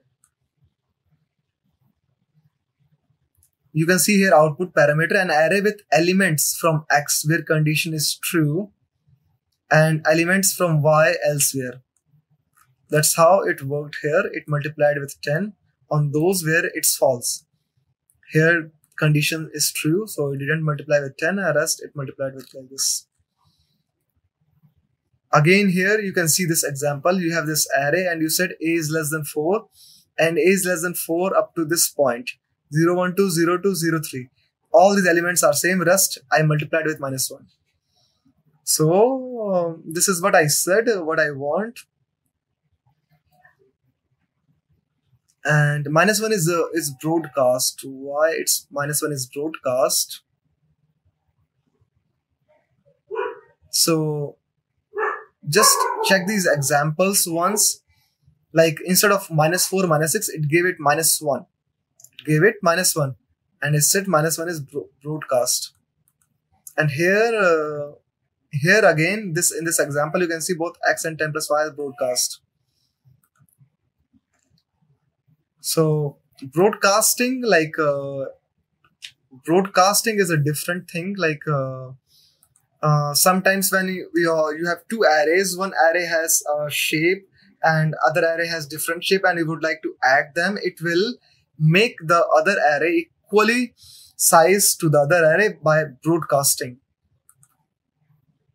So guys, just look at it once. You will get the idea on it. You just need to know about condition here, and that's it. You know, you don't need to understand all the parameters here because you don't use it most of the time, but it's good to know. Now let's go to our next point here, which is what if I would like to convert d type of my array. For example, right now I have this array and I said print array.dtype, and it will give me int 64. But let's say I say that array.astype, this is a method, I can convert my array into a different type. I can convert my array into different type.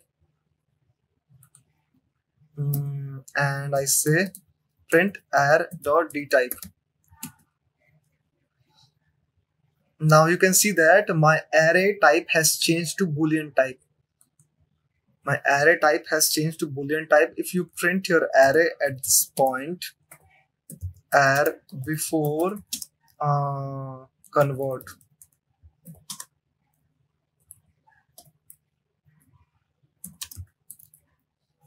Now you say here print array after convert.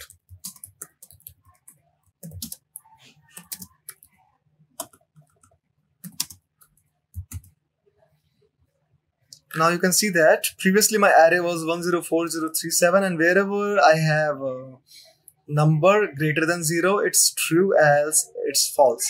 So using .as type method, you can convert your array type. This will also come in handy when you will be working on a data set and you would like to convert any column data type. And let's go to our next point, which is np.random methods. What is np.random methods? Let's just check its documentation once. np.random. Okay, by mistake I did this choice. Let's just check np.random. So you can see that np.random, there are multiple methods in it. For example, let me just click on this random subject and np.random, numpy.random. It has a lot of methods into this.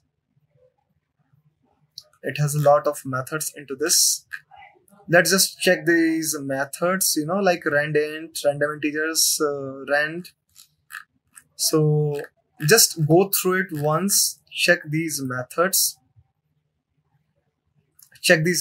I'm going to discuss some methods from here, and which is first is randint. I'm going to check this method, random.randint. Let's just check this. Okay, and numpy.random.randint. I've got this method. It takes low, high, size, d type. What does this mean? For example, if we check this example here, it has 2 and size is 10. So it said, you can see that high is none, low is I pass 2. You can see that. So when I set size equal to 10, it gave me 10 elements into this, and it ranges from 0 to 2, and 2 is not included here. 0, 1 only. And I said 1 only, then it gave me 0, 0, 0, 0, 0 like this. When I said 5, it gave me size 2,4, which is 2 rows and 4 columns, and it gave me 5 elements. Like it gave me numbers up to 5 not included. Size 2,4, and elements here ranges from 0 to 5 not included. So you can see that 0, 1, 2, 3, 4 I have here. So this is how random.randint works. So what I'm doing here, I'm creating a size of 5. An array is going to have 5 elements here, and range of numbers in that array will be 0 to 100. So when I run this, it gave me elements like this. If I say, let me just, okay, I have already written this. Let's say I want size 3,5, 3 row, 5 columns. My value ranges from 0 to 100. So you can see that I have an array of size 3,5 where element ranges from 0 to 100. 100 is not included. So this is how my random.randint works. So just check into this, try creating one of your own. Let me just show you one more example here. Let's say this time I keep value like 5, 10. I want an array of 3,5 where my minimum value is 5 and maximum value is 10. You can see that I have 5, 6, 7, 8, 9. So I hope you got it. Let's just check one more example, which is np.random.choice. Here, what it's going to do is it's going to choose a number from this list. For me. So this time it chose 7 for me. It will choose randomly every time. Not every time I'm going to get 7, but you can see that this time I got 9. So if you keep running it, the value will keep changing. Sometimes it may choose same number also, but it's not always like that. So we have got this random.choice also, and this time I'm going to choose 3,5 array, 3 row, 5 columns, and I'm going to choose numbers from this list. Let's just add a few more numbers here so that it looks more like it looks new example. You see that it created an array for me with size 3,5 by choosing random numbers from this list I passed. You can pass any other array here. It's up to you. So this is how it works, and there's one more example here which is pretty nice. Here what it is doing is it has one more parameter p, which is I want an array of size 100. I want numbers in that array from this list by randomly choosing. But the probability of 3 in my array should be 0.1. Probability of having 5 in my array should be 0.3. And probability of choosing n should be 0.6. It means my array will have more 7, then 5, then 3, and then there should be no 9. Let's just check. You can see that I do not have any 9 in my array. I have mostly 7 and then 5 and then 3. So it's a great method and flexibility we have. It's kind of like we can create a curve of our own. We can create of things of our choice, even by deciding the probability of any number. So just go through it once, guys. This is very interesting. So this method np.random.normal, you can see here like what this method does is it creates an array for you having values such that if you plot them on the curve, it will create a normal distribution. So let's just check its documentation once. It takes log, scale, and size. So what is log, scale, and size? Log is mean, scale is standard deviation, and size, the size we want in our array. So if you check this plot here, like they have shown it, it creates a normal distribution. You can modify these values. What's the mean you want? What's the standard deviation you want of your array? So just keep this in your mind. Sometimes you use it, like you would like to create an data distribution having normal, like having normal curve. So this can come in handy. You can change standard deviation and mean of the curve, and you can see that values changes. So you don't use it much, but just keep in your mind. Sometimes you may see it and you may wonder what it is. So you will get the idea. Now this method np.arrange, we have seen it already. It takes 3 steps: start, stop, step. Start from 1 step, stop at 2, and at every 0.1 step. You can see 1 to 2, there's difference between 0.1 at every step. So np.arrange is very useful. Keep in your mind. We can check documentation of it once, like I will show you. But before that, there are some methods I would like to show you, which is, for example, np.zeros, like we are going to use. There are some methods which are very useful. For example, np.zeros, if you would like to create an array of zeros, would like to create an array of 1, you would like to create an array of some other array, but you just want to take its shape. So for example, you want to create an array of zeros by calling np.zeros. You can also define d type, you can pass the shape and get the array. So these are very handy. Like you can see np.zeros, np.ones, and there are some other methods. Let me show you here. For example, zeros like here, what you do is you just create an array. For example, you have this x array and you want zeros like x.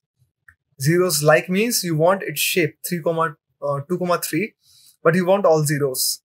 So that's how these methods are useful. Now I was gonna show you np.arrange. Np.arrange, since it comes handy. So let's just check. You can see I said start, stop, step. It takes 3 values.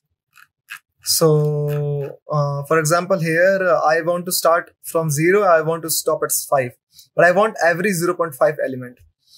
You can see that it's weird. It was supposed to give elements like this. Let's just check its parameters again.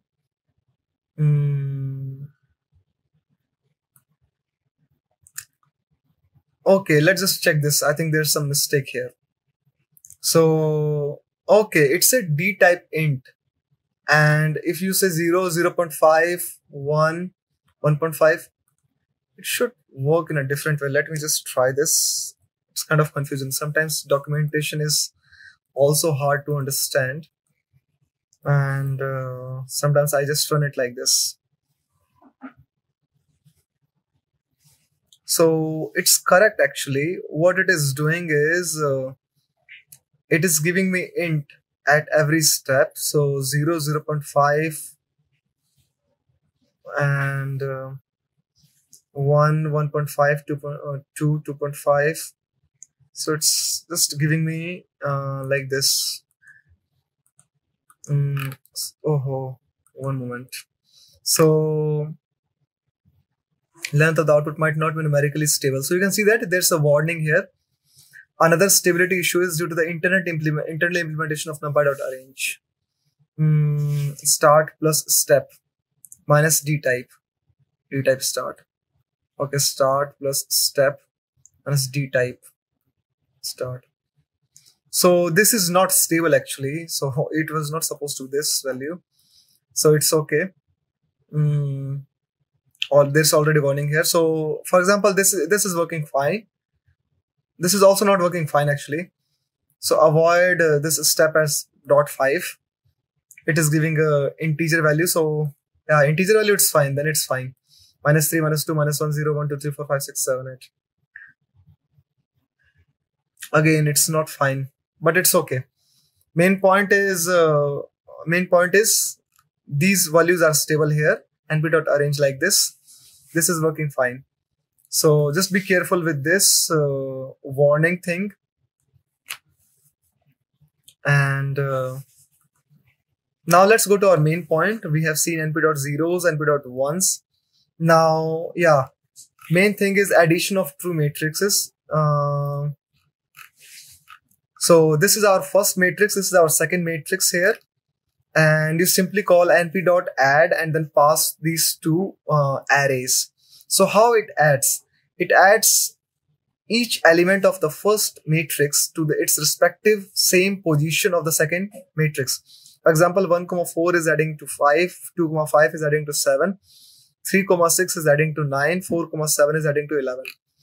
So the 0, 0 element, 0, 1 element, 1, 1 element, 1, 2 element is adding to its respective position in the second matrix. Same goes for subtraction. 1 minus 4, 2 minus 5, 3 minus 6, 4 minus 7. You can see that -3, -3, -3, -3. So I want you to just write this code and try to understand how it's working. These are very easy things here. The main thing is here is, I will say, the dot product. So for example, I have this one-dimensional array. Actually, right now it's list. So I have this one-dimensional p, q, p and q, and p has 1, 2 elements, q has 4, 5. So when I do dot product formula is a dot b equal to a1 b1 plus a2 b2 if you have two elements in a and b. And here you can see that how it's working. 1, 1 plus 2, 2. It's giving me 6. So here it will give me 4 into 1 plus 5 into 10, which is 14. So in coding, it is very simple to do dot product. For one dimension, it's very easy. Let's just see for 2 dimension. For 2 dimension, how it works is you multiply the first row of P to the first column of Q and then second column of Q. And then you multiply second row of P to the first column of Q and the second column of Q. But in coding, it's very simple. You just pass P, Q and you say dot product and then it does the job for you. So how it's working here? So first row of P has 1, 2. And first column of Q is 4, 6. And then when you multiply 1 into 4 plus 6 into 2, you get 16. And here you can see that I have the 16.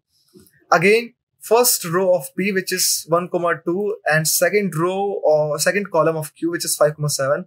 You multiply 1 into 5 plus 2 into 7, you get 19. You have 19 here. Again, second row of P to the first column of Q, which is 4, 6. 2 into 4 plus 3 into 6 equal to 26. And the second row of P multiply with the second column of Q, which is 5, 7. 2 into 5 plus 3 into 7 equal to 31. Here. So this is how dot product works. Just do it once in coding also and manually also to understand how it's working. And similarly, we can see another example. We have different dimensions. So then one point to note is, like in previous example, we had P of shape 2,2, a Q of shape 2,2. It worked fine because column of P, which is 2, equal to the row of Q, which is 2. These two values must be similar. Column of first matrix, row of second matrix must be similar. And here you can see that column of first matrix P is 2 and and row of second matrix Q is 2. It's the same. The output will be 3,3. Previously we got output is 2,2 shape. Now we have 3,3.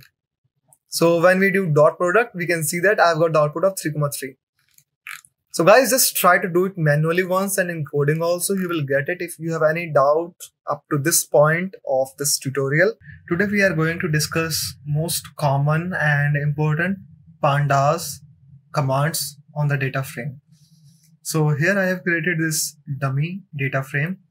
You can type this code and just print out the data set. And here we are going to see some common data frames here.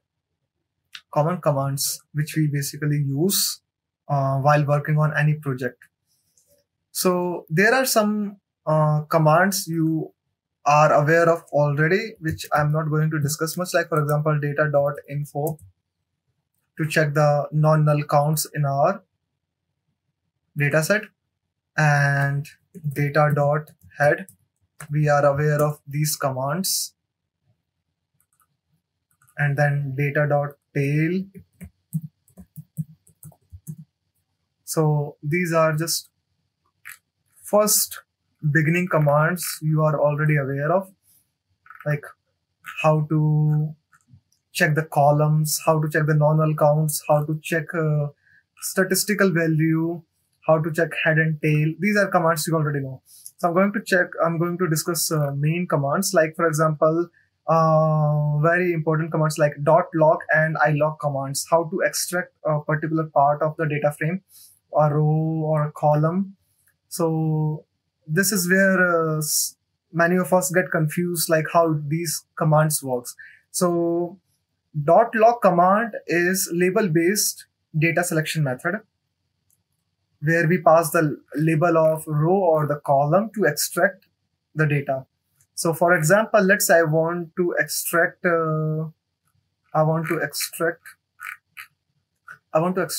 Hyundai.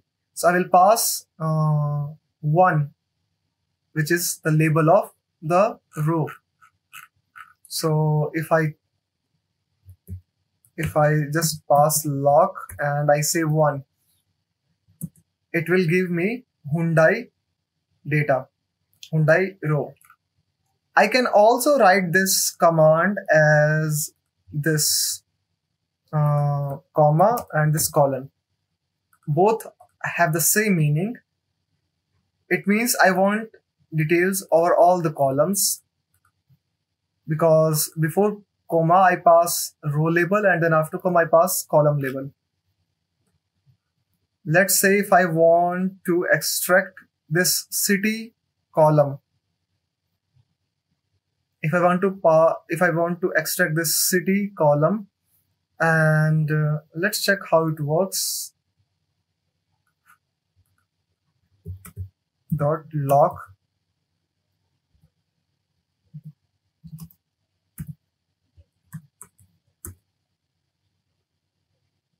Here you can see that I have got the whole column city. So this is how lock works. You can pass row label or column label. For example, let's say you don't want to know kilometers driven city mileage. You just want to know brand and year. So what you can do is you can simply say you want from beginning to up to 2. Means you want only 0 and 1. 2 is not included. And you will get only brand and year. Okay. Okay. I cannot write like this. I need to pass proper label, you know. So I want brand and year. So you got the brand and year only. Since I said you need to pass label, so this is the label on the column. You cannot pass just 0, 1, 2 number. So this is how dot lock methods where you need to pass label. Now, for example, if I want to use iLock method to do the same thing, if you want same this Hyundai data, but you want to use iLock, what will you do?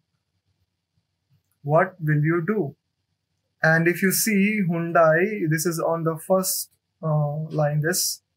So let's check now how to do the same with iLock. So let's say I want to use iLock now, and I want first, actually second row, but its index is first. So again, let's see if it works or not. So you can see that it is working because one is also the label for lock, but one is also the index. And here I need to pass index in iLock.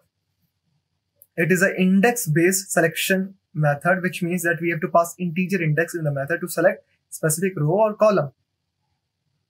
So now it may look confusing for you, but let me tell you something interesting to show the actual difference between lock and iLock. Here you see I pass this brand comma year to extract brand and year for Hyundai. Now if I want to do the same for iLock, how will I do? So to extract same detail of brand and year using iLock, what I can do is I can simply just say data.iLock, and same I need to pass 1 and then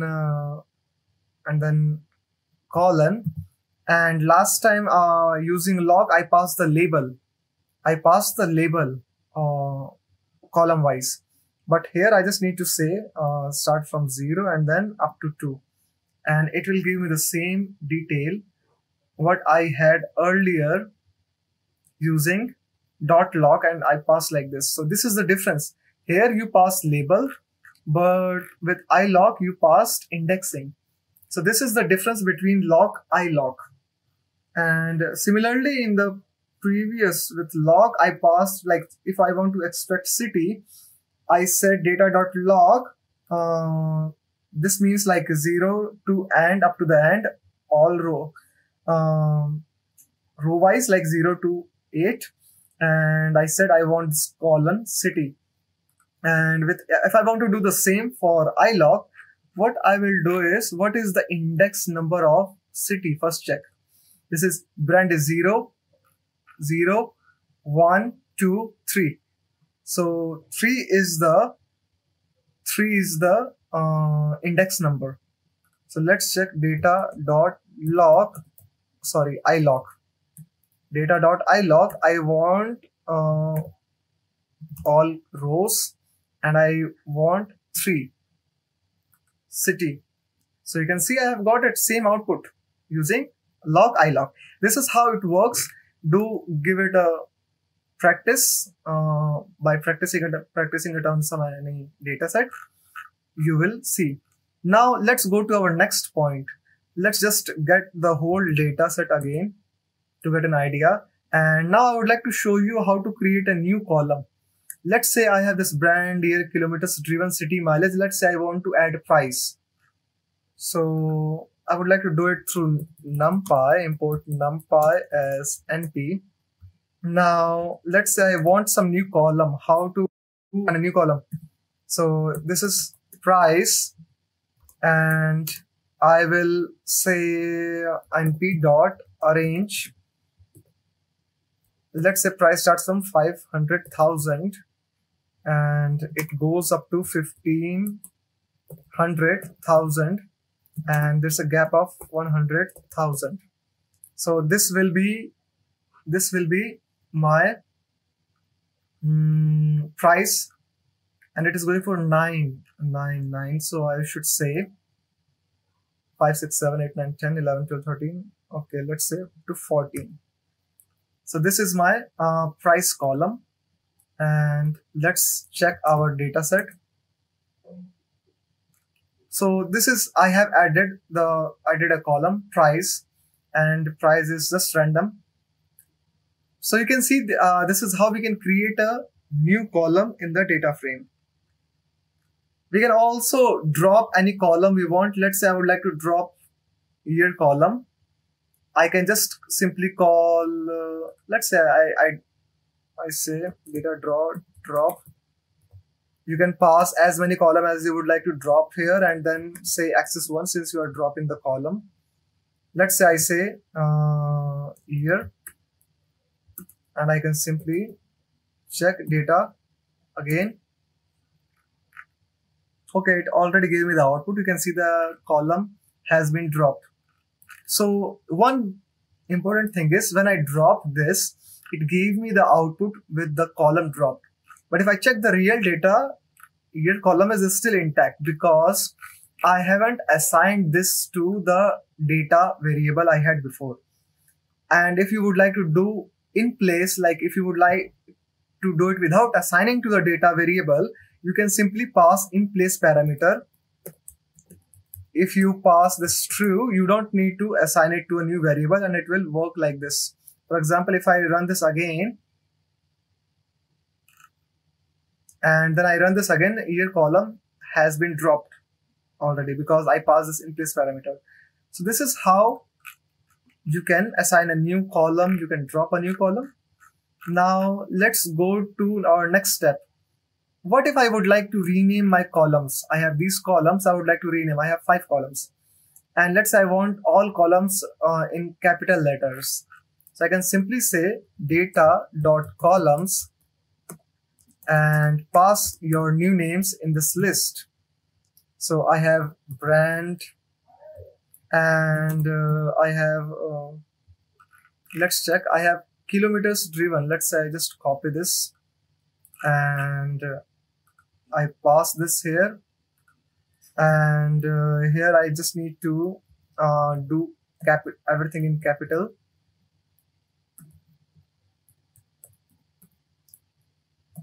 I have the city,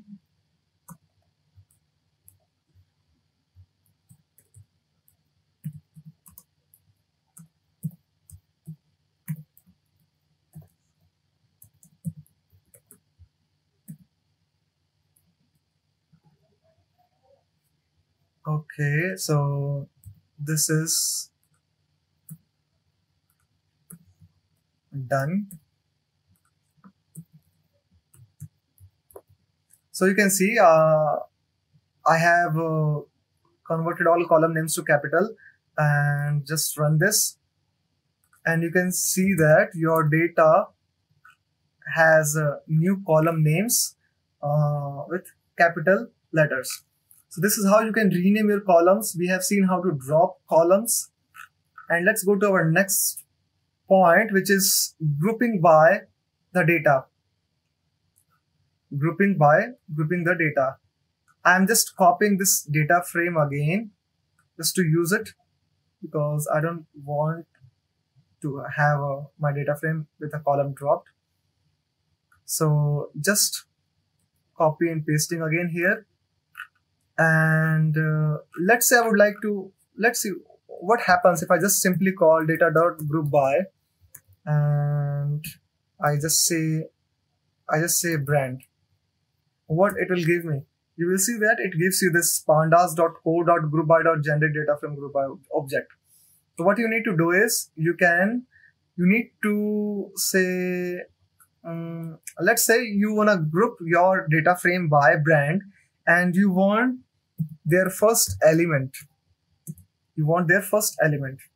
So it grouped your data by each brand, and then this output gives you the first element of each group. Hyundai, Mahindra, Maruti, Renault, Tata. Now, let's say you want to group by brand, but you want to get the sum of their mileages. So what I can do is here, I can just say first sum, but before summing, I want their mileage.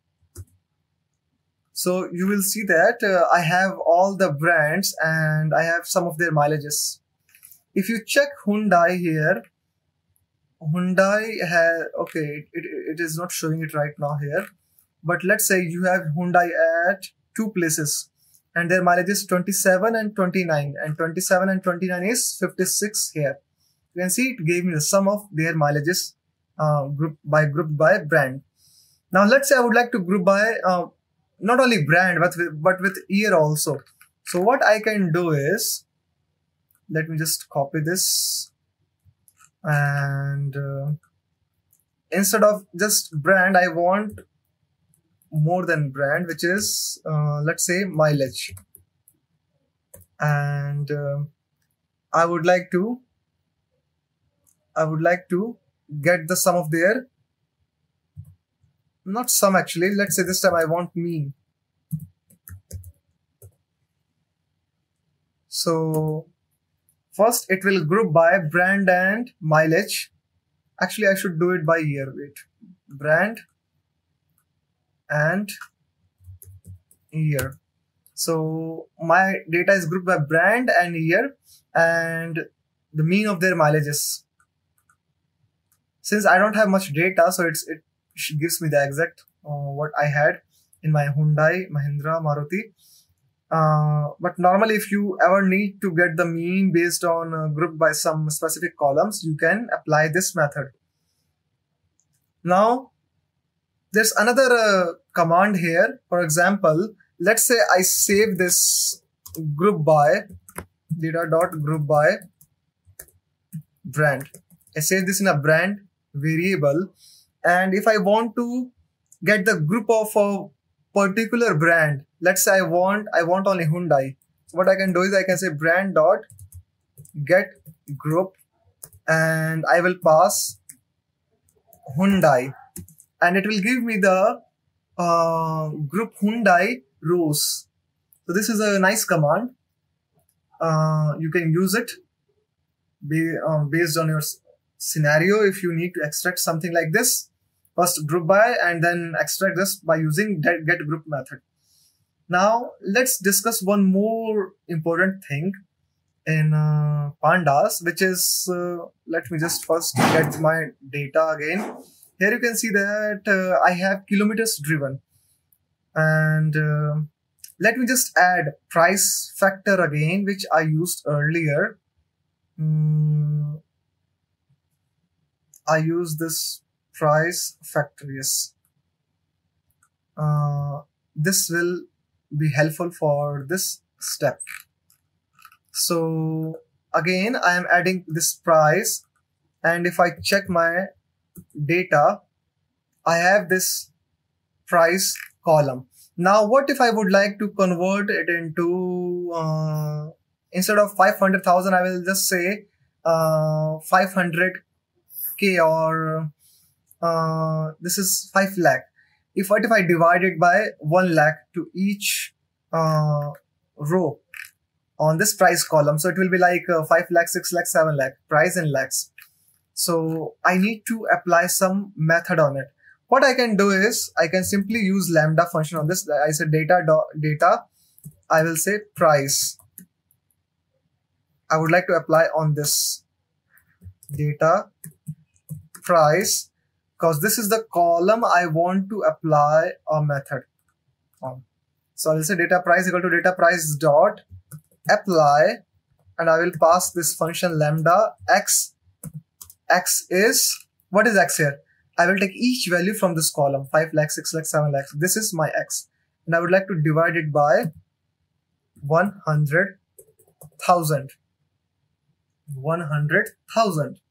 And my whole value will be in just numbers, because it will be divided by 1 lakh. So this is how I can simply apply a method. And if I check my data, it will be having these values 5, 6, 7, 8, 9. I can simply now edit this price column by saying data dot rename and pass columns equal to price and then I want this in price in lakh, and I will say in place equal to true. And if I run this, and if I run this and check my data frame again, we can see that I have got column named as price in lakh, and this is how it works. So this is how we can apply .apply method. I can use this lambda function.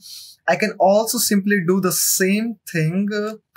I can simply do the same thing by defining a user-defined function and then pass the name of the user-defined function here. But lambda is accurate and better and concise for this particular scenario, so I use this lambda. But if your function is having multiple steps, then lambda may not be a good choice for you here. So now I have this data frame I have created. So now we are going to see some other commands.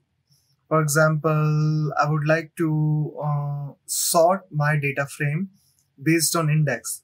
So just to give you an example of sorting the index of a data frame, I have passed this random index.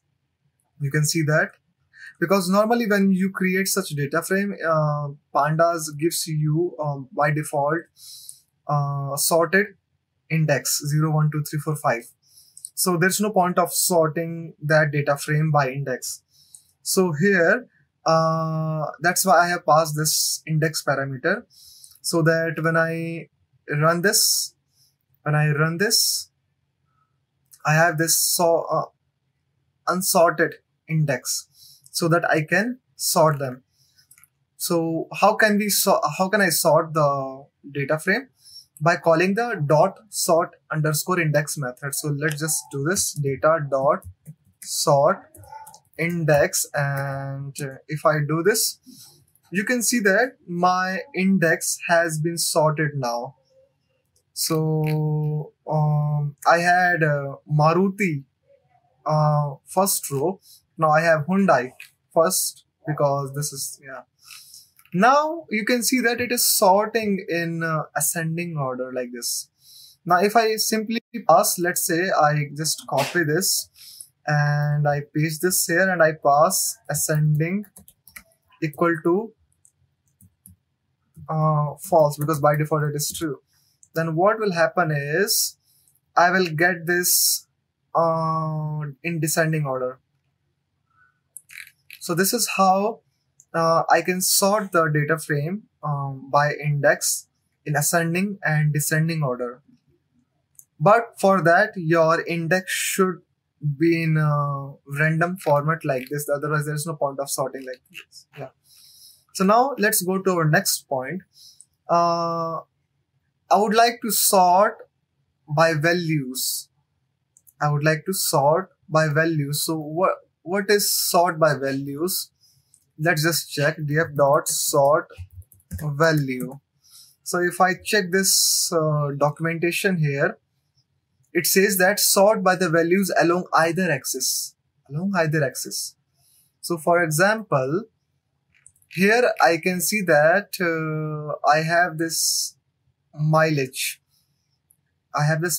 And it's unsorted. 21, 28, 26, 24, you can see that. So what if I would like to sort this data frame on mileage by values?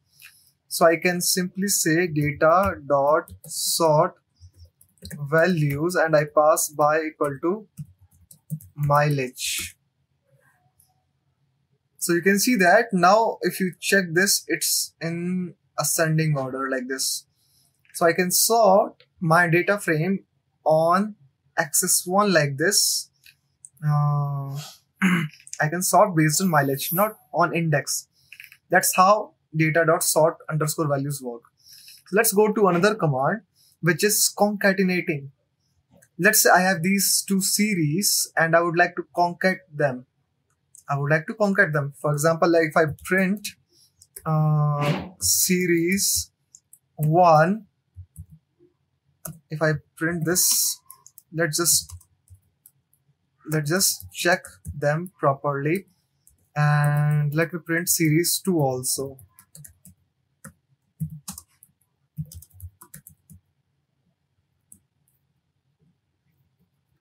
So if I print series 1 and series 2, you can see that this is my series 1 and series 2. I think I should get this on new line. So this is my series 1, series 2.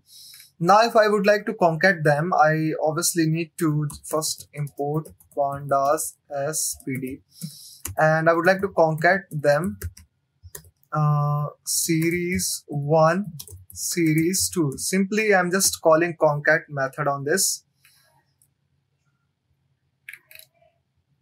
Okay, I need to pass them in a list. I need to pass them in a list. This. Yes. So you can see that it concatenated both series row-wise. Why is that? Let's just check the documentation pd.concat. So if you check the documentation of pd.concat, it has this by default parameter access 0. Access 0, that's why. And now if I just change this parameter, for example, let me just copy this and paste this here, and I say access 1. Now let's check the output. You can see that it concatenated on access 1. Now here I had 1 to 3 ABC. Now it's 1 to 3 and ABC in parallel. Earlier it was in series form, row wise. Now it's column wise. And you can see even index 0, 1, 2, 0, 1, 2. Now it's 0, 1, 2. You can see that. So now one more thing I would like to discuss. Okay. One more thing. Okay, let's just check that later.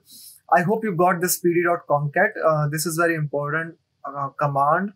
Like many times you need to concat your data frame, and it's very handy.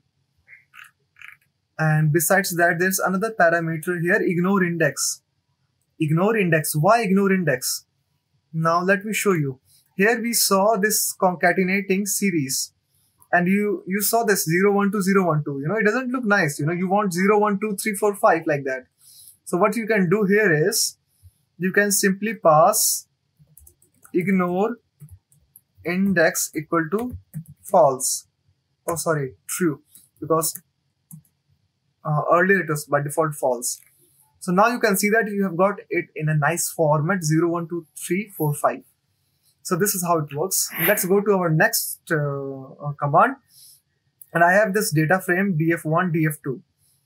And yeah, actually I'm going to show you concatenation on this also, because earlier we did on series. So this is, I have this in this format. And let me just print df1 and let me just print it in nice way. Print df2. So I have these data frame df1, df2. Now simply concatenating is very easy. Instead of just series, now this time you will just pass this df1 and df2.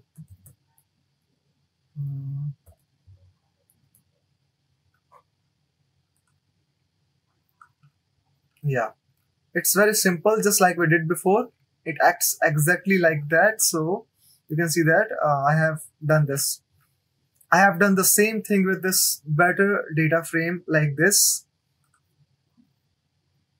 I can do the same thing here with this data frame. So I'm just skipping this right now. Just you just copy this and try to do it by yourself. Just pause the video at this point and do this to experiment. Now let's do next important method, which is merging. And I would like to merge these two data frames. First, let's just print this. If you are watching this, I really request you to type this code and get a hands-on experience. So I'm printing both data frame. Now let me just give a gap here. Yes. So I have these two data frames, and here we can see that I have this common column key, and on this column I can merge this data frame. So that's what I'm going to do. I'm going to merge pd.merge, and I have this df1, df2, and on key. Yeah. So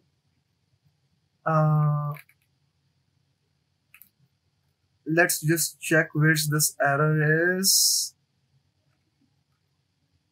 Let's just check documentation 1, pd.merge, because sometimes when you get error like this, it's better to check the documentation so that you can get idea of what mistake you have done. So here, let's just check an example here, because in documentation you have been given a great examples. So you can see that I can see how it works. They have these parameters on A. Okay.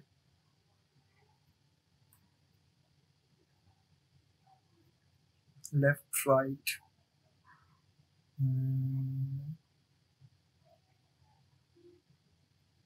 Okay, I can do it in other way also. Okay. What I can do is, instead of calling pd.merge, I can simply say df1.merge df2 and on key.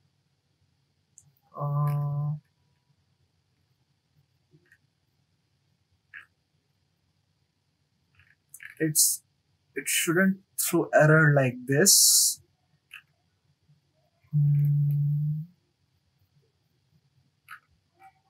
Okay. I have been doing wrong from the beginning. pd.merge, instead of df1 and df2, I should have passed data1, data2, and now it will work fine. So you can see that that's how you can merge two data frames like this. There are some other parameters here. And you could do the same thing using merging like this. You could, instead of saying pd.merge, you could say data1.merge data2 and on equal to key. So you could do the same thing like this also, and it gives the same output. So there are two ways of merging. You can choose either one you like, and you can check more parameters here. For example, how you would like to join inner, left, right, and you can see other parameters based on your requirement. You don't need to read all of that now, just do it when it's necessary. After merging, I would like to show you about map method, which you can apply it on a column in your data frame. It works on a series, and data frame is made up of series. So for example, I have this data frame. And let's say I would like to convert this qualification, which is a categorical column, and it has some order because degree BTech is the highest degree. It is more valuable, so you can see that BTech is higher than BA, BCom, and B Honors. So let's say if you would like to convert this qualification into some numerical way, so you can use this .map method, and you can simply call df qualification, and just simply again qualification. Let me just show this first. Let me just cut, and let's say I say .map, and you can pass a dictionary and use all the unique values here. Give it any numerical. number. Like let's say I would like to say btech is, I have 4, so let's say btech is 3, and I will say b bcom. Let's say I give it second, and b honors I give it 2, and lowest I give to BA. Yeah, I can I want it to have this 3, like it is the highest, and then becomes second, and B honors 2, and BA 1. And if I run this, you will see that my categorical column qualification has got these values. Now to apply it on actual data frame, I can simply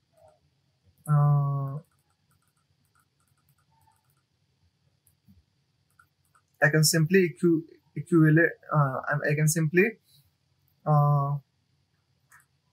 to this df qualification, because I want to apply it on this column. Now once I do this and I check my data frame again, my column has been changed. So dot map method on a series of a data frame, it is very helpful. So let's last method, one of the important method is pivot table in Pandas, which is for example, let's say you have this data frame A, B, C, D, E, and I have taken this example from documentation. You can check it there, but I would like to discuss it on the level by printing it some more by changing parameters, which is not on the documentation. This is how you can experiment actually. Let me just show you once pd.pivot. Okay. So this is the data frame. You apply it on data frame. You pass index columns and values parameter. Now, if you check this data frame here, and you check this df.pivot, it is saying index foo. So it is pivoting based on index, which is foo. It is pivoting on the foo, and it is choosing columns from the bar. So you can see ABC. It has 3 unique values, and all these 3 unique values have been made as a column here. So this is how it works, and values it is taking based on BAZ, bars column. So just check these documentation once, how pivot acts, how it works. So here I am showing you by pivoting data frame df, and I am taking values from the D column, and I'm taking index as A, B, which is AB, pivoting based on AB, and I'm taking columns as C. I have which values in C are unique: small, large, small, large, only small, large. So you can see that I have 2 columns, small, large, and then I'm applying on it aggregate function, which is sum using Numpy. So if you check, let me show you. If you check large in bar and in 1, if you check these large values and if you sum their values, it will come exactly like this. So just try to understand this here, how aggregation function is working by pivoting index A and B and choosing column C, its unique values large and small. You will see how it's working. Now, for example, from here, if I remove this column C, then what it will do is, it will just give me this D value. Why? Because I have chosen index AB, which is, I have it here, and then I have chosen values D. That's it. So I will get only value D. Previously, I was getting 2 columns, large and small, because I passed this column parameter C here. So just change parameters here and try to understand how it's working. For example, here I have this column D, and it is saying 1, 9. 1, 9. And if you check the values of 1 here, 1, 2, 2, 4, 5. So you can see that even in 1 and 2, it's large and small. So you need to check how it's summing up the values. For example, if I just check for large, it's 4 and 4, 8. And for small, it's 5 plus 2, 7, 5 plus 6. So just observe the values here. And that's also for 1 and 2. That's also for 1 and 2. For 1, it's 5 plus 4, 9. And plus 5, 14. So just check values here, how it's working. For example, here 1 is 9 and 5, 14. In total it's 14, but it's for bar and foo. So if you check for foo here, and it's 2, 2, 4 and 5. So just check these values, how it's working here.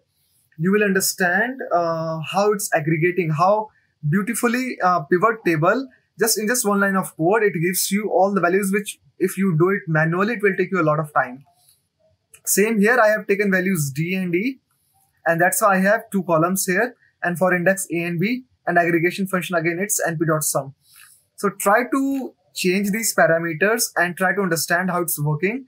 It will be very handy, and even in Excel you have this pivot function there, and in Python we have it in Pandas. Till now, you might have gone through Pandas, Numpy, and the Python, and you might have also read about the basic concepts in the Python. Today, we will be proceeding with how you can create visualization using Python. So for that, Python has basically 2 libraries that we use in our day-to-day life.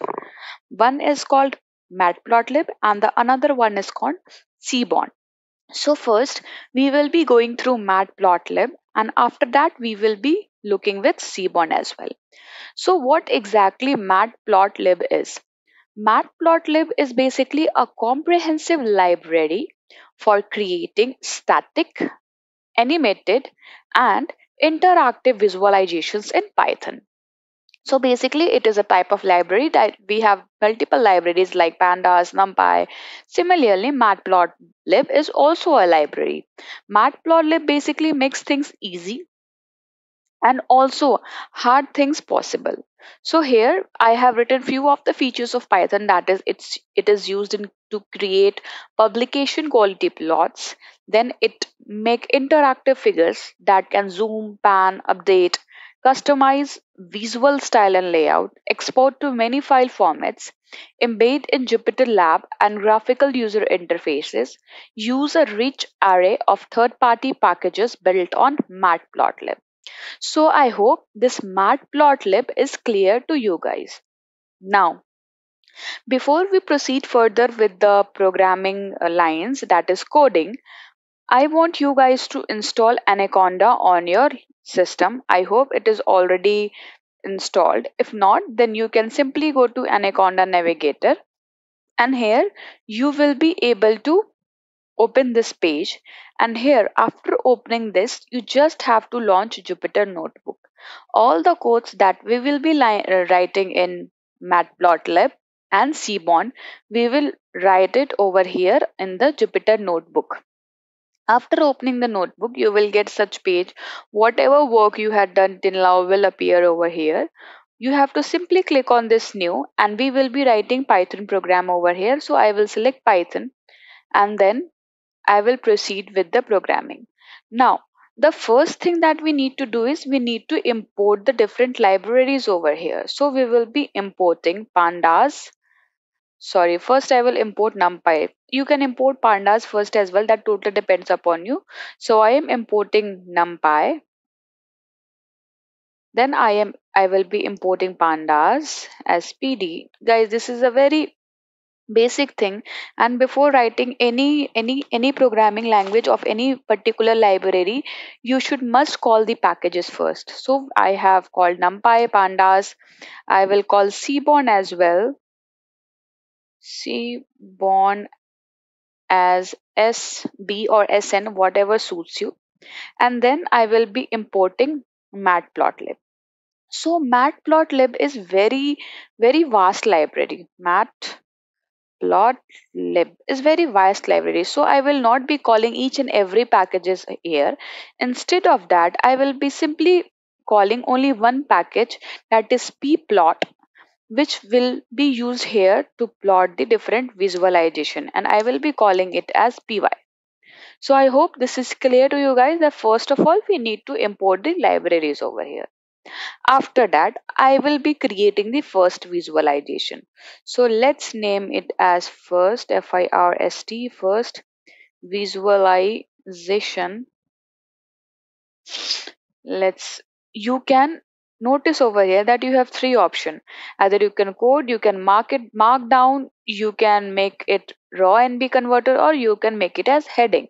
So whatever suits you, you can do that. Or you can also do one thing, and that is you can simply press hash and then you can write first first visualization and enter, but it has been converted into mark code. This is the reason it hasn't converted. It should have been. Okay, so you need to make it here heading to in order to convert it as heading. You can also create it as markdown if you don't want to put it as a code. You just need a note in your particular coding, then you can do that from here. Now the first visualization I am going to create is I will be first writing array1. Array1 I want as np dot a range. Now you guys have must understand why I have imported numpy.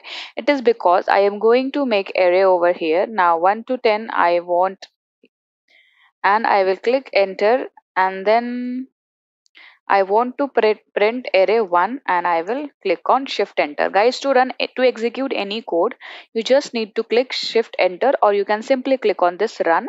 So every time run going to there and click on run will be hectic task. So this is the reason I am asking you guys to simply click on shift enter in order to run your code. Again, I will be making another array, and this array will be square of the first array like this. Enter, and I will be printing array 2 over here, array 2, and I will click shift enter. Now you can notice we are getting two array, that is array 1 and array 2. Now I want to create visualization using this. So for that, what I will do, I will simply write py, that is our package that I have called it out in the first step, and then I will write plot, and I will write array 1 comma array 2, and let's see if it what happened. Acha, I have noticed here it is showing markdown. We need to make it as code in order to run the code. Now let's see if our code runs well or not. Py is not defined, but py is defined over here. What happened?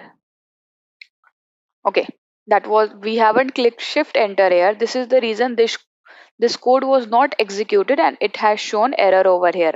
But as soon as I have clicked shift enter, this code ran, and then this was successfully executed over here, and we are getting a graph. You can notice we are getting a graph over here, that is uh, array 1 says x-axis and array 2 says y-axis. Now let's make reciprocal of it to see if there is any change. Let's write it array 2, array 1. Notice now we are getting this graph. Array 1 is coming over here, and array 2 is coming over here, and array 1 is coming over here, and we are getting the same graph in a reciprocal manner. Now this was a basic graph that we have created using Matplotlib. It is very easy to make visuals over here. Now let's see what do we have next. Now this is something a very normal graph. We are not getting any axis over here. So the next thing that we will be doing is we will try to make axis. So let's write it axis labels, enter. Okay, why it's not changing? Okay, let me name it as heading. Okay. Jupyter no longer uses special heading cells. Instead, write your headings in Markdown using. Okay. Okay, fine. Axis labels. Now here I will be setting x-axis and y-axis. So let's do that as well. Oh, what happened? Sorry guys. So let's write the code over here. So I want what happened? I want py dot plot of array 1 comma array 2, and here I want to fix my x-axis. Sorry, my bad. I want to fix my x-axis, that is py dot x-axis. X-axis I want it as, let's say, array 1, and then my bad, just a second, I should have written it as axis. Matplot, what happened? Just a second. Okay, I have written x-axis over here. Instead of that, it should be x labels. Okay, x labels, not labels, it should be label. Okay, now it's coming up. You can notice, now you can notice that we are getting array 1 over here where we have x-axis. Now I will be setting y-axis as well. I will click enter py dot y label, and I will be setting array 2 over here, array 2. Now I will be putting title as well. Now you can notice we have y-axis name as well, that is array 2. That totally depends upon you. You can set any name as per your need, as per your want, as per your need. That totally depends upon you. Let's say I want to make it as capital A. Here also I want to make it as capital A. Then I can do that as well. You can notice now we are getting capital A. So after that I want to put title as well. So let's click on enter py. Always notice we are writing py only. So after this we will be writing title py dot title. What happened? Py dot title, and it should be array 1, and always make sure that you write string in the inverted comma. Array 1 versus array 2. I will click on shift enter, and notice you are getting title as well. You are getting array 1, array 2 over here. So basically you are simply putting labels, that is x label and y label, to your particular graph. So I hope these two things that I have just told you guys, that is how to create visualization, and after that how you can name x axis y axis, is clear to you guys. Now let's see what do we have next. So guys, this is called canvas. On this canvas, you only have one plot. Let's say I want to have some subplot on this particular canvas. For that, we will be writing the next code. So the next code is regarding subplot. Let's put hash over here, and then I will make it as markdown. Click enter. What happened? Why it hasn't changed? Okay, click enter, and this is subplot. So in order to make subplot, what we will do, we will again call py dot subplot. We will call py dot subplot, and here I will write 1 comma 2, and here you need to write a name. You can either take 1 2 3 whatever you want in order to make a name, to give the name of that particular plot. The 1 and 2, what does 1 and 2 refer over here, I will let you guys know later on. Oh, my bad, I have again clicked shift enter. I need to click enter over here. I will click py dot plot, and here I want to plot array 1 comma array 2, and after that you can give color, and both the type of this line you are getting, this is you can change this as well. Let's say I want to have red line and I want to have dotted line.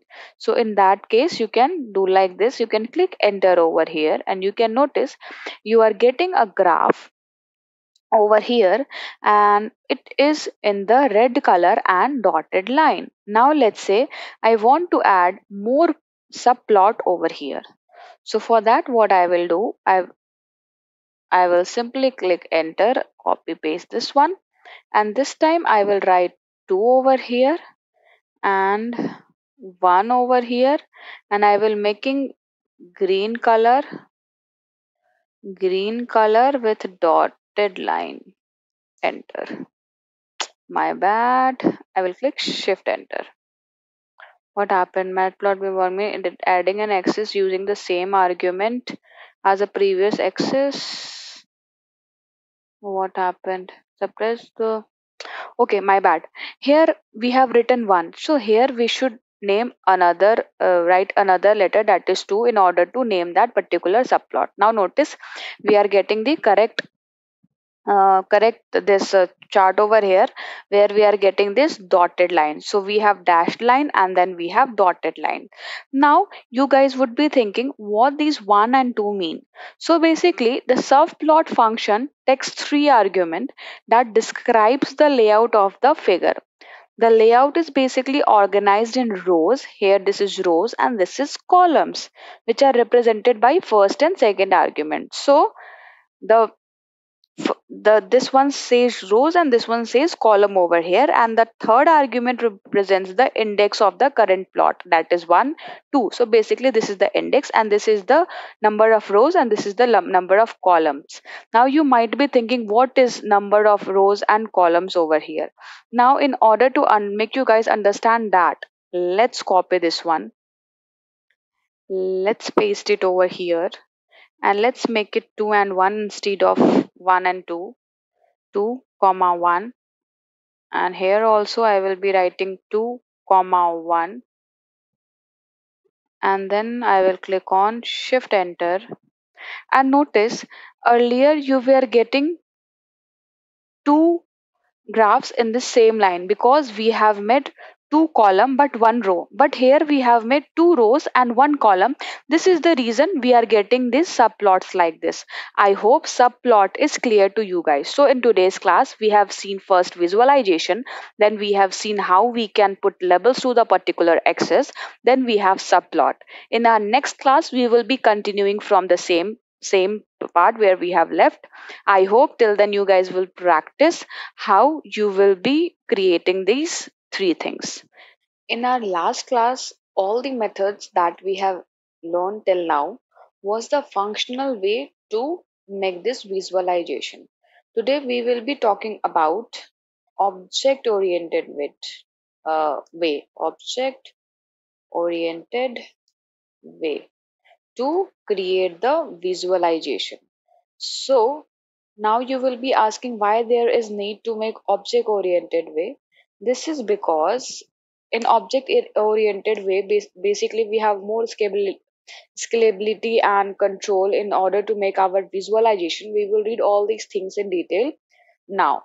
So the first thing that we will be learning over here is figure and axis. So let's open a figure first, figure and axis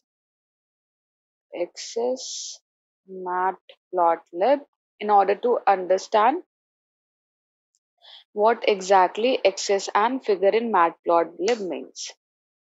Let's go to images. So here you can notice we have a figure. This is called as figure. So basically this is a figure. While you will create this in your Python, this figure will be not visible to you. This is basically canvas, and then you will be setting axis. Let's say left, what distance will it have with this left, then this bottom, then this height, then this width, and after that you will be creating the graph inside this particular axis. So I hope this picture is clear to you that first you will be having figure and then you will be having axis, and after that you will be creating the graph inside this axis. Now let's see how we can proceed with the coding for that. So here you can notice that the first step is to draw this figure. So let's go to Python notebook. Let's make it as heading. Okay, enter. And then I will be writing my first line, that is fig equals to py dot figure. So basically by this code, I am simply the figure that is showing over here, I have met that. Although the figure is not visible over here, but once I will set the axis, then you will be able to see that. So let's star. This is making figure. Enter.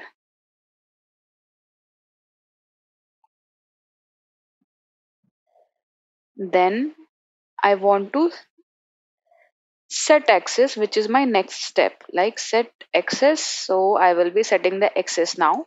So here as I have said told you guys that we need to set axis like this. Like here basically it is showing plt because that particular person has imported the library as plt. However, we are using py, and then we will be setting the axis, that is axis equal to plt dot axis, and then we will be making right what will be the distance with right, then what is the distance with bottom, then height, and then this width over here. So we will be creating all these things using this fig dot add axis, and then we will be assigning the value. Now let's go to this pandas, and I will be writing axis over here, axis equal to fig dot, basically we are adding axis to this figure axis, and let's say I want it as 0.2 comma 0.2, that is length, then left, then bottom, then I want width, let's say I want it to have 0.9, and then again I want to have 0.9, like enter. My bad, I don't, we need to click shift enter. What happened? There is some issue, I guess. Okay, access equal to figure access. Create the new access using the classes. Figure access with you from the argument hash must be readable, not float. What happened? Access dot. This is what I have written. Fig equal to py. Py is what? Okay, py is there.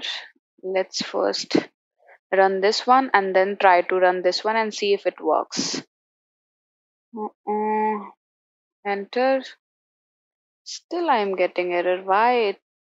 P fig py dot figure access equal to this. Okay, so I have made a mistake over here. This is the reason it's not working. I need to make a list over here. Just a second. This like okay guys, so you need to pass this lb length, left, bottom, width and height in the list in order to get that particular thing that we want. Great. Now you can notice we are getting the same thing that we have discussed here, that this is the figure and then we have made axis over here. The first one says left, bottom, width and height. So let's name it as, in the list we have to write left, then bottom, then width and then height. Okay, great. And after that I will be creating the visualization, that is creating the graph. I will be doing the plotting thing now. Plotting, and let's do plotting. For plotting what I will be doing, axis dot, or let's name it at axis dot 1 plot. For that, let's rename this also as 1 axis dot plot, and here I will be writing array 1 comma array 2, the same arrays that we have made at the start of this Matplotlib. And then I will be writing access dot set underscore x label, and here I will be passing array 1.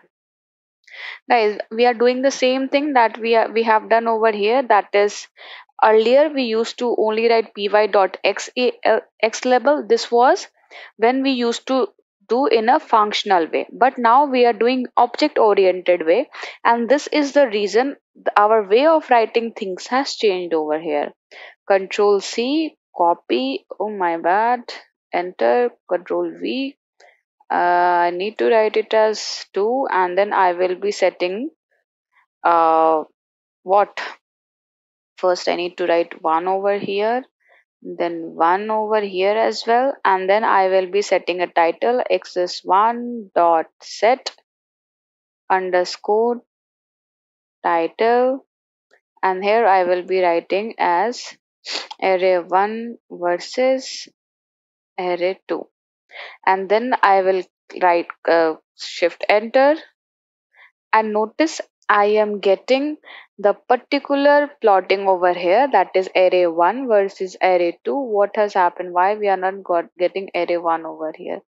Might be because there is no space. This is the reason we are not getting array 1 and array 1 over here. Array 1 set level. Oh my bad. I need to place it at y level.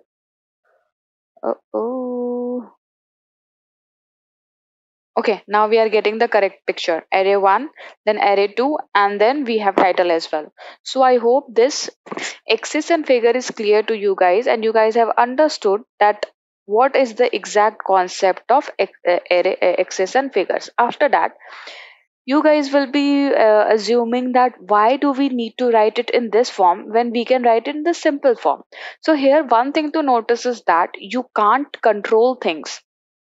Suppose we have simply written, you can't make this figure small and large. That totally depends upon this code or Python, that how bigger or smaller that image would be here. But here you can control it. And if you want to know that how you can control it, then let's copy this one again. Copy, or let's not copy it. Let's make it as 0.5, 0.5, enter. My bad. 0.5, shift enter. Now you can notice that your image has been shifted towards more in right direction. So in this way you can simply do changes over here. Let's say I want to make it as 0.1, shift enter. Again you can notice that your image has changed a little bit. Again I want to make it as 4, shift enter. You can notice your figure is getting decreased now. Sorry, your plotting is getting decreased now. So this is how you can have control of your particular image, your plotting, and this is why it is recommended to use object oriented way. Now let's say I want to have subplots. I want to have plot under the plot, like we have done. No, not us earlier. We haven't done earlier this thing. So here what we are trying to do is we are trying to make plot under plot. So let's do that. That is plot under plot, and let's make it as heading. Okay, enter, and here I will be writing the same code that I have written over earlier. If you want, you can remove these things because we have already seen that what steps we have performed, and then I will be removing this plotting as well. This is the reason I had used axis1 earlier, so that I can make the axis2 in while making the subplots. So here 0.11, 0.11, and here 0.9, and let's click enter, and let's control V over here. Again I want to get the same thing, but this time I won't be making the figure again, and this time I want it to be have figure 2, and let's remove this as well. And then here I will be in order to make this, the length, sorry, the left, that is this left, should be greater because I want the plot inside this. So obviously this left should be greater than this. So I need to increase this one, that is I need to make it to, let's say 0.5 is fine. And then we have bottom. Bottom should also be greater than what we have right now in order to make the figure inside it. And then we have width. Width should be all less, and after that height should also be less. So let's keep it as 0.5, and this one also let's make it as 0.5 only. 0.5, and let's cover it around the list. And then I want to have plot axis 2, and we are setting the labels to now axis 2 because axis 1 we have already created.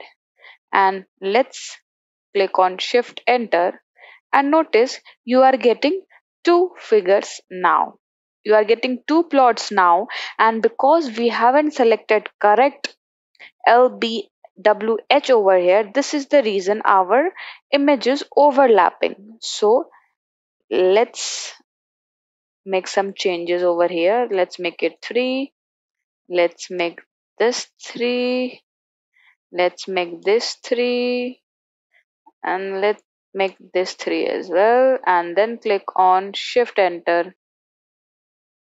And here you can notice again you are getting one graph, sorry, one plotting another on the another one.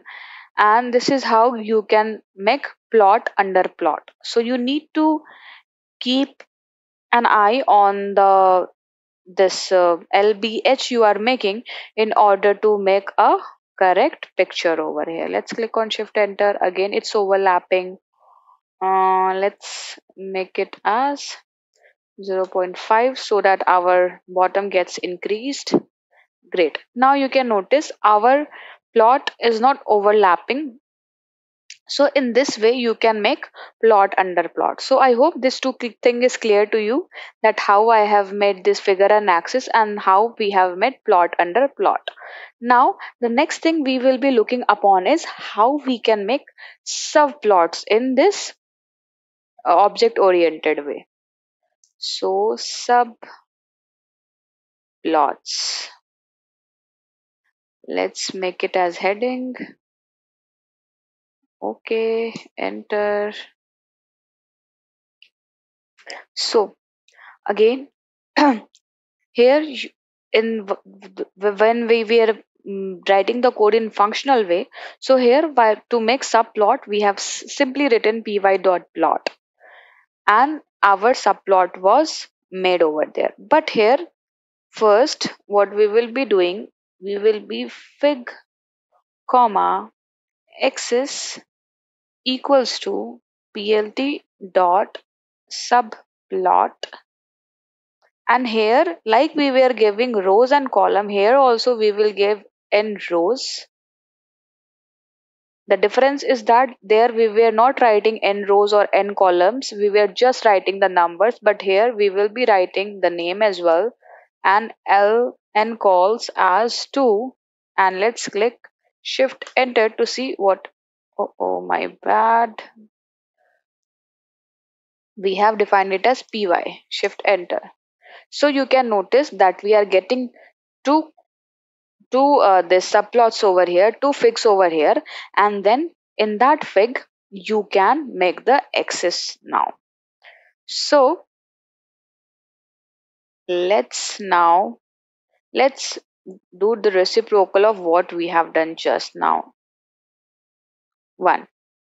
So now you can notice we are getting 2 rows and 1 column. So this is the difference, this is the reason I am just showing you guys by reciprocating the number as well, in order to make sure that you guys are understanding what exactly is happening behind this. Now you can notice that we have two graphs, two subplots over here. Let's say I want to see print axis. Oh, just a second. Print axis, enter. Now you can notice you are getting excess subplot and excess subplot. So basically this one is showing this and this one is showing this. So basically it is 0 and this is 1. So in order to do the plotting in the first one, what I will do is I will simply click enter. I will write excess. Inside the list I will write 0 and I will name it as excess 0 dot plot, and I will be writing array 1 comma array 2 over here, and I will click on shift enter. You can notice in this first axis, in this first figure, the plotting has been done. Similarly, what I will do, I will write axis, then inside list I will write 1 and I will plot array 2 comma array 1 and I will click on shift enter. So you can notice we are getting two subplots inside the same canvas. So and today we have seen how you can, what is the exact concept of figure and axis. Then we have seen how we can draw plot under plot. After that we have seen how to draw subplots using object oriented way. So I hope these three things is clear to you guys. Now let's see what we will be discussing next. You can also change the figure size as well as its DPI also you can change. So let's see how we can change the figure size and the DPI. So let's rename it as figure underscore size and DPI. Let's mark it as heading and click on enter and see how we can make the changes to the figure. So let's say I am writing fig comma xs and I am making a plt dot subplot, and here I am writing fig size, and let's say I want to have fig size as 10 comma 5, and let's say I am writing this same thing, control C, control, again I have written plt, it should be py, and then click on enter and notice you have got the figure. And now you can notice the earlier you were getting the the size of this as this because your canvas was of, the size of canvas was not defined, but as we have defined the size of the figure, now you are getting the axis in this particular form. Now let's write this, enter, and you can notice that you are getting the image over here. We do not need to write this thing over here because it has already been added over here. And again click on enter, sorry guys, just a second. Array 1, array 2, this is dot plot array 1 comma array 2 and array 1 array 2 array 1 array versus array 2. Great. And let's say I want to have this, my bad, I need to remove this and then click enter. Okay, so I am getting my figure like this, and here we have increased and decreased the size as well. So now you can also increase the resolution as well. Let's say I want to have DPI equal to 100. So here you can notice the resolution has increased now, and this is how your image is coming. Guys, one thing to notice over here is that you can change the font as well. You can change the location of this title as well. Let's see how you can do that. So let's make the graph in this way. Control C, and then I will be pasting it over here. And what I will do, just along with the title, I will be writing location equals to, let's say I want it to have in center, and click on shift enter. What happened? Why it's taking time? Okay, just a, it's showing error because I have written incorrect spelling over here. Let's enter, and you can notice now your title is in center. Let's say I want it to have in the left hand, so you can do that as well. Along with that, you can make changes to the font as well. So for that, what I need to do is I need to write font Dict. Let's say I want it to have font 1. Close this one. Mm, Close this one. Shift enter. Font Dict font 1. Dictionary update limited. Just a second. Font Dict font 2. Enter. Great. Font 2 is not defined. Why it's showing like this? Just a second, guys. If font Dict is not none, update font properties first as is the lowest priority dictionary. Okay, so here I have made a mistake. So before writing what is font 1 and 2, first of all I need to define it. I thought I have already defined it, and this is the reason I used it. So I need to define it, like what color I want, what type I want, what type of font I want, and so on. So here I have families equals to which family I want, which color I want, and what should be the size, and then font 2, and then I can simply click shift enter. Font 2 I have already defined. Update properties, just a second. Again it's showing error. Font Dict, font Dict font 2. Or let's copy this one. Let's remove this one and let's copy the color, font, and size over here. Control V, close it and enter. Invalid syntax. Just a second, guys. Well, let's do one thing. Let's try to make these things over here again. So here I have defined font 1, font 2, and this is what we are going to make. Let's say enter, and then I don't want LOC over here. I want font Dict, and it should be equal to font 1. Shift enter. Great. So I guess I was using it in inverted comma. This is the reason I was not getting the results. You can notice as soon as I have made the color as blue and made it as font type 1, and again we can also do make changes to X and Y. Let's say I want it to have font Dict equal to font 2. Shift enter, and here we are getting the color as dark red. So I hope this thing is clear, that how we can make changes to x-axis, y-axis, how we can do font changes to this. Again we can make one more font over here.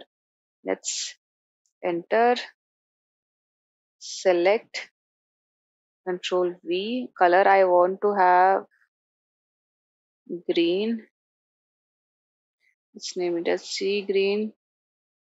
Enter, and I want it to have, let's, as always, make sure that you are selecting shift enter in order to run any code. Then font Dict, and I want it to have font 3. Enter. What has happened? Font 3 is not defined. Oh, my bad. Font 3. Enter, and then enter. Again I have made a mistake, my bad, guys. Here size should be there, and here in the color it should be sea green. Then execute this one, and then execute this one, and here you are getting sea green color over here. Great. So I hope these things is clear. Figure size, DPI, how you can make changes to the font, all these concepts is crystal clear to you guys, and using these same coding you can create your own visualization as well. You can try to play more with the codes in order to get more perfect and good visualizations. So in our last class we have discussed about these things, that is figure size. Then we have seen font, how we can change the font of axis, labels, and so on. Today we will be talking about legends. I guess some of you might be aware about the legends. So let's check what exactly legend and label here means. So what I will do, I will again copy and paste the, guys, I am copy and pasting the same thing just in order to save the time. The same thing, writing the same thing several times would not help us in saving the time. This is the reason I am just making the copy and pasting the things and then making the visualization over here. Now let's say I want to, or let me write the code here. Fig comma xs equals to py dot subplots, and let's say I don't want to make the fixed size or anything like that, and let's click on enter, and I want to plot xs dot plot dot plot array 1 comma array 2 comma, let's say I want it to have in red color, and then I want label, let's say label I want it as array 1 versus array 2, and then again copy this, and I want to have, so this you can notice that it has simply plotted the graph over here. But here I want one more axis dot plot, and this time I want array 2 and array 1. Let's say the color should be in green and the label should be array 2 versus array 1. Enter, and you can notice that you are getting two plots under the same figure. Here, after that, what I will do is I want to see what exactly red line says and what exactly green line says. So for that, I want access dot legend, shift enter. What happened? I have written the spelling wrong. Now you can notice you are getting array 1 versus array 2, wherein array 1 is in green, red color, and array 2 is in green color. So what you can do is you can simply make different type of this lines in in same, what you can say, in same this canvas using this method, and here you can have the legends as well. One thing to notice over here is that you can also have the pattern of this line as per your need. You have noticed that earlier we have made it dotted and this type of line. So here also you can do the same thing. You can have, let's say, gr dot, and you can notice we are getting this dotted thing, and let's say I want to have g dash, so we are getting the dashed line over here. So here you can change the type of line as well. You can simply search on Google type of lines in Matplotlib, and you can notice we have different kinds of this over here. Let's go to images, and you have dash line, you have dash dot, then we have three dot together a space, then three dot, and so on. So that totally depends upon you that which plot you want to have for your visualization, and you can select that accordingly. After that, we have markers. What exactly markers mean, that we will be seeing in detail over here, and we will also see the inner face, outer face, and each thing right now. So let's see that. Now, to understand the markers, first I will be explaining it in simple form, wherein I will be having y points. Let's say I have y points equals to np dot array, and it is 3 comma 8 comma 10 comma 9 comma 5 comma 8. My bad, 5 comma 8. So this is my y points. Now what I need to do is I need to plot this. That is py dot plot, and here I want to have y points, and I want to have marker as well, and let me set it as O. Click on enter, and you can notice that you are getting a graph wherein you can notice the first one 3 is marker, then 8 is a marker in the circle, then again so on. Again you can check on the Google that how many type of markers that does Matplotlib has. Markers in in Matplotlib. So here you can notice that, not images. Here we have rectangle up, we have try left, P for plus, then X, we have H line, triangle down, then we have pentagon, we have plus, we have V line. So we have number of markers present over here. Let's change it to plus sign and see what happens. Enter, and you can notice now you are getting plus sign. Let's make it to star and see what happens. Great. So you can notice that you are getting the markers in whatever shape you want to draw of the marker. You can do that, and you can check on the Google that how many type of markers do we have. After that, one thing is there that you can change the marker face color as well. Let's copy this, let's paste this, and this time I want to have marker as, let's say, 0 O, and I want to have or let's first change the marker size. I want to have marker size equals to 8. Enter. Guys, notice, let's make it as O. Earlier our marker was of smaller size. As we had made 8, our marker has increased. Let's make it 20 and see what happens. Now notice our marker size has increased more. Let's make it 40 and see what happens. Again, you can notice the as you will increase the size, your marker size will get increased over here. I am making it smaller because here our this larger one is getting a half is coming in the canvas, whereas the rest remaining is getting out of the page. This is the reason I have made it smaller in size. After that, what you can do, you can make edge as well. You can give edge to your marker as well. Let's say I want to have marker edge edge, and I want its size to be 5. Enter. What happened? Marker edge width, marker edge width should be 5. Okay, great. Now currently we are not able to see if we have marker width edge or not. So in order to distinguish both the marker and marker edge width, what I will do, I will change the color of marker edge color. You can give the shortcut as well, and I will be writing it as orange. Shift enter.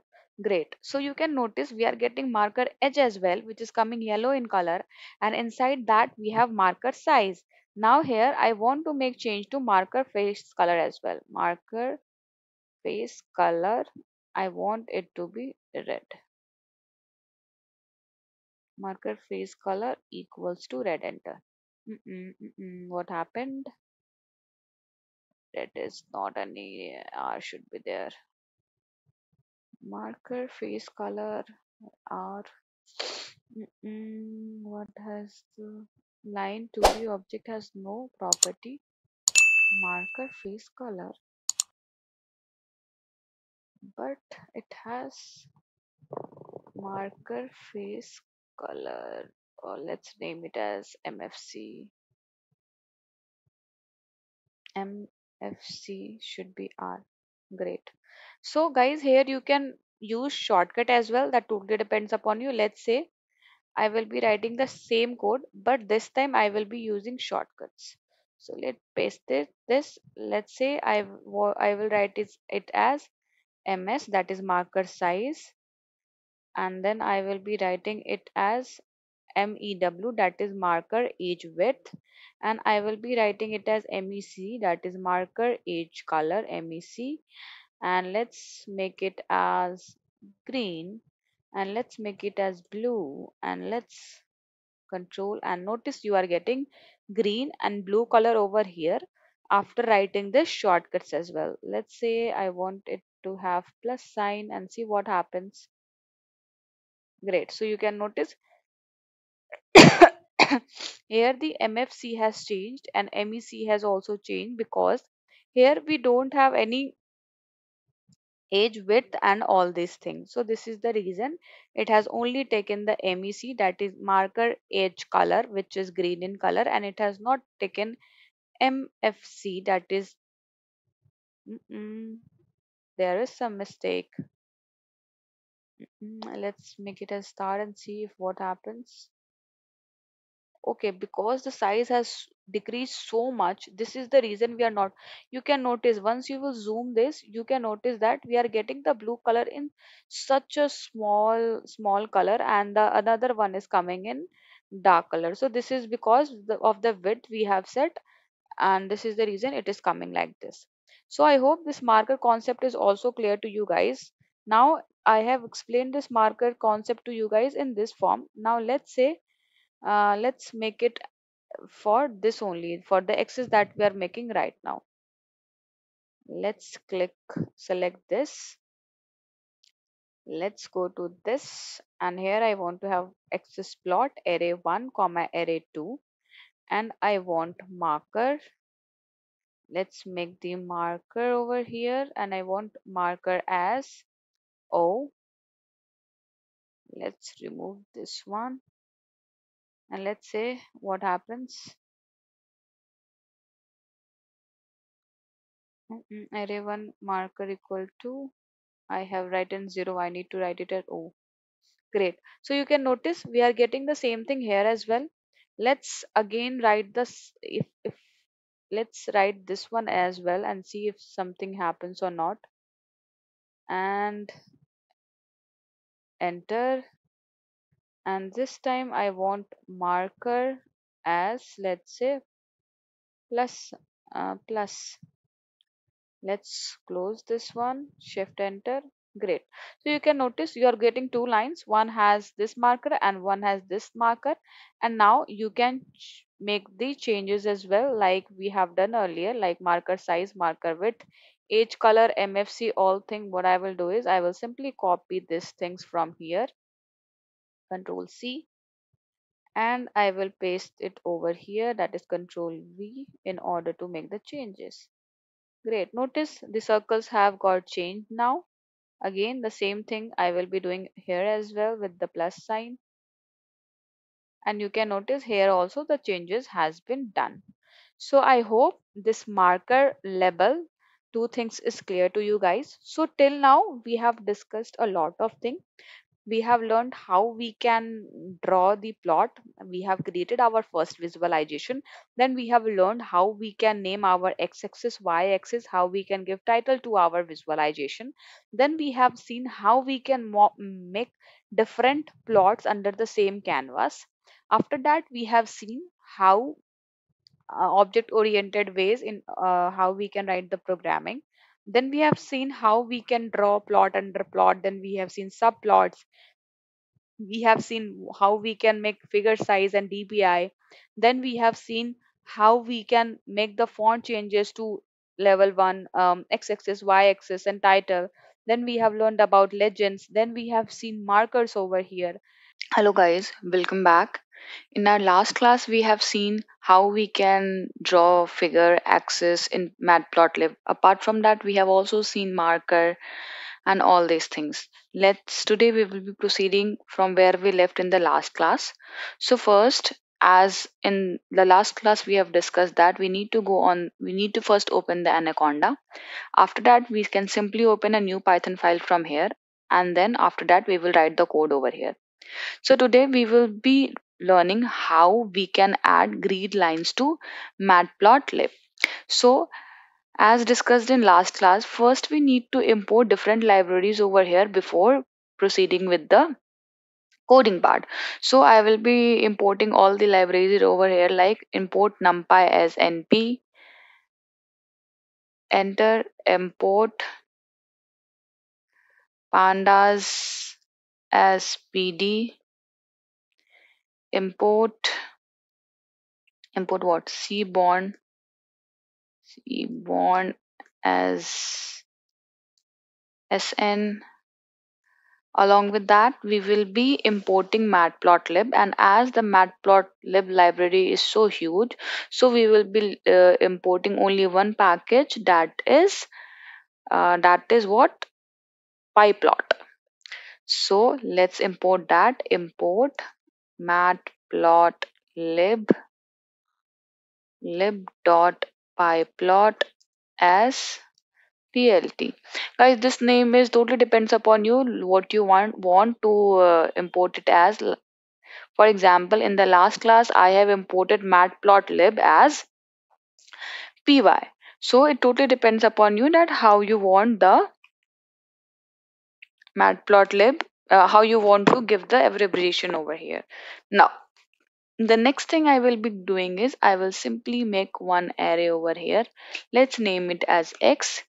X is equals to, let's say, np dot array, and let's keep it as 1 2 3 4 4 5 6 7 8, and this array should be in this square bracket. My bad, just a second. Let me first write square bracket, and then I will be writing the digits over here of the array, like this, 8 and then 9. Or we can do one thing, we can write 10, 20, 30,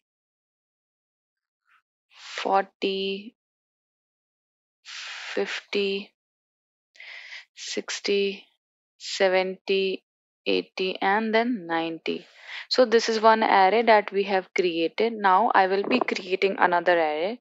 Let's click enter, and then before enter I need to close this bracket, and then I will be writing y equal to, again I will be making another array, that is np dot array, and this time I will be naming it as uh, uh, let's make it as 30, 50, 30, 50, then 70, then what say 90, then 110, then 130, then 150, and so on. So this totally depends upon you that how you wish to create array. In the last class I have made it using a range, and then I have simply done the square of that particular array, but here I have tried a different method to create that array. I hope both the method is clear to you. Now what I will be doing, I will simply make plt.plot, plt.title first, title, and let's say title x versus y. I am writing the title, and then I will be marking, my bad guys, this should be in inverted comma. Any string that you will be writing over here, it should be in the inverted comma. This is the reason it has thrown the error over here. So we have written x versus y over here, and then we will be assigning title labels to x and y. This thing I am doing again just for the practice, so that you guys remember what we have done in the last classes as well. So we have plt.x label, and we will be setting it as x. Again I will be making label for y as well, plt.y label, and I will be making it as y. After that we can simply plot this. PLT is not defined. Guys, we haven't run this code till yet. This is the reason it's showing error over here. So run this code, I will simply click on shift enter so that my code runs over here, and then I will click here. Notice now I am not getting any error, and we are getting this figure as well. But we need to plot the axis. So we will be plotting PLT. We will be plotting PLT dot plot and x comma y. We will be closing this and we'll click shift enter.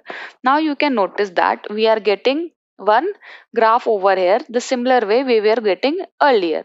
Now what I want to see is I want to have grids over here. So I will be writing plt dot grid, and let's see if grid comes over here. You can notice we are getting the grid now. Again, this is the grid that we are getting both in x-axis and y-axis. Let's say I want to display specific grids. Let's say I want to see only x grid. So what I will do, I will simply copy this. I will go over here and I will write grid, and then I will put axis equals to x over here, and I will click on shift enter. And here you can notice we are only getting x-axis grids over here. Let's say if you want to have y-axis, then simply you need to replace it by y, and you will be getting the y grid lines over here. So I hope this grid concept is clear to you guys, that how we can create grid in this. And then you can also give color, line styling and width to this particular grid. Let's say how and let's see how you can do that. Let's say I have grids here for y-axis and I want to have it in the color. Let's say I want to have it in red color, red. And let's say I want to have line style as line style, I want it to have dotted. Let's say dotted, let's make it as dotted. And if you want, you can set line width as well. Line width, let's say I want it to have 1. You can then click on shift enter. What happened? Let me check what is the error coming over here. That is not valid for ls supported. Okay, so here this dot is not valid for basically line style. This is the reason it is showing error over here. So we need to put either these or these things in order to create that particular grid line. So I am making the semicolon one, and let's see what happens now. Shift enter, and you can notice we are getting this dotted lines over here all over this page. So I hope this grid line is clear to you guys, and you have understood how you can change the color, line style and line width of that particular grid. We have already covered the subplot, and now we will be talking about Matplotlib scatter. You must be aware about what is scatter chart, and we will be reading about scatter chart now. But before we proceed further, let me explain you guys what exactly scatter chart is. If you guys have gone through the lectures of this Power BI, Tableau and all, then you must have gone through this scatter plot chart. So basically, scatter plot chart is a type of plot wherein you can have two variables for a particular set of data. You can see basically two variables for a particular set of data in a same graph. Now let me try to explain how we can make it, and then after making the graph, you guys will have a clear understanding that how it works over here. Now let's say I have already imported all my libraries, and I will again be writing the things over here. So let's say I have two arrays. Let's say this array is showing sales and profit for a particular company in a particular on a particular day. Let's say on the x-axis we have an array that is np dot array, and just consider that all these number are in k. That is, after each digit there is k value. That means the value we are putting is in the form of thousands. So this, and then I will be writing 5k, 10k, 15k, 20k, 25k, and 30k, 35k, and 40k. Now again I will be making another array that is y, and here I will be showing the profit for that particular day. So let's open a bracket, and let's say on the first day we have 1k profit, 2k profit, 3k profit, 4k profit, 5k profit, 6k profit, 7k profit, 8k profit. That's it. Okay. So this is the profit that we have shown for that particular day. Now what we need to do is we simply need to write plot plt dot scatter, and here I need to write x comma y. Now let's see what happens. Shift enter, and you can notice that you are getting 5 and 1. This dot is basically representing, let's say we have the value for day 1. So on day 1 we have 5,000 of sales and 1,000 of profit. Then on the day 2 we have 10,000 of sales and 2k for this profit. So here either you can write this as well. Let's replace x by sales and y by profit so that it is more clear to us. And this is how your diagram is looking alike. And here also we will be writing sales, and here we will be writing profit. And then I will click on shift enter. Sales is not defined. Why it's not defined? Sales is already defined. Profit np.array like this. Okay, so we are getting this. Now if you want the same thing like putting title labels over here, then you can do that as well. And let's say if I want to again do the same thing for another, let's say we are comparing to this, what do we say, two two companies sales and profit. So here we can write sales 1 and profit 2, and here we, sorry, profit 1, and here also we will be writing sales 1 and profit 1.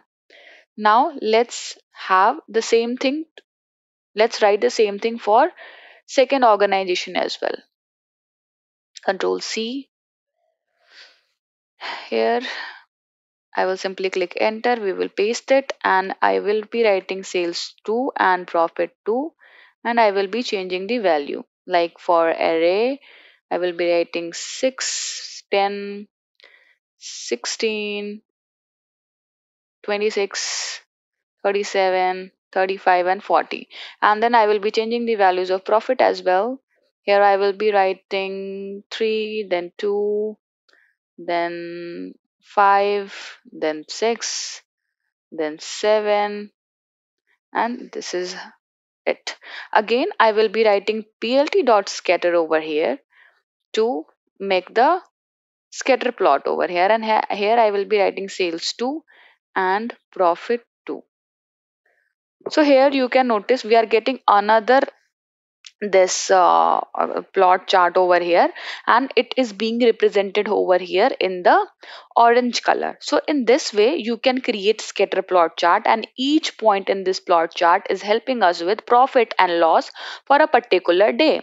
If you want to make a specific color to any chart, then you can do that as well. Let's say I want to make color equals to, let's say I want to have green color, so I can do that as well. And you can notice all my this first chart is coming in green color.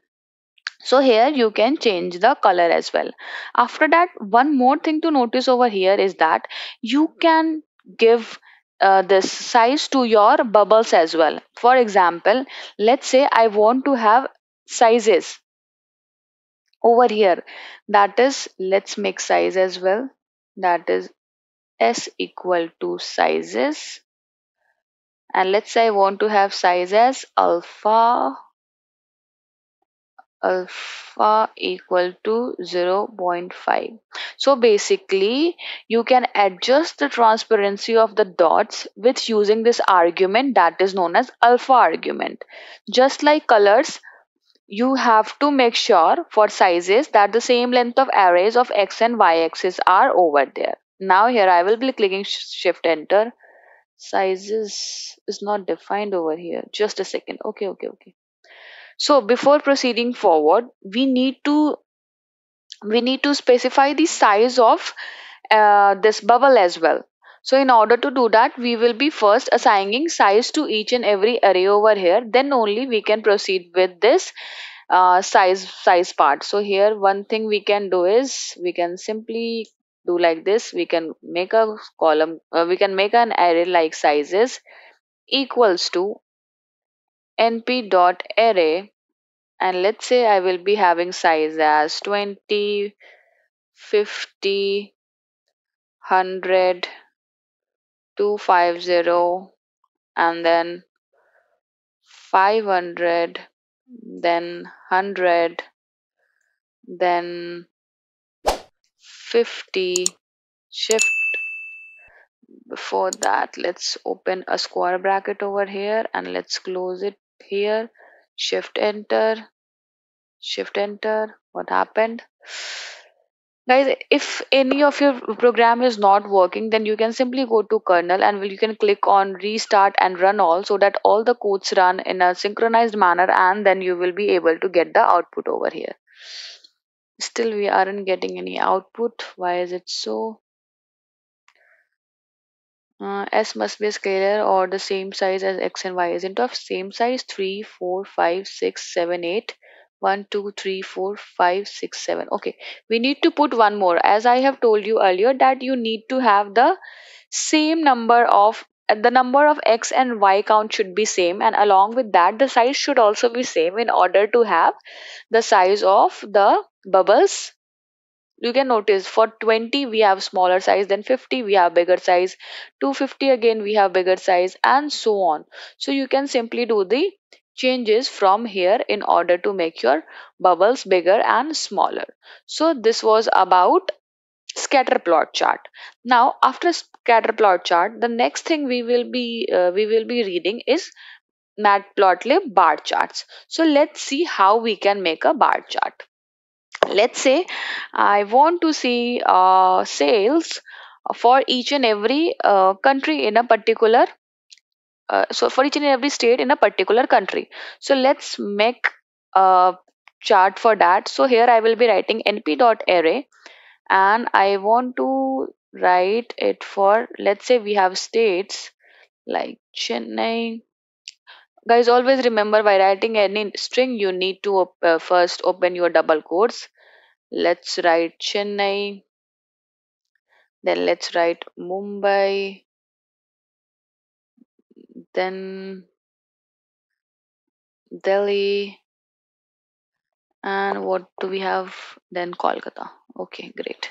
Now I want to see, let's say, temperature sales for each of these cities for a particular thing. So I will be writing y equal to, let's say, np dot array, or let's say we are talking about the population of that particular city. So let's say, or put not population.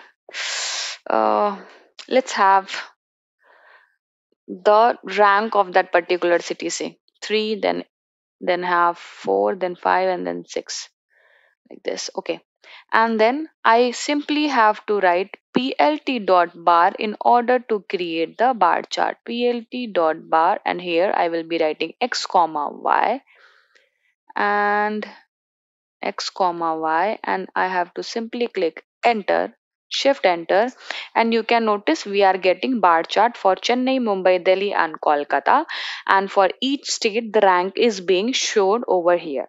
Now as I have told you guys earlier, that how you can basically this change the title and everything, you can do that as well from here.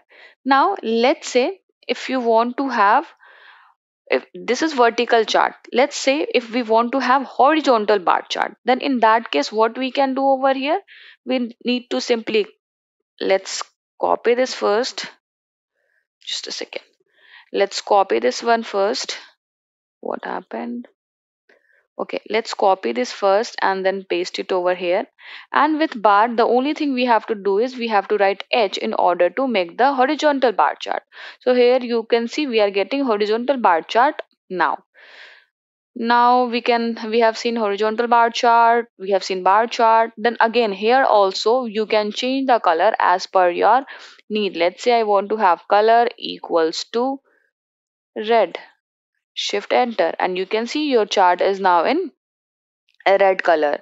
So you basically have 140 supported colors. You can simply check on Google that which color do you want, and then you can write it over here. Along with the color, you can also set the width to this particular bar over here. Let's say I want to have 0.1, or let's say I want to have 0.3, and click shift enter. What happened? Rectangle property has no, what spelling I have used over here? WID. The spelling I have used is incorrect. This is the reason it has shown the error. But as soon as I have selected 0.5, now you can notice my bar size has less width. Let's set width equal to 1 and see what happens. Bar has got multiple bar argument.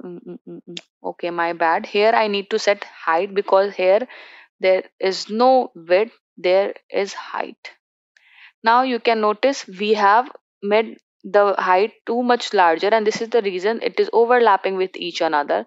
So let's make 0.5, and now you can notice we are getting this thing over here. So I hope scatter chart and bar chart is clear to you guys. Now let's see what do we have next. So the next thing we will be talking about is Matplotlib histogram. I hope you guys know what histogram exactly is. So basically, histogram is a graph which shows frequency distribution over here. It is a graph basically which helps in showing the number of observation within each given interval. Let's say you have n number of people, and you might have to see how many numbers are lying in approximately which range. Then for that we create histogram. Now let's see how we can create histogram in this particular what in this particular language. So let's say I am again generating a array over here, and that array, let's say I am generating a random array, that is np dot random, and that is normal, and 110, 20, 240, and 56. Let's open a square bracket here first, and then let's close it over here, and let's click over here, shift enter. So here you can notice that we have already created an array. Now to see what our array exactly is, you can simply print that particular array over here, and you can notice that we are getting this array now. So this will generate a random result and will look like this over here. So every time you will run this code, I guess it will be helping you with different. Let's run this code again, and each time you will be getting different values over here. Now we will try to make what histogram using this. So let's say I will be removing this print, and now I will be writing plt dot hist, this bracket. Hist missing one requirement. Oh, my bad.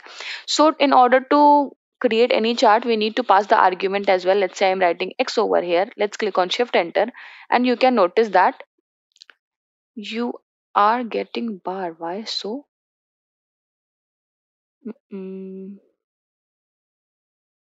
Why it's showing bar graph? It should help us with histogram. np.random normal. Let's make some changes over here. Let's write 170. Just a second, guys. I am making some changes in order to see if it works or not.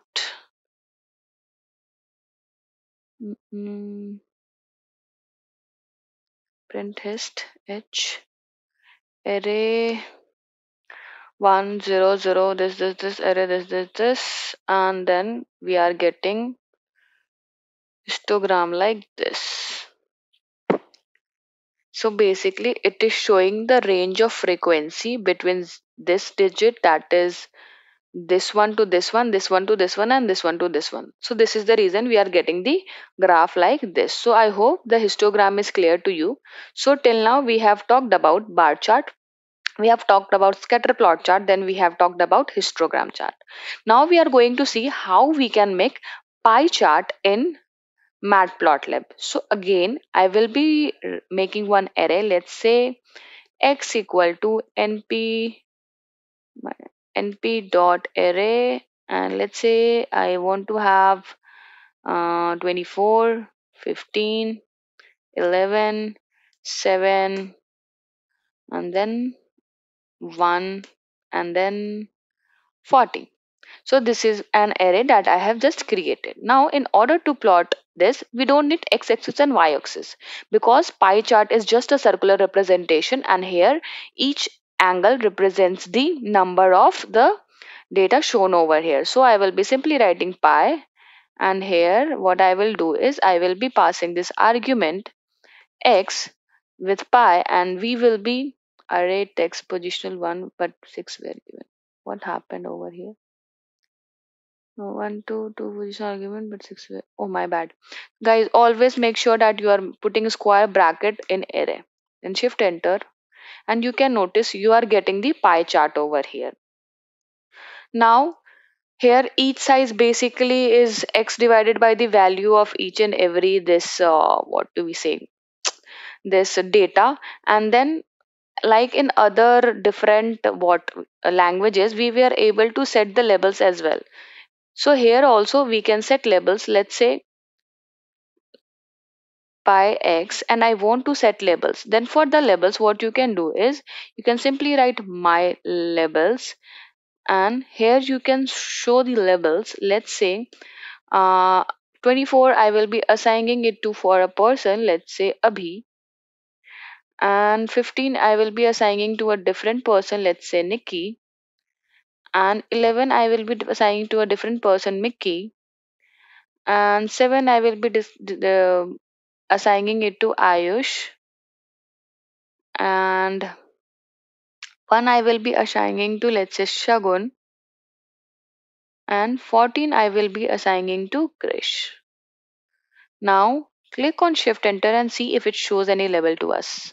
Oh, my bad. We have only put my labels over here. But in order to make sure that it comes in our graph as well, we need to set labels equals to my labels, and then we need to click shift enter. My labels has been declared over there. Then why it's showing error? Shift enter. Labels is equal to my label. plt.py, my label is not defined, but it is defined over here. What happened? Let's run the kernel again and see if it works. Start and run all. Guys, sometimes Anaconda behave like this, so you need to run the kernel again in order to get the results over here. Shift enter. Still it's showing error. X equal to np.arange. Okay, my bad. Nahi, I have given my labels like this, and labels equal to my label. What happened over here?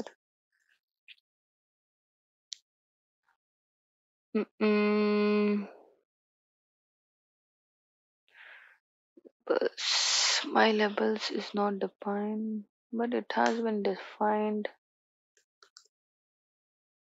Label equal to okay.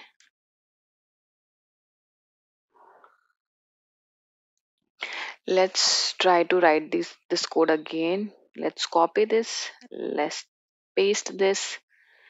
Let's rename it as y, and then let's rename it as y. Shift enter. Great, now it's working. I don't know why it was not working with my labels, but as soon as I have written y, now it's working. So in this way, you can simply put the labels to that particular pie chart. Then let's say if you don't want to have this angle this way, then you can change the angle as well. After that, let's say if you want to explode a particular thing out of this pie chart, let's say you want to explode this thing, so you can explode that as well, and for that you just need to use explode function over here. And then apart from that, you have many attributes of this. Similarly, you have colors. You can set colors to your labels as well. And apart from that, you have legend. You can set legend as well. Let's say I want to I want to see legends as well over here, then what I can do is I can simply copy this, Control C, and I will click Control V, and let's say I want to see levels as well. I will click enter and I will write plt dot legend over here, and then I will click on shift enter, and why legend is not coming over here? Uh, it should appear. My bad. Shift. Great. Now you can see we are getting labels as well. Like for each color, we are getting the this number, this particular person name. Now in our other this tools like BI tools, for example Power BI and Tableau, we used to see that we had header as well. Here also you can set the title of the legend, like this title equals to name of person, or like name, shift enter, and you can see we are getting name above here. So in this way you can simply put the title for the legend as well. So here you can see that we have learned a number of graphs today. For example, how we can draw vertical bar chart, how we can draw horizontal bar chart, how we can put grid lines. We have learned about scatter chart, we have learned about histogram, we have learned about pie chart. Now you can take any data and then work with that particular visualization over here. And I would request you guys to kindly practice these things from your end. And in case if you guys have any problem, then do feel free to reach out to us. We are always there to help. Till now, we have gone through Matplotlib. Today, we will be talking about Seaborn. So, before we proceed further with the coding and all the stuff in Seaborn, let's understand first of all what Seaborn is. So guys, data visualization is the basically art of representing the data in the form of graphs. And Seaborn is a very useful tool for professionals who want to work with data.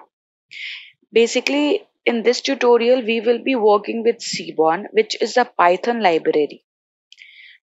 Like Pandas, we have seen Pandas, Numpy, and Matplotlib. Similarly, Seaborn is also one of the library of the Python. It is an open source library and it is built on the top of Matplotlib. And as we have discussed, it is basically used for data visualization and exploratory data analysis. Also, Seaborn works easily with data frames and the pandas libraries that we do have in Pythons, and that graphs that we will be creating over here can be easily customized. Now, there are too many benefits of using Seaborn for data visualization, and few of them are like graphs make it easier to explain your data to non-technical people. Visualization attraction graphs can be presentation can be used in presentation, and reports much are more appealing to the reader. Now, let's get started with the coding part over here. So before I start further, I would like you guys to know on which dataset we will be working upon. So basically this is the dataset which is named as Titanic. Here we have passenger ID over here. After that we have whether that person has survived or not. 0 basically means that the person has not survived. 1 means yes, the person has survived. Then we have what was the class of that person.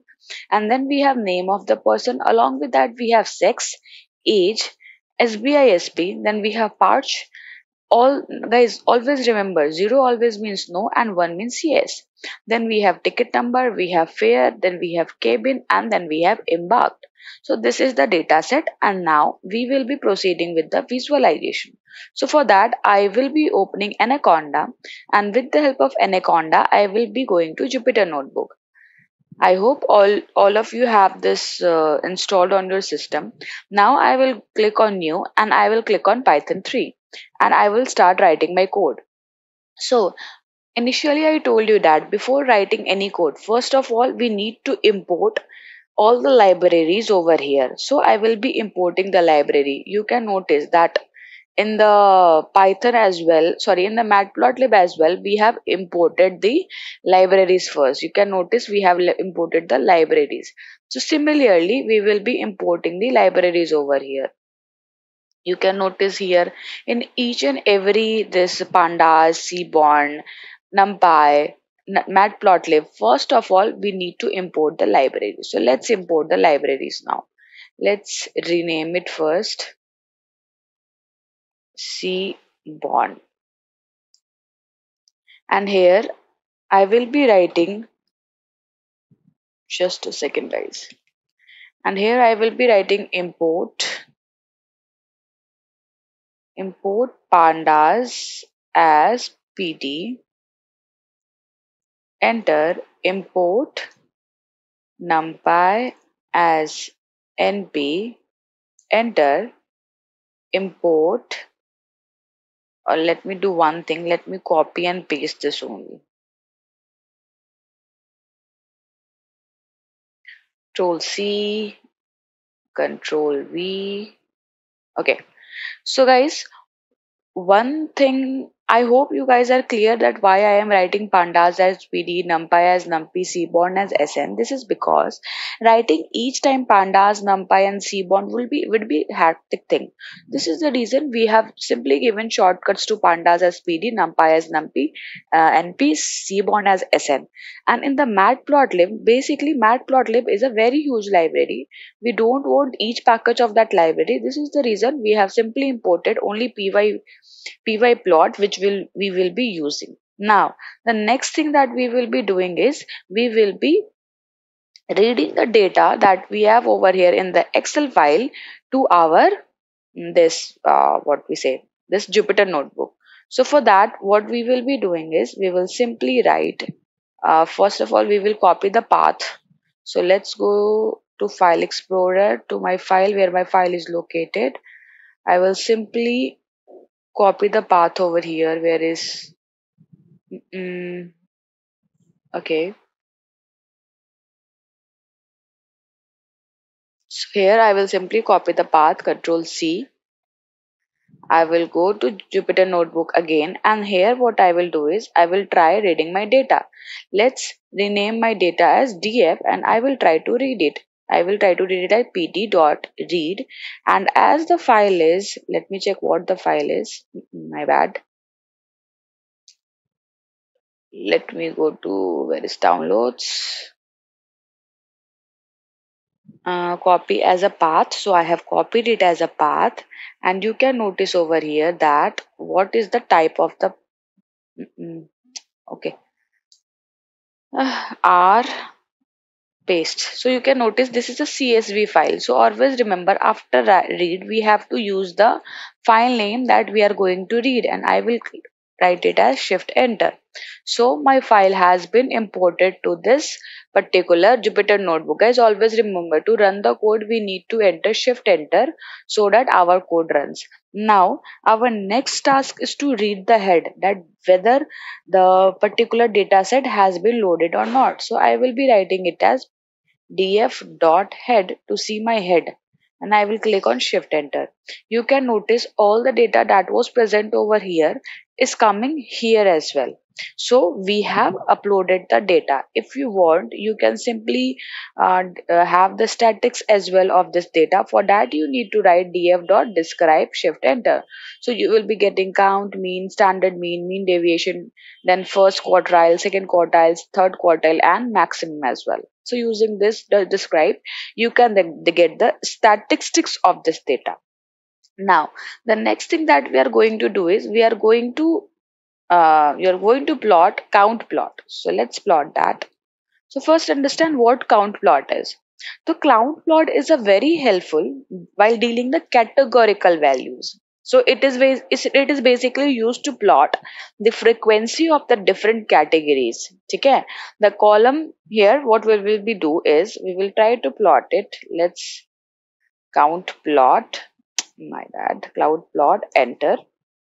And here I will be writing the code now. So basically SNS dot count plot bracket, in the bracket I will be writing x equals to 6, and then I will be writing in data equals to df, shift enter.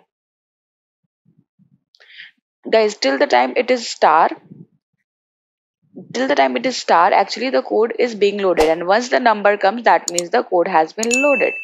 We have made the Seaborn as SN. This is the reason it has showed us error. So I will be writing it as SNS, and then I will be running the code. Here you can simply write on run and the codes will get executed again.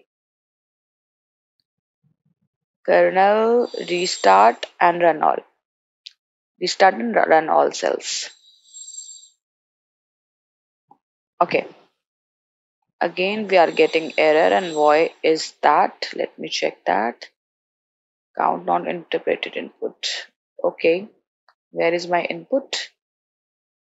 This is my input, so I'm copying this and I will be pasting the same over here.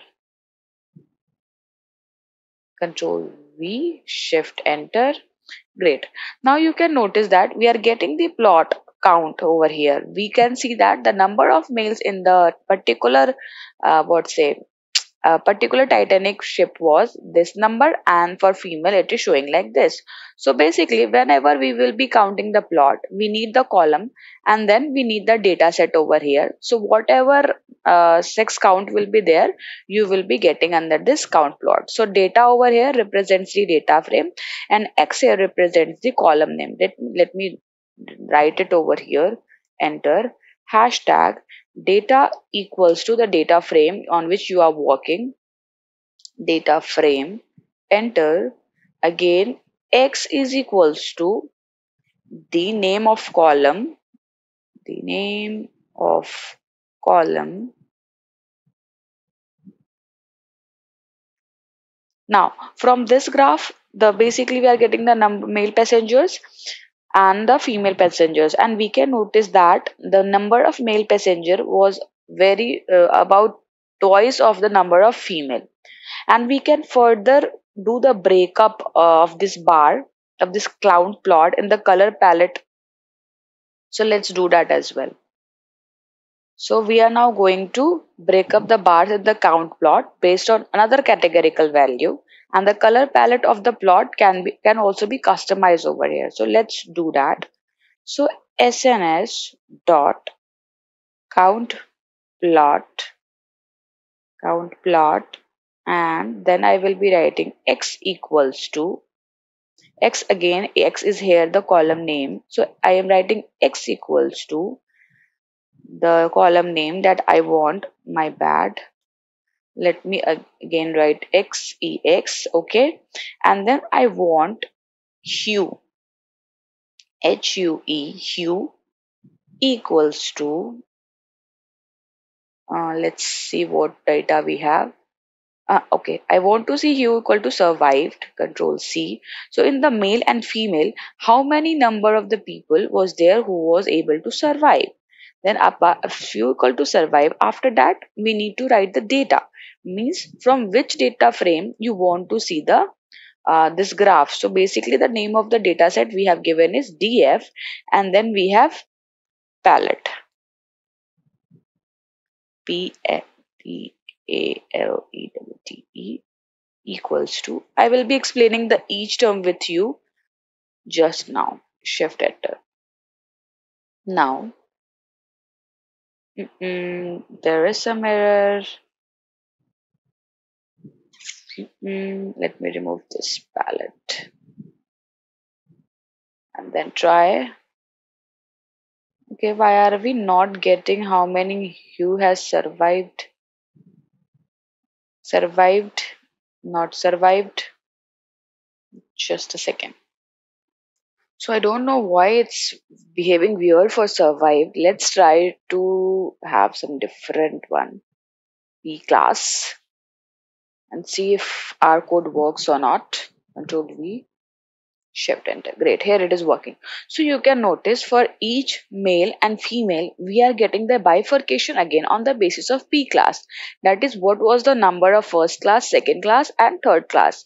Again first class, second class and third class. So from here also we can notice that the number of the people in the third class was more in comparison to the number of person in the first class and second class. So you can infer these things from the particular graph. So here what X means is X basically represents here the column, and here what hue represents is hue basically is the name of the categorical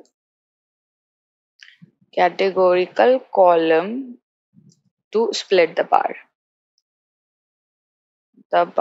better. And the palette that I was used, basically it was the color palette to be used. So you can simply search on the Google like which color palette you want to use, and then you can work accordingly. After the count plot, the next thing that we will be looking upon is the KDE plot. So let's try to plot that. I will again go to, let's add one column over here. My bad. Let's add the column over here.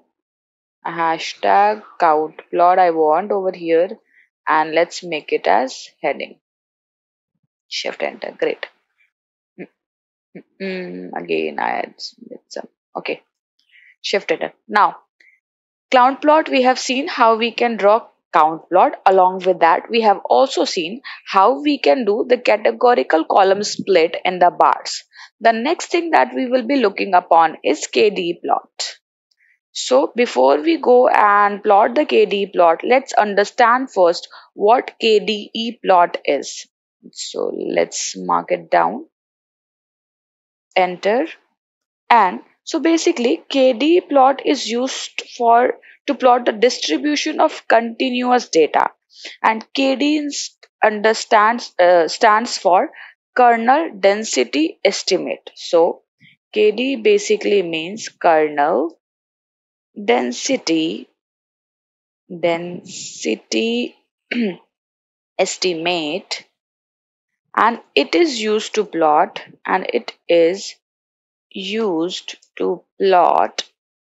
the distribution of continuous data.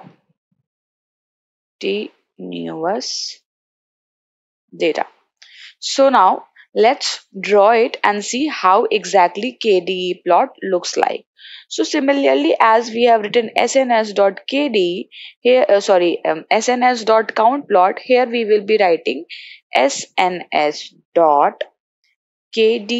plot. We will open a bracket now. Again, here we'll be using x, that is the x-axis that we want. What we want to put it on the x-axis, and here I am writing age. Let's see.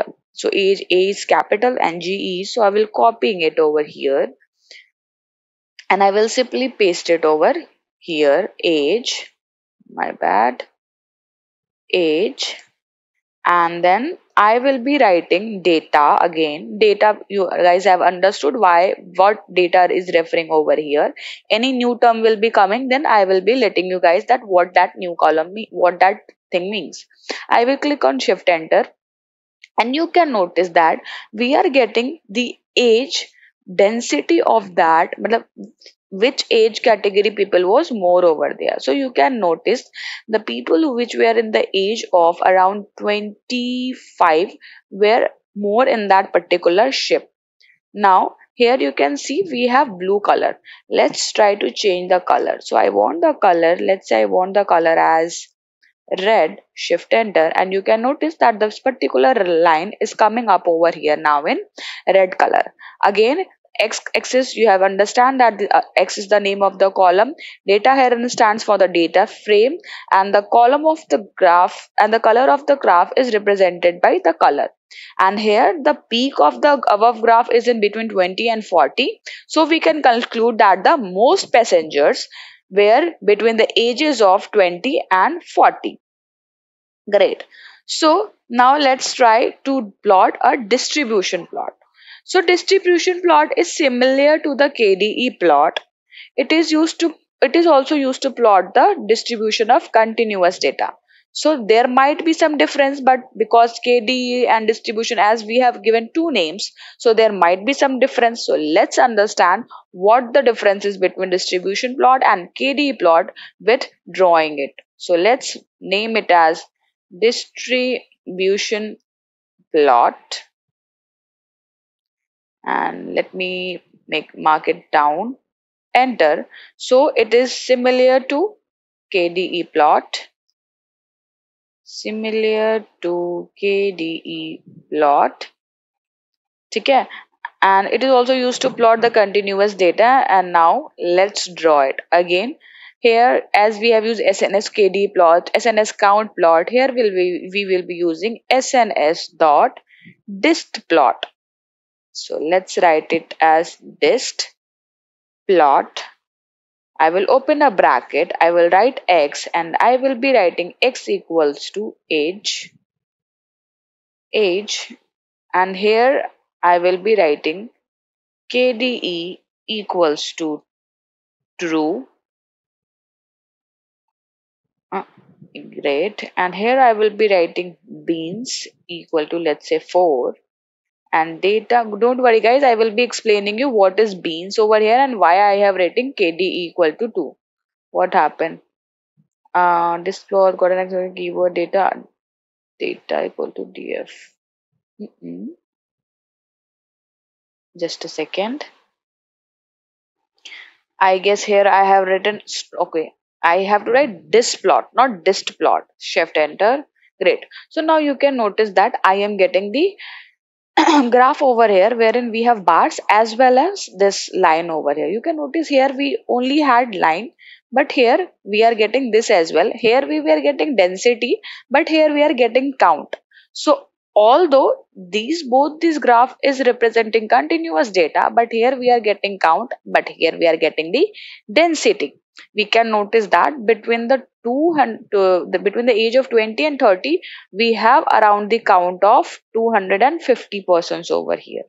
Now, what is KDE? So if it is set false by default, so let's try to not write KDE this time, and let's write this thing only, and let's see what happens. Shift enter.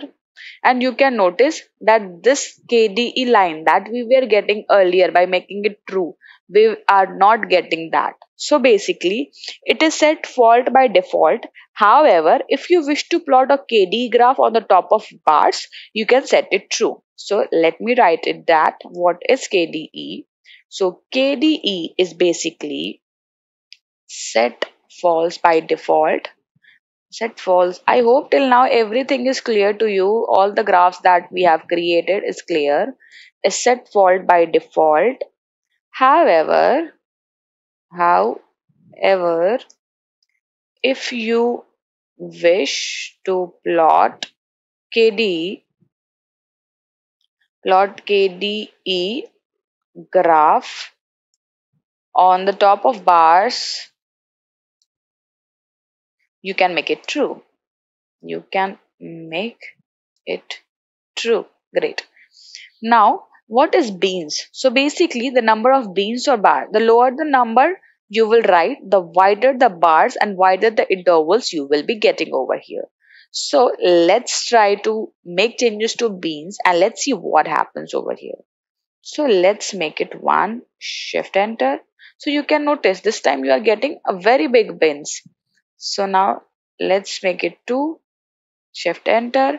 You are getting 2 beans over here.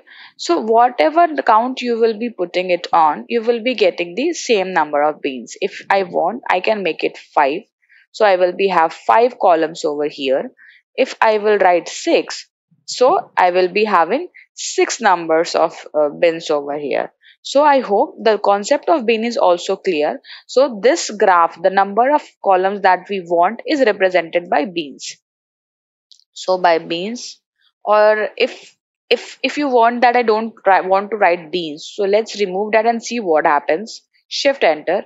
You can notice it has automatically taken any number and is showing the beans as per that. So make sure that you are writing beans over here in order to make your graph look nicer. So the number of bars is denoted by beans over here. So I hope distribution plot is also clear to you guys. So the plot here tells us that the most of the people on the Titanic board were in the mid 20s, like between the age of 20 and 30. Now Let's go and see if we can, what we can do over here. Okay, now let's see if we can put hue or not. This the same thing that we have done over here. We have put the labels of p class. Let's see whether we can do that here or not. So for that, again, let's copy this one. I am copying the first code. I don't want to write the same thing again and again. This is the reason I am simply copy and pasting this one. So we have x equal to age, kd we have make true, means we have 5, data we have already put it as df.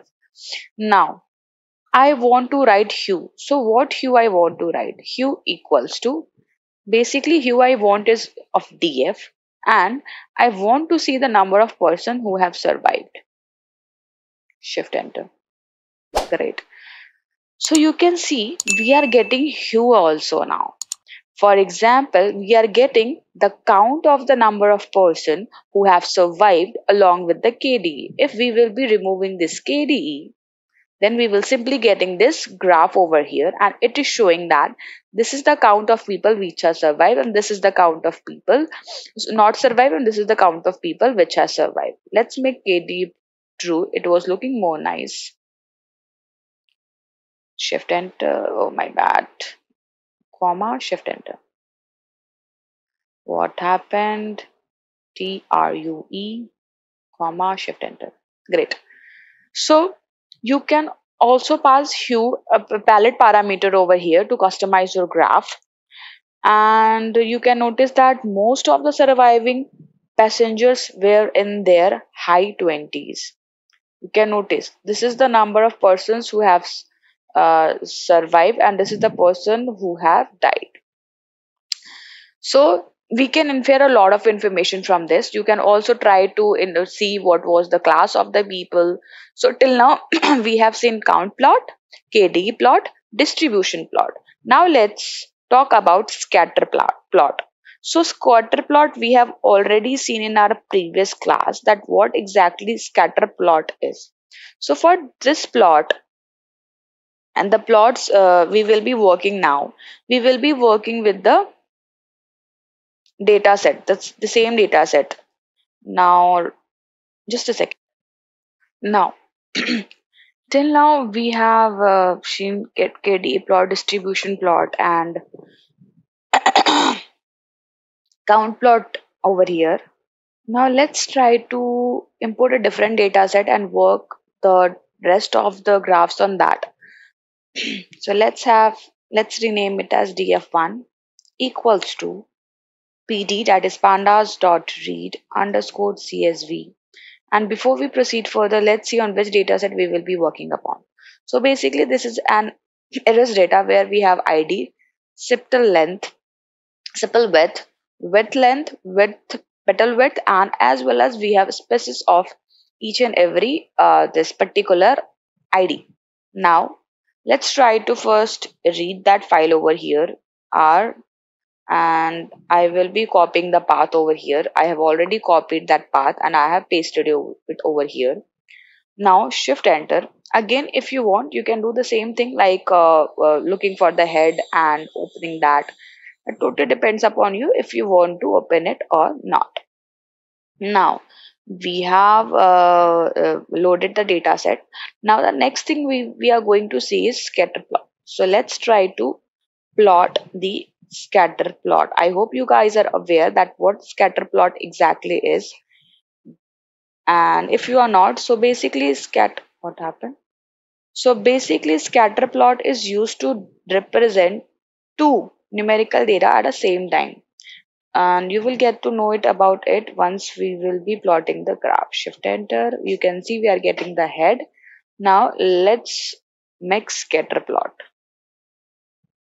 Scatter plot. So what scatter plot does is it helps understand correlation between the two data. It helps in understanding the correlation between two data. Again, I will make it as markdown. Shift enter. And now I will be plotting that graph. So similarly, I will be writing SNS dot, as we are going to make scatter plot. So I will be writing scatter plot over here, scatter plot. And now I will be writing x-axis, x equals to, let's say I want to have sepal length centimeter over here, and then I want y-axis as well, as I told you that it is help us understanding the data between the understanding the relation between the two data. So I want to have petal length as well. So let's write it as well. Oh my bad. And then I want to have data. We always need to specify the data. So let's write data equals to df, shift enter. It's working right now. Okay, I guess I have missed one thing, that is hue. And let's say hue equal to species. Shift enter.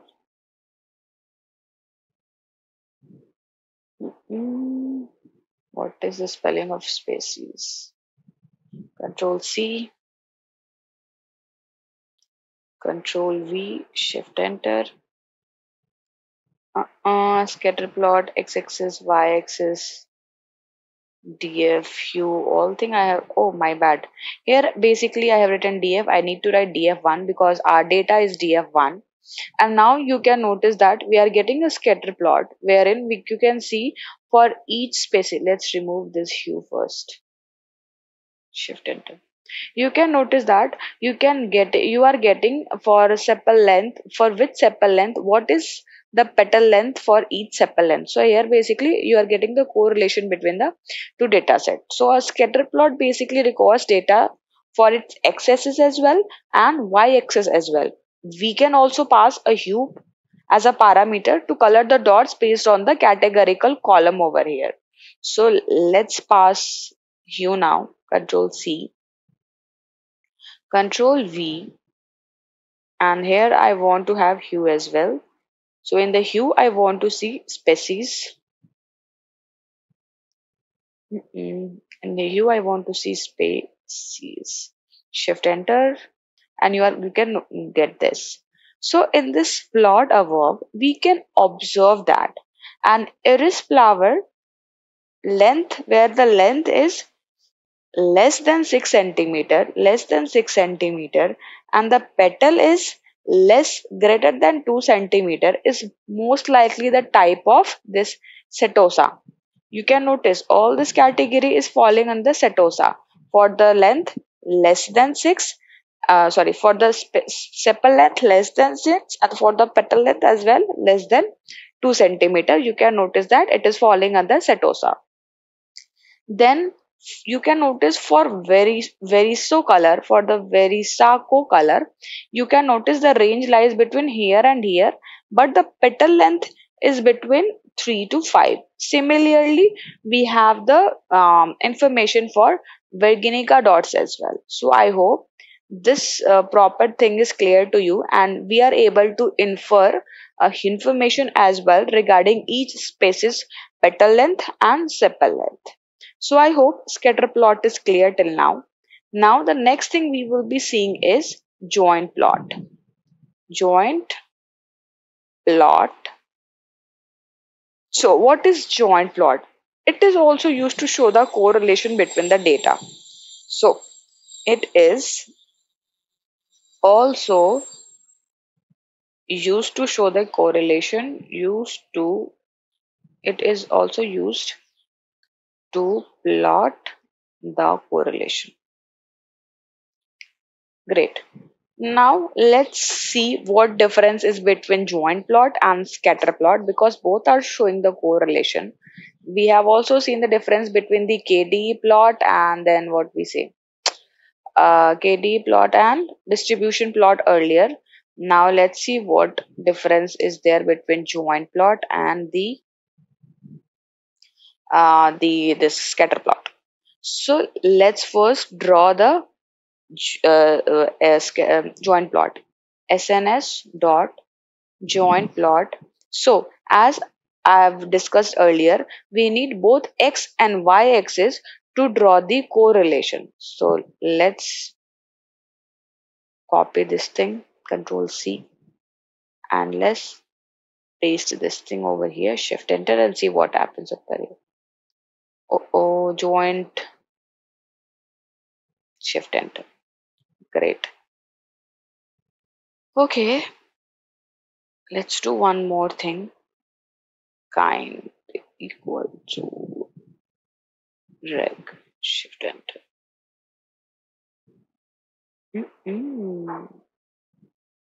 So here you can notice first, let me remove this one. Okay, so here you can notice that we are getting the joint plot over here. This for each this sepal length and petal length, you can notice that we are getting this kind of scatter plot, and then apart from that we are getting bar plot as well. Now we can also pass one more attribute, that is the kind. Basically the kind of plot to be plotted. You can use either scatter, you can use hist, you can use hex, kd, reg, whatever you want. Currently it's showing scatter over here, so let's copy this one. Let's paste it over here, and let's say I want to have kind equals to let's say I want to have reg only. Shift Enter. So here you can notice that you are getting the reg now. Let's make it as kd and see what happens. So now you are getting KD type. You can notice now the data is coming up over here in the form of lines. If you want, you can again change it. Let's say I want to have it as scatter, Shift Enter. So you are getting scatter. So basically you can see what kind of joints we have, and then accordingly you can set the kind over here. Now the next thing we will be looking upon is pair plot. Seaborn basically lets us plot multiple scatter plots. It is a very good option when you want to get a quick overview of your data. So let's try to draw that pair plot. Oh, my bad again. Okay, let's draw pair plot, and let's mark it down. Shift Enter. And here I will be writing SNS dot pair plot, and here I will be passing the data set df1. Shift Enter, and it's taking time because it needs to load a number of multiple plot over here. You can notice you are getting the ID, then you are getting the sepal underscore length data, you are getting sepal width centimeter data, then you are getting petal, and you can notice you are getting petal width per id, then petal length centimeter in I. So here you can notice that you have a number of figures coming up over here, and in the pairs of all the continuous data and plots their correlation. It also plots the distribution data. You can notice if you wish to pair all the column, you can pass in two more parameter, that is x vars and y vars. So you can plot the pair plot like this. Now after pair plot, the next thing that we will be talking about is heat maps. Heat maps. Let's mark it down and let's draw it. So basically I hope all of you are aware that basically it is a confusion matrix over here. It shows the correlation between the different what you can say different fields present over there in your data set. So let's try to draw the heat map over here. For the heat map I will be writing CORR equals to df1 dot CORR bracket, and then I will be writing SNS dot heat map, and I will be passing this core inside this. Shift Enter, And you can notice that we are getting the heat map over here.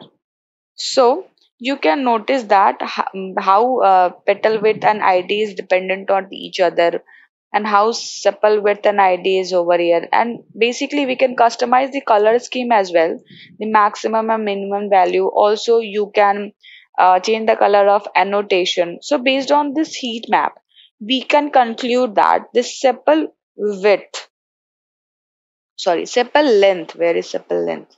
Sepal length has a high positive correlation with petal width. Where is petal width? Here. Petal width and sepal length. You can see that there is a high positive correlation between petal length and petal width. Just a second. Petal width, sepal width, great. Okay.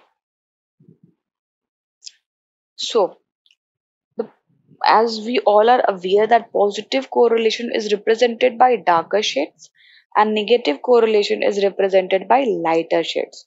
So wherever you can see the darker shade, for example, petal width and petal length darker shade, petal width and petal width darker shade. So basically it is a positive correlation. Petal width lighter shade, petal length lighter shade, sepal length lighter shade with this. So you can say that it has negative correlation. So you can also change the value of a naught over here, and the output will show you the values by which features are correlated to each other. So we will be doing that as well.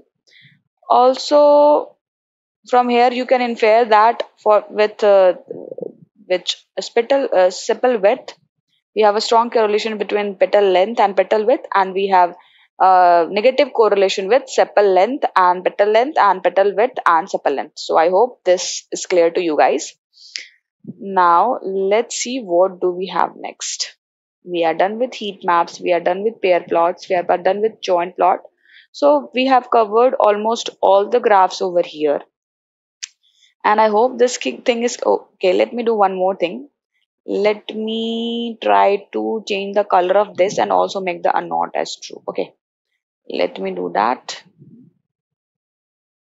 Or this thing is up to you guys. You guys need to draw this heat map with a not as true, and also you need to change the color over here of each and every this, what you say, this boxes over here. So I hope till now how you can visualize the data is clear, and how we have drawn the different plots over here to clear is clear to you guys. And we were able to infer a lot of information about the two data sets that we have used. The one was Titanic and the other one was Eris. I would request you guys to kindly practice this from your end in order to understand the things more. Actually, there is a number of plots present over here in this Seaborn, and it is not possible to cover each and every plot in the class. So would request you guys to explore from your end as well. The more you will explore, the more information you will be getting about the coding part. Coding is something that comes by practicing. It is not like I will be helping you guys with each and every plot and it will simply get into your mind. So you need to practice for that, you need to explore for that. So kindly do that, and do let us know if you have any query regarding this. We are always there to help. Take care, stay safe, bye bye guys.